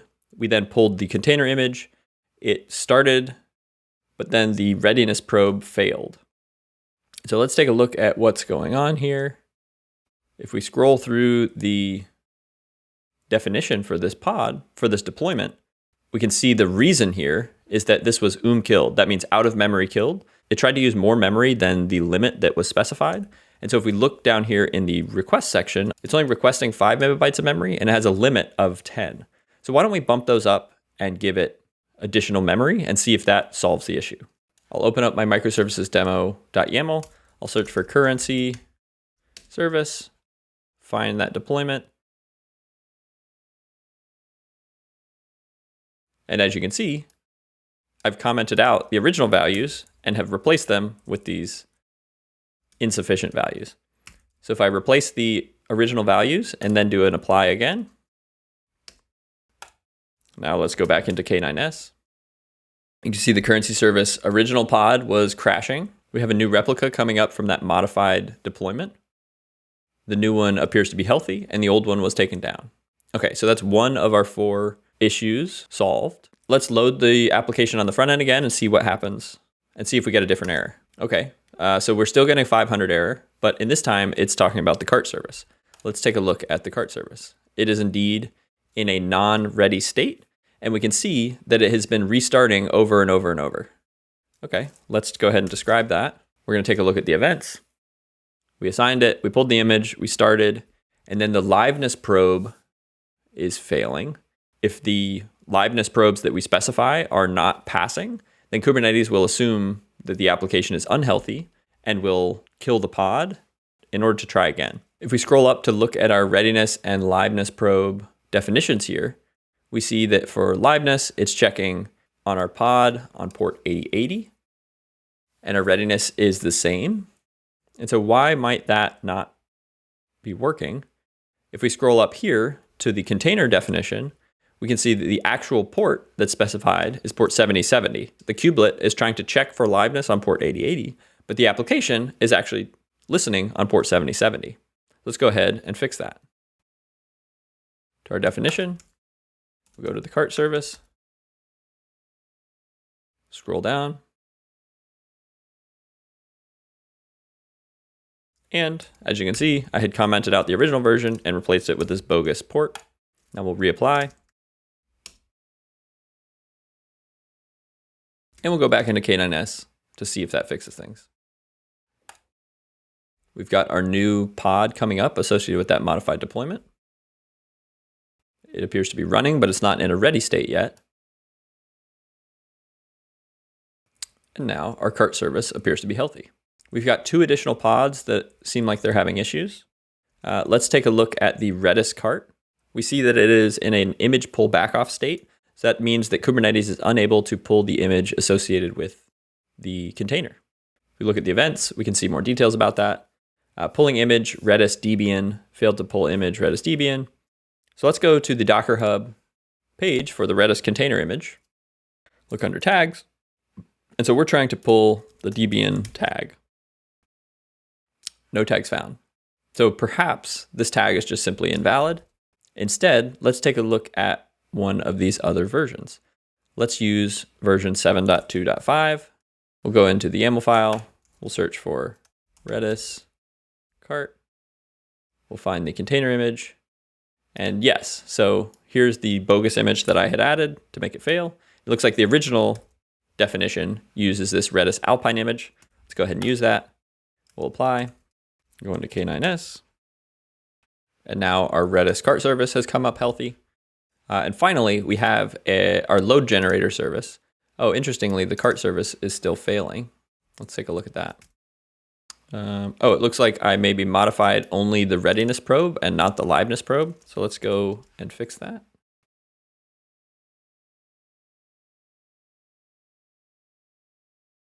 Yeah, so I modified one of these back to the original value, but not the other. So hopefully that fixes our cart service. And then the load generator is the final one not working. Let's go ahead and describe it. If we scroll down, look at the events, 2 nodes have insufficient CPU. So 0 of 2 nodes are available for scheduling this pod, 2 have insufficient CPU. Let's go ahead and look at the CPU required. And we can see that the limit is specified as requiring up to 5 CPUs, virtual CPUs, and the request is specified as needing up to 3 CPUs. And I believe these nodes that I provisioned in Civo have only 2 CPUs each. So that makes sense that the deployment is requesting at least 3 CPUs just for this application, but none of the nodes have capacity to satisfy that. So it gets stuck in this pending state. Let's look at the load generator service. And here you can see the original CPU request was 300. I had upped that to 3000. The original CPU limit was 500. I had upped that to 5000. And those values were just too high. And so our cluster could not meet the demand. We can now apply one more time. Go into K9s. Looks like our load generator is coming up. Now it's healthy. And now all of our services for our application are healthy. Let's go ahead and access it from the browser. Refresh the page. And now this is what the demo application is supposed to look like. We've got our products, different pricing. We can choose any number. We can add them to the cart. Those will get saved in the cart. We can switch to a different currency. And so now all of the microservices appear to be functioning correctly. And that's represented both by the fact that our pods are all running and healthy, and by the fact that we can access our application successfully from within the browser. Now, all of these breaks were within the deployment definitions. There could also be issues, obviously, maybe let's say between the services and the deployments if you specified the wrong set of selectors or the wrong ports. My goal here was to give you an idea of how to look at the information that the Kubernetes cluster provides, either via the kubectl command line or via a tool like K9s if you prefer, and walk down all the potential different issues, identify them, and fix them. And so as you work with Kubernetes, inevitably you're going to run into some issues. Make sure to take a step back, think about what the root cause could be, and systematically work through the different avenues for gathering information and identifying and fixing those bugs. Up until this point, we've had a single configuration that we've been deploying into a single Kubernetes cluster. This is valuable, but in any real-world scenario, you're going to have multiple environments that you're going to want to deploy your applications to. This can be long-lived environments like a production environment or a staging environment. There also could be short-lived ephemeral environments that you want to spin up and spin down quickly. In order to do this, we need to have some approach that allows us to take a common configuration and reuse it across multiple different places.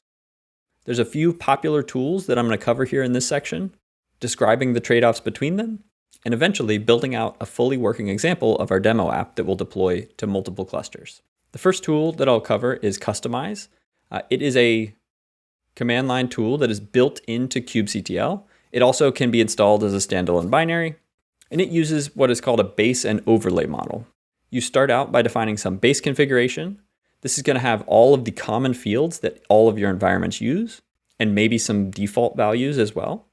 Then for each environment you want to deploy into, you will specify an overlay. So only fields that are different for your particular environment need to be specified in an overlay, so it can ideally be a much smaller configuration. Kustomize then takes those two and merges them together to get your end resulting configuration. It's very easy to get started with, conceptually, as well as the fact that you already have the tooling built in to kubectl. However, there are some major limitations that you'll run into eventually related to how it handles arrays within YAML, and if you need to replace a specific value within a YAML array, or if you need to do patching for multi-line strings within YAML, there's no support for that. So you'll have to replace the entire multi-line string block. That is particularly relevant if you use file like config maps, where you're defining a config for a particular file as a multi-line string within your config map YAML. Another very popular tool that is used to handle deploying into multiple environments is Helm. We looked at Helm earlier in this course. And so this is just taking that tool and applying it to your first-party applications. Helm uses a templating model. So you'll have your chart, which includes a number of templates for all the resources you plan to deploy. Within those template files, you can specify variables that you want to be able to substitute in values for. And then for each environment, you'll have a custom values.yaml file containing the specific values for that environment. When you do a Helm install or a Helm upgrade, it will take those values, substitute them into the template files, and pass the resulting hydrated templates into the cluster. One nice thing about Helm is it has this concept of hooks. Hooks allow you to specify the ordering of deployment of resources. And so if there are dependencies between certain things, let's say you need to run a migration job before you upgrade your application, you can use hooks to encode that logic. Helm charts do represent sort of another deployment artifact that you're going to need to build, publish, and manage. So it's just another process that you have to deal with and potentially automate. I think some challenges with Helm are that the templating style, those Go templates, quickly become hard to read as you add more and more templating to your chart. Helm also adds a significant amount of boilerplate, even for the most simple of use cases. And so if you only need to substitute in an image tag and maybe a few other values like resource requests and limits, Helm can feel quite heavy for that. And then another challenge can be CRD management. So we talked about custom resources earlier in the course and how tools use them. While you can install CRDs via Helm, there's not a lot of control over how you would upgrade those CRDs with Helm, and or if you had conflicting Helm charts that were trying to install different versions of a CRD, that could become an issue as well. Now, a third tool that I want to highlight, and one that I'm particularly excited about, so much so that I sponsor the creator of this tool on GitHub, is Kluctl, or Kluctl. It also uses a templating model similar to Helm, and also has hooks for configuring the order of deployments. It requires much less boilerplate than Helm. When implementing it for a project, you will have a number of template files, kind of like Helm. You'll have a kluctl.yaml file that you define your environment in. And then within that file, you'll specify the different environments you want to deploy to, and you can have variables at that top level that get templated in, or you can use those top level environments as sort of an entry point. You store a configuration for each of those environments within the templates themselves. It integrates nicely with Helm and Kustomize. So if you're already using those tools, it's not too difficult to migrate over piece by piece as you see fit. And there's a built-in GitOps engine, which you can use as an alternative to something like FluxCD or Argo CD that allows you to leverage all of the features that Kluctl has. There's also just a ton of nice developer experience features within this tool that I think will become apparent as we start to interact with it. I do want to call out a few other options that I've seen in the wild. Some people will implement their own sort of templating solution with bash and env stubs, or using YQ to substitute values within the YAML. This generally works and is fairly simple to get started with, but over time you end up with this very complex, convoluted setup that's hard to maintain. There's a tool called Timony, which is a quite powerful application packaging system that allows you to package up both your application container images as well as all the configuration for the different environments as OCI artifacts. It uses a language called Q, which can have a bit of a steep learning curve, but it's worth looking into if you have nuanced application packaging needs. There's also providers for infrastructure as code tools like Terraform and Pulumi that allow you to provision Kubernetes resources via Terraform or via Pulumi. And then CDKs is a tool which enables you to write and deploy Kubernetes configurations using general purpose programming languages like TypeScript, Python, or Go. And by doing so, which allow you to use the control flow within those languages to produce configurations unique to any particular environment. Let's go ahead and jump over to the code editor and take a look at what some configurations with Kustomize, Helm, and Kluctl will look like for our demo application. Okay, let's navigate into the module 12 subdirectory. Within this directory, we've got a Helm directory, a Kluctl directory, and a Kustomize directory. We're going to start with Kustomize. By looking at the structure here, we can see I've built out a configuration for all of my services. I haven't included, for example, the Helm installation for Postgres or the Helm installation for traffic. However, this should give you an idea of what a customized overlay model would look like for your first-party services. As you can see within the base directory, I have one subdirectory for each of my services here. Within that, I have the resource YAML files. These are going to be very similar to what we saw in Module 7, where we deployed onto Kubernetes in a single environment. I then have, in addition to my base, I have a production subdirectory and a staging subdirectory. Each of these contains only a subset of the resource definitions that need to be modified from that base. So let's take a look at our Go-based API. And so let's go into the base for our Golang application. This is a deployment.yaml file that is actually identical to what we saw in Module 7. We're defining a set of containers, including the one that we built and pushed. We're specifying the port.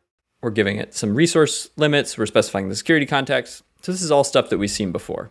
However, this image tag is something that's going to differ between environments, right? So how can we write an overlay that will allow us to modify just this subset of the YAML file? If we go into our production overlay for the Golang API, we have a few files. We start out with this customization. This is sort of how you tell Kustomize which files it should reference. In my base, I say each of these files represents a resource. Within this section is going to be the base definition of any of your Kubernetes resources. However, within our overlay, under the resources section, we pass a path to the base folder, and that's going to pull in all of those resources from that base folder. And then I have a number of patches here. So the first patch is my deployment.yaml. Let's take a look at what that looks like. And so in my patches, I'm changing 2 fields from my deployment.yaml. I'm specifying instead of 1 replica, I want 2 replicas for production. And instead of version foobar baz, I want version production version. When we go to apply this to the cluster using Kustomize, Kustomize is going to take that base and then replace those 2 particular fields within this YAML such that the resulting deployed specification will have these values. If we look at our staging overlay, in staging, we're going to run a single replica and we're going to run the staging version. And so this shows you that we can share most of that configuration in that common base and then only modify the fields that we care about via these overlays. The other patch that I'm making is replacing one of the routes in my ingress rule. For production, the host is going to be Kubernetes course.devopsdirective.com. And for staging, I'm going to postfix this -staging to the end of it. Now you'll notice that this patch looks a little different. And this brings up that limitation that I mentioned around Kustomize not having great capabilities for merging together configurations using YAML arrays. So within the ingress route, the routes are a YAML array. And so in order to figure out which rule we want to modify, we have to use this style of patch where we specify an index within that array. Kustomize is not able to automatically align our patch to a particular entry within the array. That's why we had to use this style of patch for that particular use case. Because we didn't specify patches for any of the other resources, such as the secret or the service, those values are going to get deployed as is from the base into all of our environments. The other services look quite similar. We're going to be patching in a new image tag and maybe modifying the resource requests or the replica numbers. I'll let you review those on your own time. Let's look at how we would interact with these setups. If we want to render out the values but not apply them to the cluster, we can do a few things. So let's render out the production values. To do that, we can call kubectl kustomize and then pass it the path to the overlay environment we want to render. And then I'm just piping that to YQ to get the nice syntax highlighting here. As you can see, let's scroll down to the API Golang. We've got the host that got patched in. And if we find the deployment, we can see we got 2 replicas and our production version is the one being used. Let's instead render out staging and see the difference. So for staging, our deployment has a single replica, uses staging version. And if we look at the ingress route, oh, it looks like I have a bug where I didn't patch that properly in one of my overlays. Looks like for Node I did, for Golang I did, and for Client React Nginx I did not. So let's take a look at fixing that. So if we go into our staging overlay for Client React, ingress route. This was incorrect and should be staging. Let's re-render it. And now our ingress route for the staging configuration is correct. If we wanted to apply these to the cluster, we could navigate to the corresponding directory, do kubectl-k, and then pass it the path to that directory. Because I don't have real image version tags, I had that production version and staging version as placeholders. I'm not going to do that right now, but that is how you would. And so as you can see, getting started with Kustomize is quite easy. And so I think it's a great place for people using Kubernetes to get started with deploying into multiple environments. The next tool that I mentioned is Helm, which I've already covered quite a bit. We'll take a very quick look at what a Helm chart for one of our services might look like, the types of values that we might expose as the interface. So under the Helm subdirectory, you can see we have a chart directory. We've got our chart.yaml. Within the templates is where you define the resources that will be deployed. And so here I just have a single example if we were defining a Helm chart for our Golang API. So under here, you can see this deployment.yaml, again, is going to look very similar to what we saw before. The main difference being now we've got this Go templating that allows us to specify number of replicas in the values.replicas and a tag that we want to use for our container image as values.version. In our ingress route, we're able to substitute in an environment postfix, and then our secret and service are static YAML that have no modification between environments. If we now look at the values.yaml, I've got 3 values specified. I've got an environment postfix, a replicas, and a version. The values.yaml within your chart are going to be the default values for everything. So I've specified default version, 1 replica, and an empty string here such that the ingress route template collapses down and we get kubernetescourse.devopsdirective.com. Then I've got these example values file that will show how you can pass these in when you're doing a kubectl install, such that they get used as we render out those templates. Let's start by rendering out the different values files and seeing how that impacts our manifests.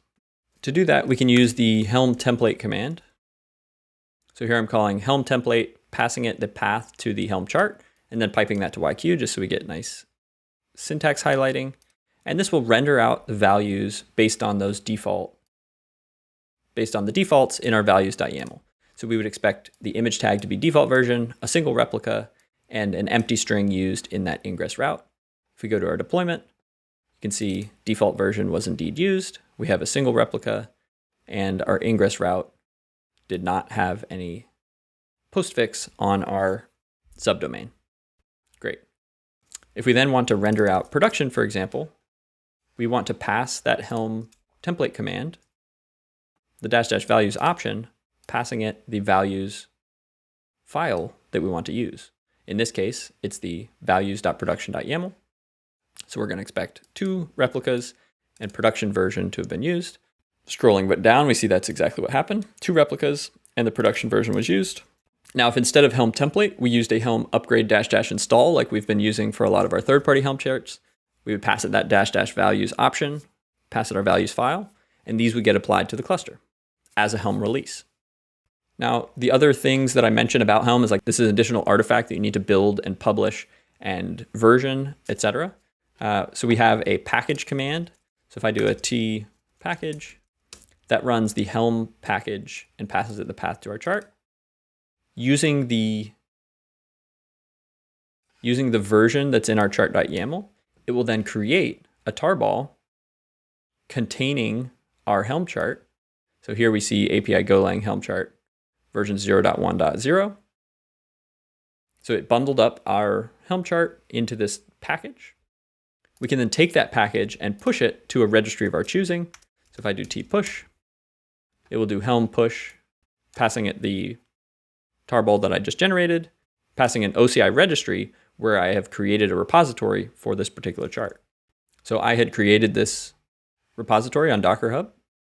And as you can see, I just pushed this version a few seconds ago. Now others could connect to this repo and pull down that version to consume within their clusters. Hopefully that gives you an idea of how you could write Helm charts for your own services and choose the specific configurations that you want to expose. Now let's use Kluctl to do the same thing. And with Kluctl, we're actually going to build out a full version of our application, including the third-party dependencies. We'll deploy a staging environment to our Civo cluster, and we'll deploy a production environment to our GKE cluster. Now, before we build out the entire project, let's start with a single service and see how we would use Kluctl to define our templates and environments that we're going to deploy our Golang application into. From there, we'll extend it and add all the other services, including our third-party dependency.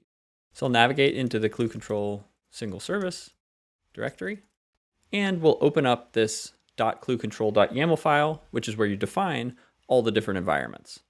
As you can see, I've defined 2 targets. Targets are the language used by Kluctl to define an environment you're going to deploy into. Oftentimes, this will correspond one-to-one with a Kubernetes cluster. So a single target may represent a single cluster. However, that's not required. You can have multiple targets that go into the same cluster, into different namespaces, for example. In all of the examples here, I'm going to have that one-to-one mapping from target to cluster. There's a really nice feature within a target that you can specify a context. This is the context within your kubeconfig file.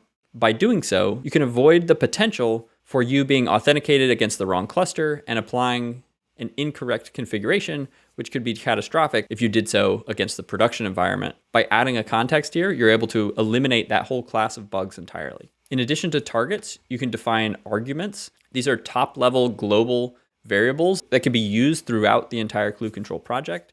In this case, I'm passing a single argument, and that is the name of the environment.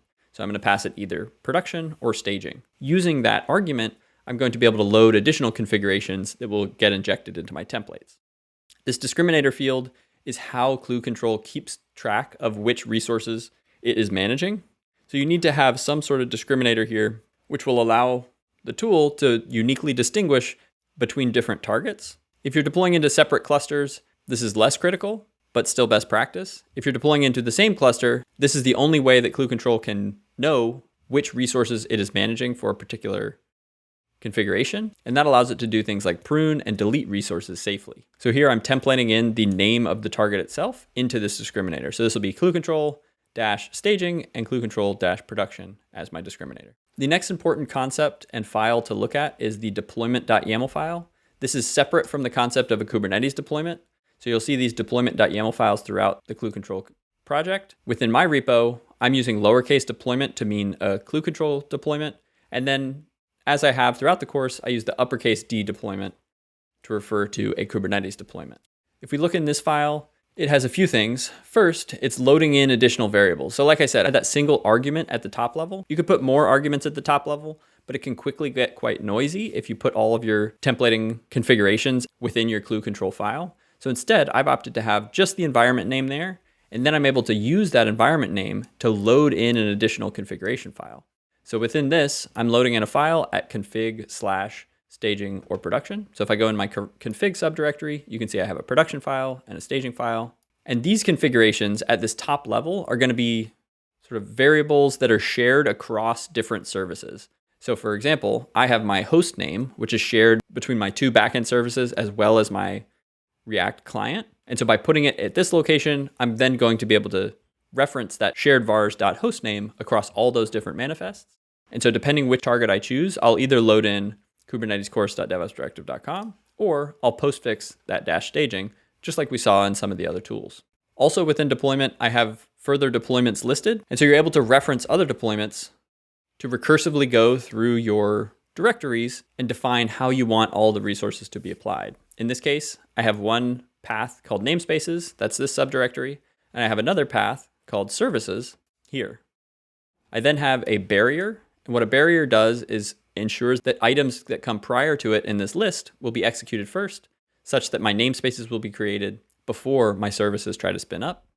And then finally, you can place a common label. So these will be Kubernetes labels that get applied to all the resources that are being provisioned by this deployment. We can then take a look at these sub-deployments. So if we look in namespaces, it's just a single namespace object. Because namespaces just has manifests at the top level, it will automatically pick it up. In the services subdirectory, I'm going to have multiple services here. So I have my API Golang folder, and then the deployment references that subdirectory. And finally, within there, I have one more deployment. Here, I'm passing it a path to the manifest file. Manifest is where all of my Kubernetes manifests are going to live. And then I have another config subdirectory, and these will be configurations that are specific to this application. So if I load that one up, I'm loading in a version and a number of replicas. that will get used in my deployment.yaml file. So if I go here in my deployment.yaml, I can see I'm referencing that API golang.replicas. That's going to get loaded in from this config. It's going to be 2 for production or 1 for staging, as well as the version is going to get used from this API Golang specific configuration. But then if I look at the ingress route, here I'm using that shared vars.hostname, which is coming from my top level configuration files. So that's coming from this top level configuration. And so this, while it's a relatively minimal example, shows a lot of the different ways that you can handle templating and managing configurations for different environments, including sharing some of those configurations across services while having others being service specific. Similar to Helm template or kubectl Kustomize, Kluctl has a render option. So we're going to pass it the -t flag to specify target. Most of the Kluctl commands will require this target flag, and that's because you need to know the context of the target that you are trying to execute that command against. So here we're going to render out the production configs, print them all to the console, and then pipe that to YQ to get syntax highlighting. As we can see, we get all of the resources associated with our Go-based API, and also we get that namespace at the top of the list because that's what's going to be deployed first. It's adding some convenient labels. You can see this common label that we had specified. If you recall, within our top level deployment.yaml, we said we want this Kubernetes course label to be applied to all of our resources. And as you can see, here it is, here it is. You can see our number of replicas was injected, as well as the version that we specified. Let's now render out the staging values. You can see our host name indeed has this postfix like we would want, and then our deployment has a single replica and is using a different version that it's picking up from that staging specific config. And so that's how we can configure a single service. Let's take a look at what the Kluctl configuration looks like when we add in the remainder of the services and start to add third-party Helm charts and configuring those as well. So I'll navigate up one directory to the Kluctl directory. And let me just show you what the directory hierarchy looks like. As you can see, I've added a whole bunch more things.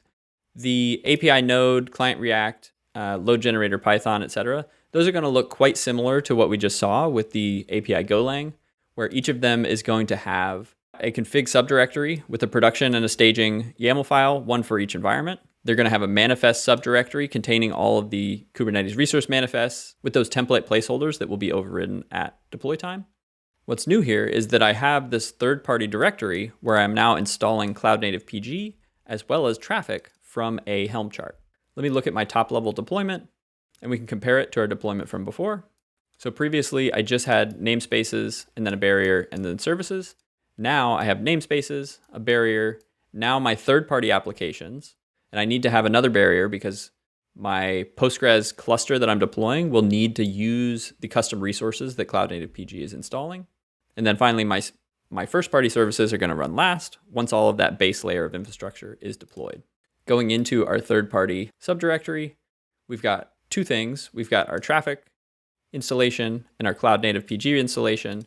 And then we're specifying that we want to wait for Cloudnative-pg to be ready before this deployment is declared as ready. Clicking in here, you can see we have a few things. We have one, the namespace that it will be deployed into.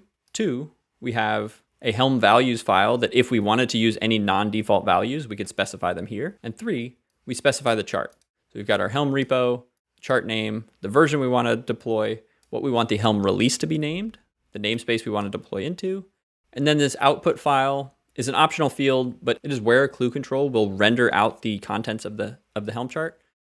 Kluctl, the way that it interacts with Helm is actually to render out the contents and then apply them via its own mechanism rather than calling out to Helm directly. And so this is a file name where the rendered out contents will temporarily live. We then have a customization.yaml, which tells Kluctl how to apply the final resources. In this case, we're going to deploy the namespace, and then we're going to deploy that output file that I just mentioned, which will have the rendered contents of our Helm chart. This does mean that the behavior of Helm hooks may be slightly different when using a Helm chart with Kluctl. They do their best to maintain behaviors across those two, and there's similar hooks within Kluctl that it will use, but it may not be exactly one-to-one in terms of the behavior of those hooks. So that's just something to call out here. The Cloudnative-pg subdirectory looks pretty much identical. We have the namespace it's going into.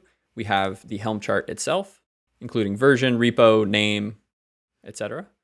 And then we have any values that we would want to apply. In this case, we're installing with all the default values. Now, the one subdirectory of our services that's going to look a little different than the others is the Postgres directory. This is because here we are deploying a Cloudnative-pg cluster that using the custom resource definitions that the Cloudnative-pg operator is installing. So again, we have a specific configuration just for the subdirectory. Here we're saying in production, we want 2 instances. So we'll have a read-write instance and a read-only instance. In staging, we're just going to have the one. And then our manifests here are going to be a cluster. So this is using this Cloudnative-pg custom resource, deploying it into the Postgres namespace, setting up a super minimal persistent volume, and referencing a secret where the password is going to be for the super user. If this were your actual application, you would not want to use the super user. You would need to have likely a much larger disk. You would probably want to set up backups. The goal of this is to get a baseline cluster set up that we can run our application against.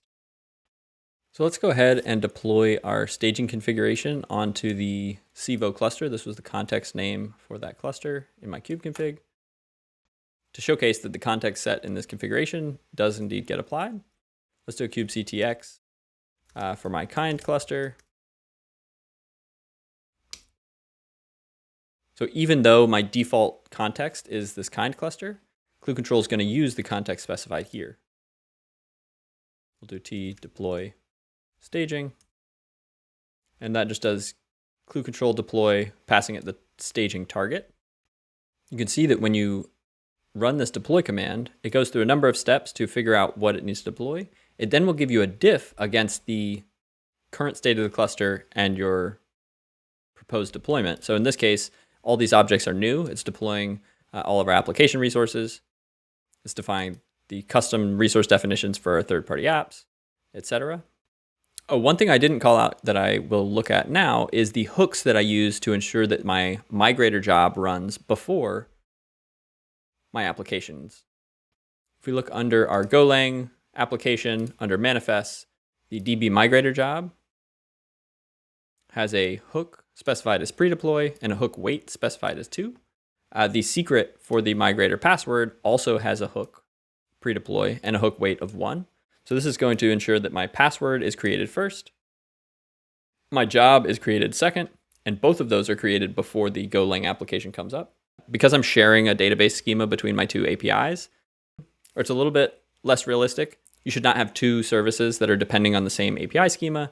In this case, the node API is not coupled to when this migration job runs, but I just wanted to showcase how you could apply this pattern, and you would follow the same approach if it were more realistic and you had each service talking to its own schema or its own database entirely. But that's going to ensure that the migrator runs before the service is installed and or upgraded. It's giving us some warnings about validation webhooks and the fact that some of the custom resources don't exist in the cluster, so the dry run can't validate them. But let's go ahead and proceed. Here we started, it created our 2 namespaces. It's now applying our third-party services because of how they were next in that top-level deployment.yaml. It waited for our Cloudnative-pg deployment to become healthy, and now it's applying our application manifest. It's deploying that migrator job. Let's go ahead and look in the demo app namespace.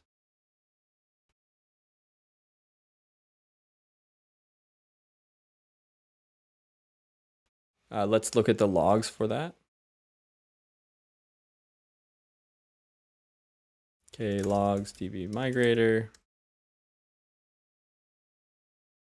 Okay, we got a connection refused. I wonder if that is just that the cluster itself wasn't healthy yet.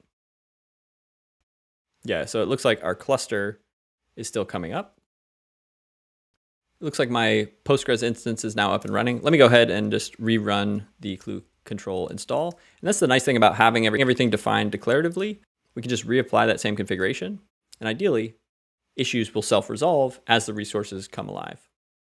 We can see the missing objects from last time are the ones that we're trying to wait for that migrator job to finish.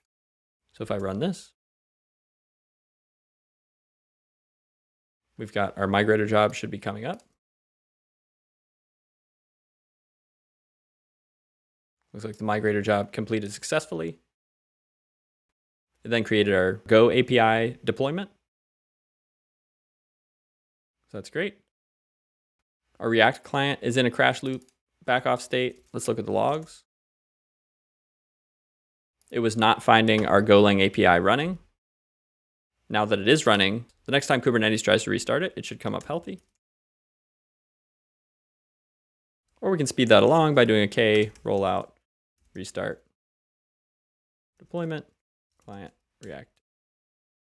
Great, looks like it came up healthy that time. Now the final issue is that our load generator Python is in an image pull back off state. That indicates to me that the secret that should be used for the Docker Hub repository is not working properly. Off screen, I just added that secret. Let me go ahead and do a rollout restart for that.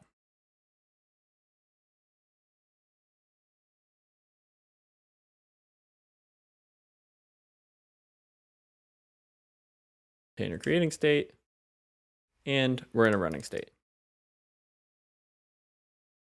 Okay, and so now our application appears to be healthy. Let's look across all the namespaces.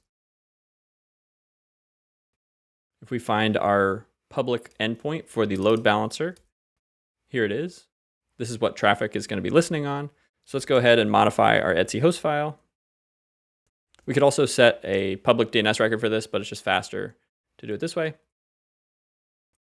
Now, if we navigate in our browser, zoom in, and there is our first manual human request to our API. So we see the request count 1 for our Golang API, but the load generator has already made a number of requests to our Node API. Let's refresh again. We see a second request here, and this continues to tick upwards. So there we have it, our staging configuration deployed to our Civo cluster. Now, just to showcase the power of why we set this up in the first place, let's deploy our production configuration to the GKE cluster. To do that, we can just switch to our GKE context. I have it specified here in my top level Kluctl config file. Let's just modify this. Let's do a deploy.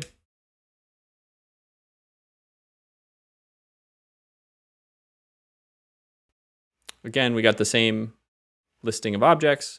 We've got some warnings about the custom resource definitions not existing. We're going to proceed anyways. Now, once again, this job is going to fail until that Postgres cluster is healthy.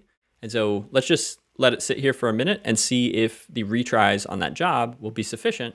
It should retry, I believe, 6 times by default, will be sufficient to have it run successfully on this first go. It looks like the first of my 2 replicas is now healthy. So let's see now if the next time this job executes, if it will succeed. I think it will. It did succeed. However, it looks like the Kluctl command timed out. So I could either extend the timeout on the Kluctl command.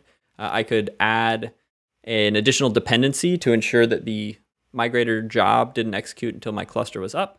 But in this case, this is really only going to happen the first time we deploy. So I'm just going to go ahead and rerun my apply command and allow it to proceed a second time.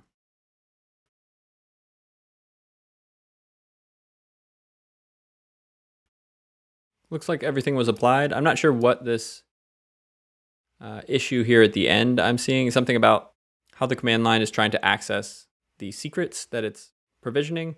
But it looks like everything applied successfully. Once again, my load generator is in an image pull backoff state. This is a fresh cluster with no image pull secrets in it. Let me deploy that off screen, and then I'll roll out, restart the deployment. Our load generator is now healthy.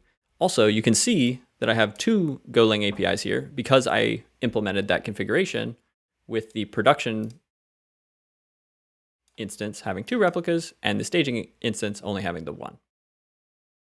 I can grab my external IP for that load balancer, modify my etc hosts. Now we can navigate to the production URL. There we go. we're live in production. And so I now have a single configuration that I can use to very easily template the specific values that I want to change across environments. We saw now let me make just a trivial change to one of our applications. For example, let's add another replica here to production and deploy again.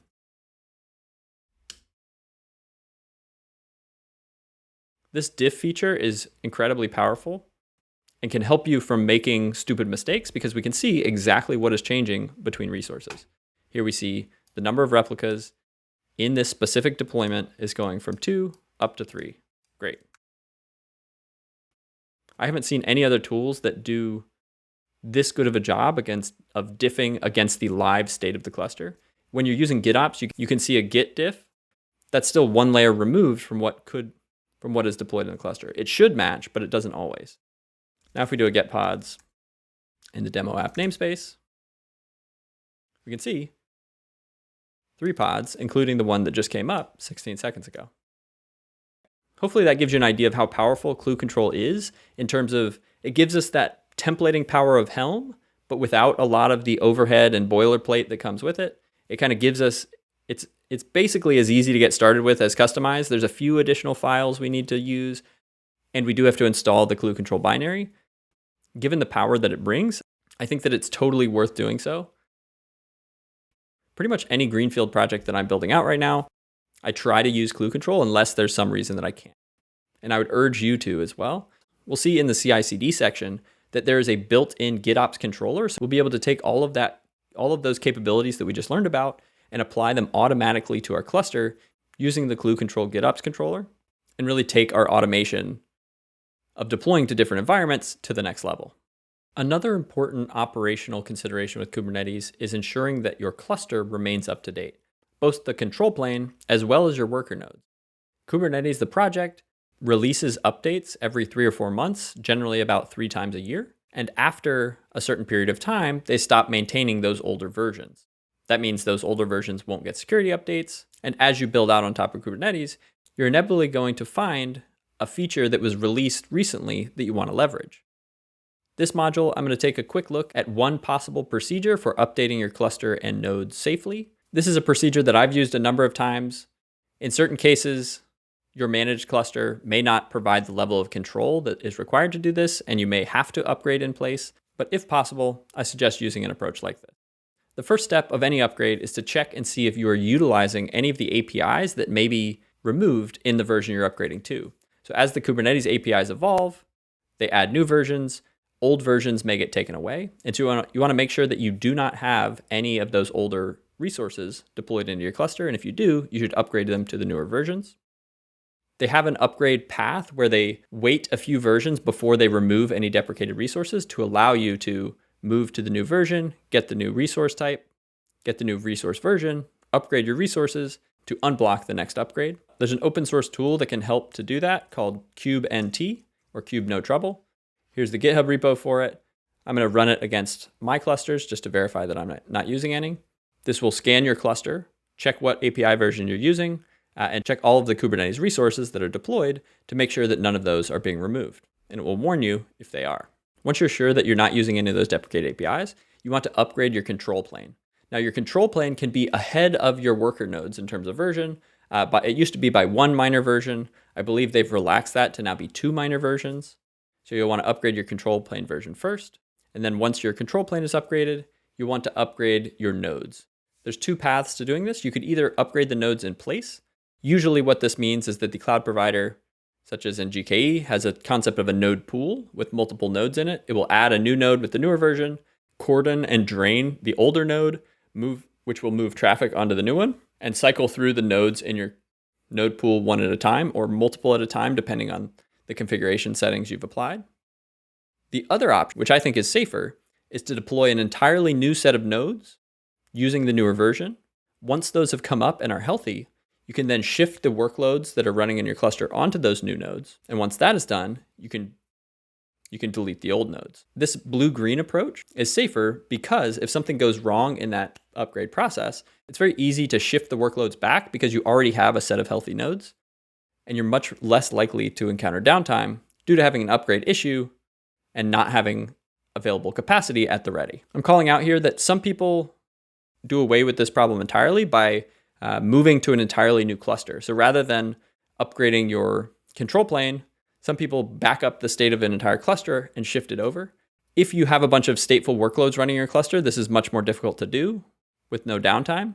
But I'm just calling out there that some people feel that that is safer. So not only just shifting onto a new set of worker nodes, but also shifting onto an entirely new cluster is a different approach. Also, it's important to call out here that the blue-green approach that I'm talking about of creating new nodes and destroying the old ones is much easier to achieve in a cloud environment than in an on-premises environment. Because of that, you're more likely to upgrade in place with a long-lived physical server that you're managing on premises, rather than needing to have a whole new set of hardware to move your workloads onto. And so with that, let's go ahead and upgrade our GKE cluster using this process. We'll start by navigating to module 13. The first step is going to be to run kube no trouble against our cluster. Let's make sure we're pointed at our GKE cluster.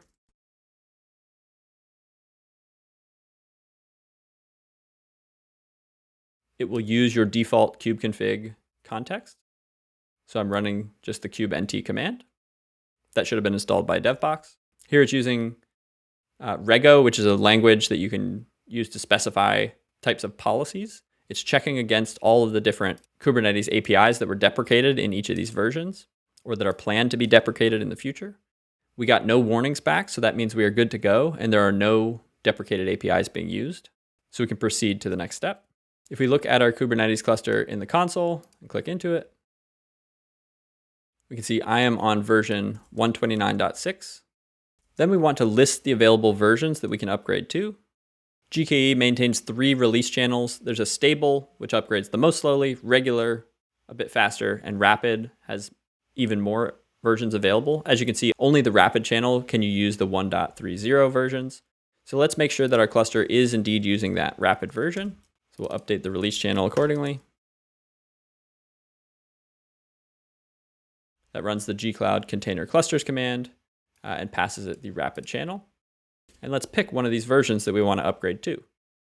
Let's grab the default version for the rapid channel. That seems fine. And let's specify it in our task here. Paste that in. And so this version variable is going to get substituted in when we call our container clusters upgrade command. And specifically, I'm telling it to upgrade the control plane. So let's do that. So here it issued that command, passing it the version. It's warning me that this is going to block other operations on the cluster. That's fine. Now this is just upgrading the control plane. It shouldn't impact the worker nodes at all. So I wouldn't expect any of my workloads to move, and they should continue running just fine while this upgrade is happening. If I reload the page here on Google Cloud, you'll see that my cluster is now in an upgrading state. This will take a few minutes behind the scenes. So after about 5 minutes, that control plane upgrade completed. You can see here this warning. You can see here this note that if auto upgrade is enabled, that node upgrade would happen in the background. And GKE has been around enough and has tested enough of these upgrades that auto upgrade in place for a node pool is generally pretty darn safe.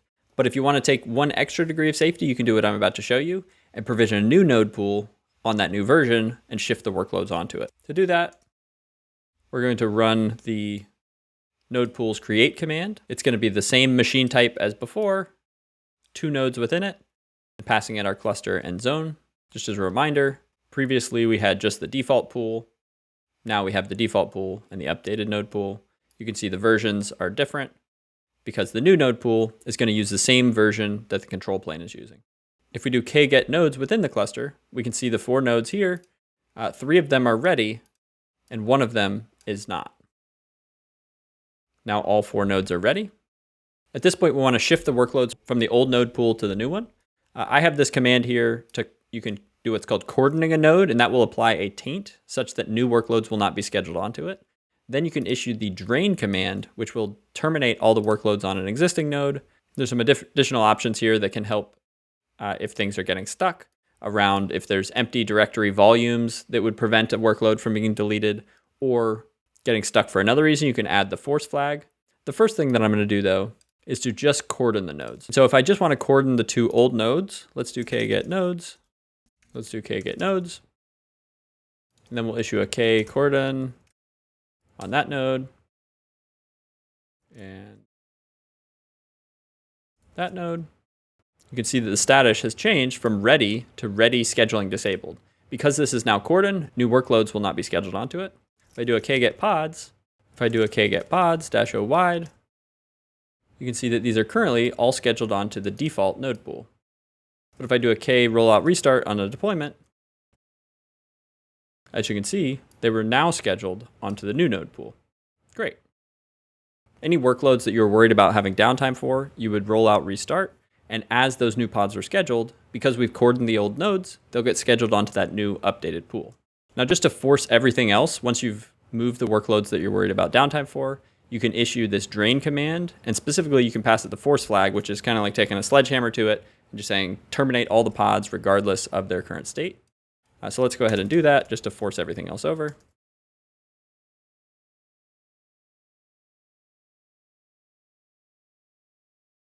It's evicting a bunch of pods. And so eventually, once you've restarted all of the workloads that you're worried about downtime for, the only things running on your old node pool are going to be daemon sets. And that's okay because we already have one copy of that running on each of our new nodes as well. So we can delete that node pool safely. So we can issue a gcloud container node pools delete. We'll say yes. And at this point, Google's going to go off and delete this node pool from our cluster. Now, a few minutes later, the original default node pool is gone. We've got our updated node pool here. If we look at the nodes in the cluster, we see only the two nodes. Awesome. And so, like I said, doing an in-place upgrade can work and it will cycle one node at a time. However, having that additional capacity ready to shift the workloads back to if something were to go wrong is a nice safeguard to have. Okay, we've reached the final module of the course. And this is the one that takes a project from kind of a one-off hobbyist project where you're manually deploying things into a more production-ready system where you have automations that are enabling you to push your code to Git and have those changes be automatically built into container images, have those images be automatically deployed into your clusters. That's what we'll be looking at in this continuous integration and continuous delivery section. And specifically, it allows us to reach these higher levels of capabilities where early on in the course, I showed you how to use the kubectl create command from the command line. We never want to be doing that in production. It's only really useful for learning purposes. The next level we progress to in module 7, a manual kubectl apply command. We got our configurations ready. We applied them. In module 12, we defined our configurations to be able to apply to multiple environments. However, it was still a manual application. The next level beyond that would be to run a kubectl apply or a Kluctl apply from an automated pipeline like GitHub Actions or Circle CI. And then kind of the next level beyond that has become a de facto standard for companies managing Kubernetes resources is something called GitOps. And GitOps is the idea that you have all your manifests in Git, which we already do. However, now you're automatically syncing the state of that repo into the cluster and applying those manifests such that your cluster state and your repo state maintain parity automatically. For continuous integration, we'll be using GitHub Actions. And generally, the types of things that you would want to run in continuous integration pipelines are things like your test suite. So when people are trying to merge new code from a pull request into main, you want to execute all of the tests that you have against those to make sure that they don't break anything. Things like linting and validation as well. You would generally want to build your container images and then push those container images to a registry for your Kubernetes clusters to consume. On the continuous delivery side, here we're thinking about how we get those changes into our Kubernetes manifests, and then how we apply those Kubernetes manifests to the clusters. We also would want to validate that those deployments are working as expected. In this case, we're going to use Kluctl and its built-in GitOps capabilities combined with a GitHub action that automatically updates our manifests within the Git repo to achieve this automation. You could use something like RenovateBot to achieve this as well. I've implemented kind of a hacky GitHub action that does a find and replace on the specific versions that we care about for the manifests. And so let's jump over to our code editor and get this working. Now, GitHub Actions for a repo live in a top-level .github folder. Within there, there's a workflows folder and any number of YAML files. In this case, I have a single workflow that I'm naming image CI. For a workflow, you can specify triggers. So here I'm saying every time someone pushes to the main branch in this repo, I want this workflow to run. Or anytime someone pushes a tag that matches this number.number.number format. So those will be my production releases, whereas I'm going to deploy to staging with each push to main. And then I'm specifying this path key here. And this says only rebuild images when the applications themselves change. So because I've got so much stuff in this repo, I didn't want to rerun this workflow every single time I changed something in module 4, for example. So this says only run this workflow when the module 6 files change, because that's where the applications and their Docker files live. Within a workflow, you can specify any number of jobs. We're going to start with the job that's going to generate the image tag. So this is going to be the tag that we use for those container images, and it has just one output. That output is the image tag itself. And then the second job is going to take as an input that image tag, and it's going to build, tag, and push all of our container images. The reason that I separated this as a separate job is so that the second job can run in parallel using this matrix strategy. So we'll have 5 pipelines running in parallel, building our container images all at once. Whereas the image tag generation only needed to happen a single time. If you had separate image tags for each of your services, for example, you were able to release them independently, you might need to generate an image tag specific to each service. And therefore, they could live in the same job. The third job, what I've named here, update tags, and this job specifically goes into the repo, finds all of the Kubernetes manifests that use those tags, and updates them before creating a pull request such that I can go in as a human, review the tags that have been modified, and merge that pull request to deploy to production. Let's look at the specifics of what's happening here. The very first step is to check out my code. And because I'm using the git tags as a mechanism to generate the image tag, I need to use this fetch step 0. This will ensure that the GitHub action workflow has all of the git tags available to it rather than just the latest commit. I'm then installing task, this task runner that I've been using throughout. I want that available in the runner because I've actually defined the commands that are executed by this workflow in task. And then I'm going to generate the image tag. Here I'm specifying a working directory. So this is my module 14 directory. And specifically, I'm calling the task generate version tag task. So let's take a look at what that actually is. Let me navigate to module 14. We'll navigate to GitHub Actions within that. And you can see I've got this generate version tag command. Let's execute it. So it output 05044G and then a hash. The command that it's running is git describe, looking at all the tags, and finding the first parent of any particular tag matching on this pattern. And so if I run git tag, you can see here are all the tags I've applied in my cluster, ranging up to 050. The most recent one is this tag. And so then when I do this git describe command, it starts with that most recent tag. It tells me I've made 44 commits since that tag. And then this is my latest commit, this 51B089. And so this command gives me a mechanism to have my image tags increment with each new commit on main. And also, anytime you have a release, this prefix will change. And so this makes it very easy for me to see from my image tag what's the latest version on production and how many commits away my staging version is. If I was on a commit with a specific tag, instead this would just return 050. Okay, so we generated our image tag, we stored that in a variable, and then we echoed that out into the GitHub output at the key image tag because we specified this output, specifically calling out the step that we should grab it from. That value of 05044G51 would then get passed into the next step. This needs command ensures that this job won't run until the previous job has completed. And then we'll have one copy of this job for each of these paths. Let's take a look at what steps are going to be run. Again, we start by checking out. So this will give me the code associated with the event that triggered the workflow. I'm installing task. I'm setting up QEMU or QEMU. This is a computing architecture emulation capability such that I'll be able to build both AMD 64 and ARM versions of my container images. I'm then setting up Docker build X. And these are third-party GitHub Actions that you can pull in, as you can see, with just a couple lines. There is a GitHub Actions marketplace with all sorts of third-party actions that you can take a look at and see if they meet your needs. And so if there is a action that's available that meets the needs of your particular workflow, you can leverage those open source projects and avoid having to write a bunch of custom scripts yourself. So we're going to set up QEMU, we're going to set up Docker build X. We're then going to log into Docker Hub, passing it a username and token. If this job is specifically associated with our Golang API, we need to set up Go in order to build it.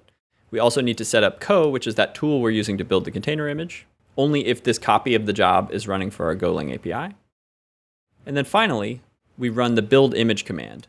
We pull in that image tag from the previous job. We specify a working directory of the path of the particular copy of this job that we're running. And then we actually call out to task running our multi-architecture build task from that module. We're leveraging the work that we already did in these other earlier projects to execute this task. And because we have the same task name across each of our services, that's why we're able to run this one command and have it work across all of those different projects simply by specifying a different working directory. One thing we're not optimizing here is saving and restoring the Docker cache across GitHub Action workflow runs. That's something you could do if you wanted to speed up the build times. Have it cache those Docker layers between runs. Now, if you recall, when we issued these buildx multi-architecture build commands, they included a push to the registry. So that's why we don't have an additional push step. These tasks build and push those images. Now, the final job that I talked about is this updates tag job. And this is where we want to take the tag that we used for building these images and update the corresponding Kubernetes manifests within our repo. Here I'm saying that both of these previous jobs need to complete before this one will execute. And then taking the following tasks. We check out the code, we install task. This is where the bulk of the work is done in this update image tag step. We get our tag from that initial job and we run two tasks. The first one, we update our staging tags, and this will run every single time this executes, whether it's on main or from a release. And then if this workflow was triggered by a tag, then GitHub ref will look like this. It will say refs, tags, and then have the tag number. And if this is true, then we'll also run task update production tags with the new tags. Let's go look at these tasks and see how they work. I've got this task called update image tags. And it, as it's described, recursively updates tags and files with the specified comment. And so this takes an input of a path and then recursively goes through every file in the repo looking for a specific comment to identify which lines to modify, and then replaces those with the version specified. I've included this particular task file as excluded because otherwise the identifier comments that I'm using here would get modified by itself. So this is just a way that I can prevent that from happening. And then I run a series of commands. This first one is just error handling, saying you have to specify an identifier comment and you have to specify a starting path, otherwise it won't work. And so that is just there to provide a help statement for people to use this command. I'm then specifying out some information, and then this is where the actual execution of the replacement takes place. I use the find command using the starting path as the entry point, looking for any YAML file, searching for, using grep, the identifier comment, and then taking the output of those and looping over them. For each of those items, as long as the file is not within my excluded files list, then I update that file using sed, or stream editor. I find the version tag that exists and the identifier comment and replace the version with the new tag. Once I've looped through everything, those files will now be updated in place because I use the -i command, and we can proceed. I then have two additional tasks which call this top task. So first, I check that you have a new tag specified, as it is required. And then I call the update image tag specifying the two inputs. In this case, the identifier for staging is staging image tag.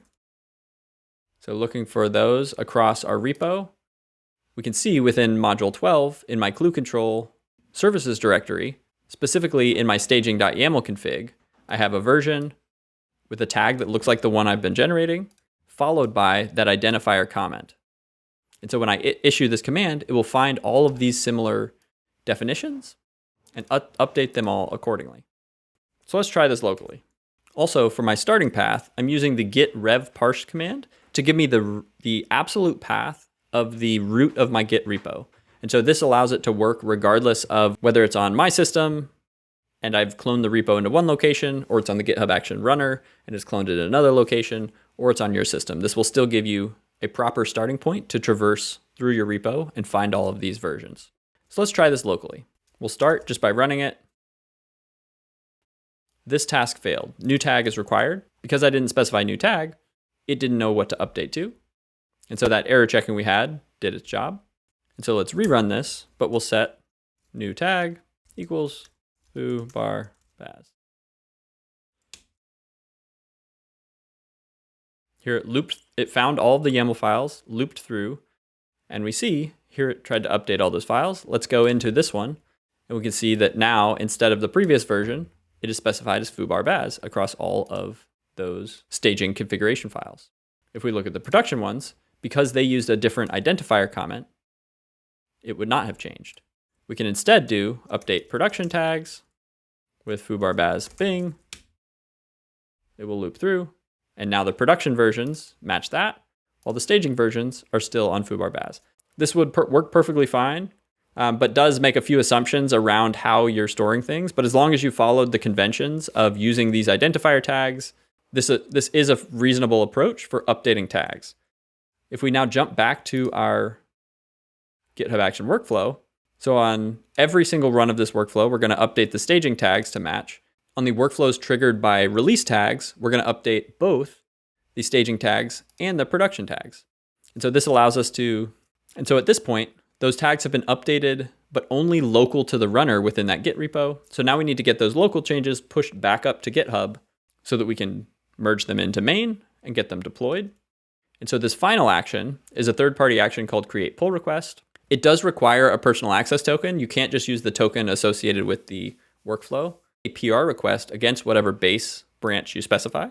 In this case, main, containing those changes. And so why don't I go ahead and make a commit to the repo, and we can watch this workflow happen. And you'll recall that I have this paths filter here. So it's only going to rebuild these images when I modify something in this path. So why don't I go into module 6, and I will create a trivial change to the README. I'll just add a period. Now we can commit that, and we'll push it. And so if we go to the repo now, under Actions, you can see a new workflow run has been created. We're starting out by generating that image tag. We then are running our 5 build jobs in parallel. If we click into one, we can see the tag that it received was 05045 because now it's 45 commits since that latest release. 2 of our applications have now built and pushed successfully. Let's go over to Docker Hub and see that it was pushed. We see this version 05045 was just pushed a minute ago. Awesome. Okay, our build jobs have completed after a few minutes, and now we're in that update tags job. We can see that it updated our staging configuration files like we would expect, and now created a pull request. We should be able to go under pull requests and see here the title, the tag is correct, and my personal access token, that's why it shows my name, pushed the latest to this branch. And if we look at the changes, it contained changes to all of those staging configs, just like we would expect. Now, because this was a push to main and not a push due to a release tag, that's why it only updated the staging ones. And so that showcases an end-to-end CI workflow for generating useful image tags, building all of our container images across a parallel set of jobs, and then going and updating those tags within our Kubernetes manifests automatically. You'd obviously want to have additional workflows for things like running your unit tests and integration tests, but I just wanted to focus on how we get code changes into container images. Now we can shift focus onto our GitOps installation to get those versions that are now represented in that pull request into our cluster. When it comes to GitOps, there's 2 names that people will always reference, Argo CD and Flux CD. Those are both very popular and very powerful projects. However, I'm going to showcase a third approach using Kluctl GitOps. One, because I think it's awesome, and we can leverage all of that multi-environment configuration capability that we showcased in section 12. and 2, because I want more people to use this project. I think the developer experience is actually better in many cases than Flux or Argo, and because of that, I wanted to highlight it here and hopefully convince you that you should use it as well. The concept behind GitOps, as I mentioned before, is that you're going to have a controller running in your cluster that is able to pull updates from Git. Now that can be triggered via a webhook to increase the speed with which updates make it into the cluster. That's not super important. The important piece is that we have this operator which is able to pull in updates automatically and keep those updates in sync with the deployed state of the cluster. Now within the Kluctl GitOps subdirectory, we've got a few things defined. We've got our top level Kluctl file. So we're going to define a deployment just like we did for our multi-cluster deployment. But in this case, the deployment is controlling the Kluctl GitOps controller. We've got our 2 targets. Again, staging is pointing to the Civo cluster and production is pointing to my GKE cluster. The args that we're going to pass into this deployment are just going to be the cluster name. And we've got a discriminator using that cluster name to enable Kluctl to properly prune and delete resources. The deployment specifies we're going to start with our namespaces. We have a barrier, and then we're going to deploy our clusters. So namespaces here, there's 2 namespaces that Kluctl uses for GitOps. We have our Kluctl GitOps namespace, as well as our Kluctl system namespace. So those will be deployed first. And then it will look into this clusters subdirectory where we find the following deployment.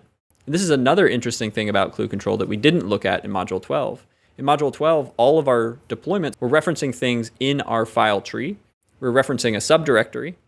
However, we can reference a Git repo, public or private. We could specify credentials to access it here. And so these configurations don't even need to live in our repo.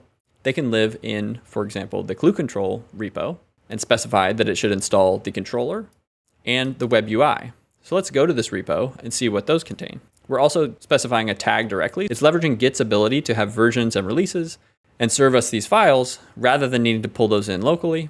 So if we go to this repo and then to the install directory, the 2 things it was referencing were controller and UI. So the controller one is going to deploy this, and the web UI is going to deploy this. The web UI is a stateless deployment that will allow us to visualize the state of our Kluctl resources. And the controller is the brains of the operation that's going to actually be performing the command line executions that we would have done locally, but now they're going to happen inside of the cluster. So these are kind of the system components. And then we have 2 additional subdirectories. We've got the all subdirectory. And so this is anything that's going to be common across our staging and production environment would live in here. Within that, we specify a custom resource called a Kluctl deployment. This is how we tell Kluctl about our project specifically. We say, here is the repo on Git, and I want you to look in module 14, my current module, to find the resources I care about. And so by specifying this, Kluctl is going to be able to manage itself via GitOps. I want to target the cluster name specifically, and then I want to pass that in as I deploy this, such that it will be usable as an argument. These 2 options allow the controller to then clean things up if I were to delete the resource from my Git repository. And so this is going to be shared across all of our clusters, with the only difference being it will get a different cluster name specified from the argument that I pass it. Back to our clusters deployment.yaml, the final piece that we're going to install is based on the cluster name, one of which will be staging and one of which will be production. We're going to install either of these 2 deployments. This deployment is pointing to the module 14 subdirectory. These deployments are going to be pointing to the module 12 directory and will control deployment of our application itself, just like we did in module 12, but now in an automated fashion. Now I know that might have been a little hard to follow with which elements the Kluctl deployments were managing. So I drew this diagram to help hopefully clarify things. On the left-hand side, we see the 2 Kluctl deployments, the first of which we're naming Kluctl GitOps. This is going to be managing itself, as well as the Kluctl controller and web UI deployments. And finally, it will manage the Kluctl deployment referencing our demo application deployment from the other module. By including itself in this deployment, now we can manage Kluctl via GitOps. That second Kluctl deployment demo app references our module 12 directory, and so it will be deploying our demo app Kluctl deployment that includes our third-party dependencies, the Postgres cluster, and all of our first-party services. We'll manually deploy the Kluctl GitOps deployment one time. It will then install the second Kluctl deployment which will then, in turn, deploy all of our applications. Let's go ahead and deploy these two GitOps controllers into the staging and production clusters. We'll start with staging. I went ahead and cleaned up the namespaces and resources that we had deployed manually from module 12, such that we would have a fresh slate, and we should be able to now deploy into this. Navigating into our module 14, into the Kluctl GitOps directory, we can see we have 4 tasks here. The first one is to deploy into the production cluster. Second one is to deploy into the staging cluster. Let's start with staging. This just calls a Kluctl deploy, passing it the staging target. We'll say yes. If we list our Kluctl deployments across all our namespaces, we've got our GitOps deployment. This one looks like it has finished deploying. It was successful. This includes 2 pods within the Kluctl namespace, the controller. This is where all of the Kluctl logic is being applied. And then the web UI, which we can actually use to investigate and look at how these deployments are progressing. When we deployed this, a random password was generated, which I can get out of the Kubernetes secret using this command. I'll copy that, and then I'll port forward to the service in front of that web UI. So that's service Kluctl web UI and the Kluctl system namespace on port 8080. Now I can go to localhost 8080 and log in with admin and that username that I just copied. And we can see here's the GitOps deployment. It looks like it's healthy. You can see it includes both the commands that I issued via the command line. So that's this path. It deployed 2 minutes ago. And then here are the deployments that will be issued by the controller. Looks like our demo app is still reconciling. You can see the Node API is up. The DB migrator is crashing, likely because the database is not up yet. Okay, it just came up 38 seconds ago. So hopefully the next time that DB migrator restarts, it should connect successfully. That will enable the Golang API to come up, and then our React client to successfully start up as well once it detects all of the necessary backends. I'll also create that secret for our load generator Python. Now, if this were a real project, rather than manually creating that image pull secret, I would store that in Google Cloud Secret Manager and use External Secrets Manager like we showed in an earlier module to pull those values in automatically to our cluster.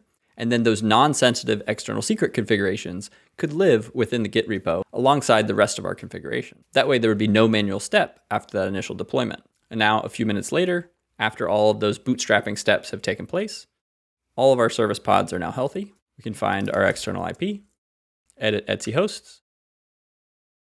This was our staging cluster. Navigate to our staging URL. And there's our application, completely bootstrapped via GitOps.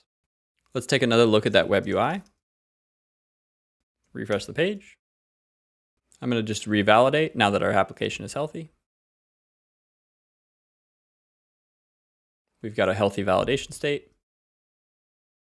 It's telling me that my reconcile failed. I think it's because it timed out on that initial run. Let's try it again. It's still showing an error here, specifically for the traffic dashboard ingress route. Now this error appears to be with something with how the Helm hook associated with the traffic ingress route for the traffic dashboard is being applied.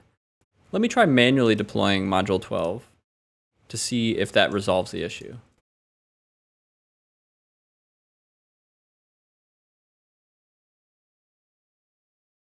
Deploy staging. And that's one interesting thing about the Kluctl GitOps model is that it's meant to enable you to use both the in-cluster controller in conjunction with the CLI, whereas Flux and Argo generally discourage that practice. By default, if you manually apply a change, the GitOps controller is not going to revert that unless you have specifically told it to, or upon the next time you push an update to your Git repo, then it would revert those manual changes and apply whatever configuration you've pushed to the Git repo. Refreshing the web UI, we can see now that we have a command line push here that was deployed 1 minute ago, and everything appears healthy. Let's rerun our deployment. I could have just rerun that deployment on the server side most likely, and it would have succeeded. We'll try that in the production cluster. And so we've got our staging cluster deployed. Now let's deploy our production cluster. Kluctl deploy, pass it the target. Say yes. All right. Let's take a look at that web UI as the two Kluctl deployments come online. This is a random password that was generated, so it'll be different than the staging password. You can see the GitOps Kluctl deployment. We deployed it first through the command line, and then the first GitOps reconciliation was successful. We can watch the logs of this demo app production deployment going through. It's waiting on that migrator job, which is crashing until the Postgres cluster comes online. Looks like our database is healthy. Our migrator job has completed. Our two replicas of our Golang API are coming online. Now I'm going to delete this pod so it'll restart. And we've got our healthy services. Let's get our service. Our external IP, put it in etc hosts.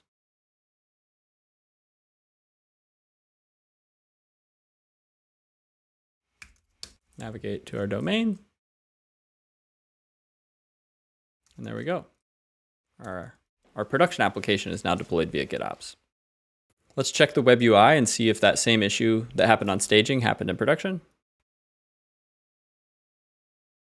It looks like it did. When I click validate, it checks that the target is ready, and it is true. Now let's click deploy. The controller should rerun that deploy command behind the scenes, and everything should come up healthy. There we go. We got a check mark. At this point, these Kluctl deployments will check for new configurations on GitHub and rerun those deployments every 5 minutes as specified in their configuration. And so it will automatically pull in new updates. To demonstrate this, we can go here. To demonstrate this, we can go here and merge this pull request that was generated automatically by our GitHub action. And we should see an upgrade across all our services on staging from this version to that version. Looks good. Let's go ahead and merge it. We'll switch over to our staging cluster.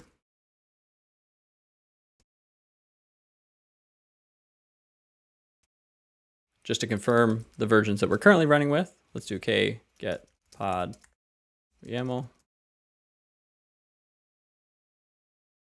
We can see it was indeed using that 0.30 version.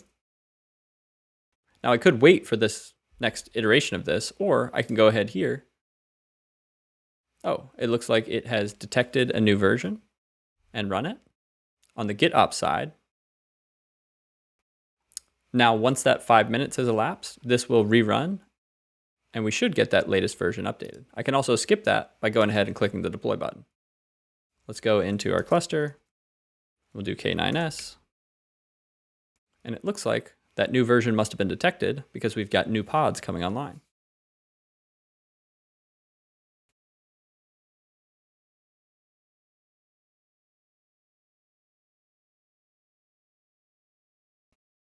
And see, all of our pods have now upgraded to the latest version. Let's just confirm that.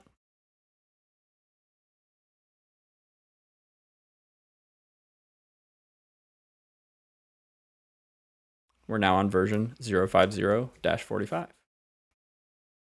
And we can see that this was just deployed 40 seconds ago. And so that just showcases making a change in our Git repo and having that automatically be reflected in the clusters. So now, instead of having to deploy stuff manually, we can just make those changes in our Git repo, and those will then flow automatically into the cluster at the next iteration of that deploy.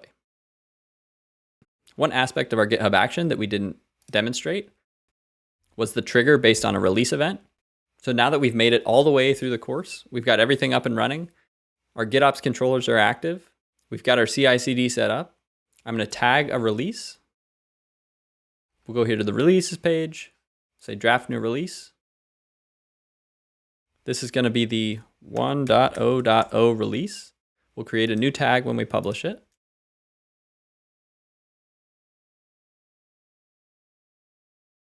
And we will click publish. This is going to create the 1.0.0 tag. We should be able to go to GitHub Actions and see we now have a GitHub action running our image CI workflow based on that tag. And now because of how we set up that generate image tag command using git describe, we'll see here that the image tag that's getting used for our container images is 1.0.0. Now that the images have been built and pushed, we're updating the tags. With that complete, we see this auto-generated pull request, updating the image tags to 1.0. You'll notice that it is updating both our production tags as well as our staging tags, which is what we want. We want to be running this image across both environments. We can merge this. We can go to staging, redeploy here.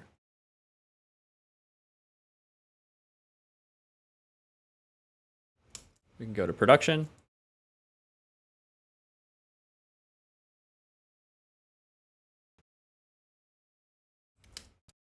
And redeploy here.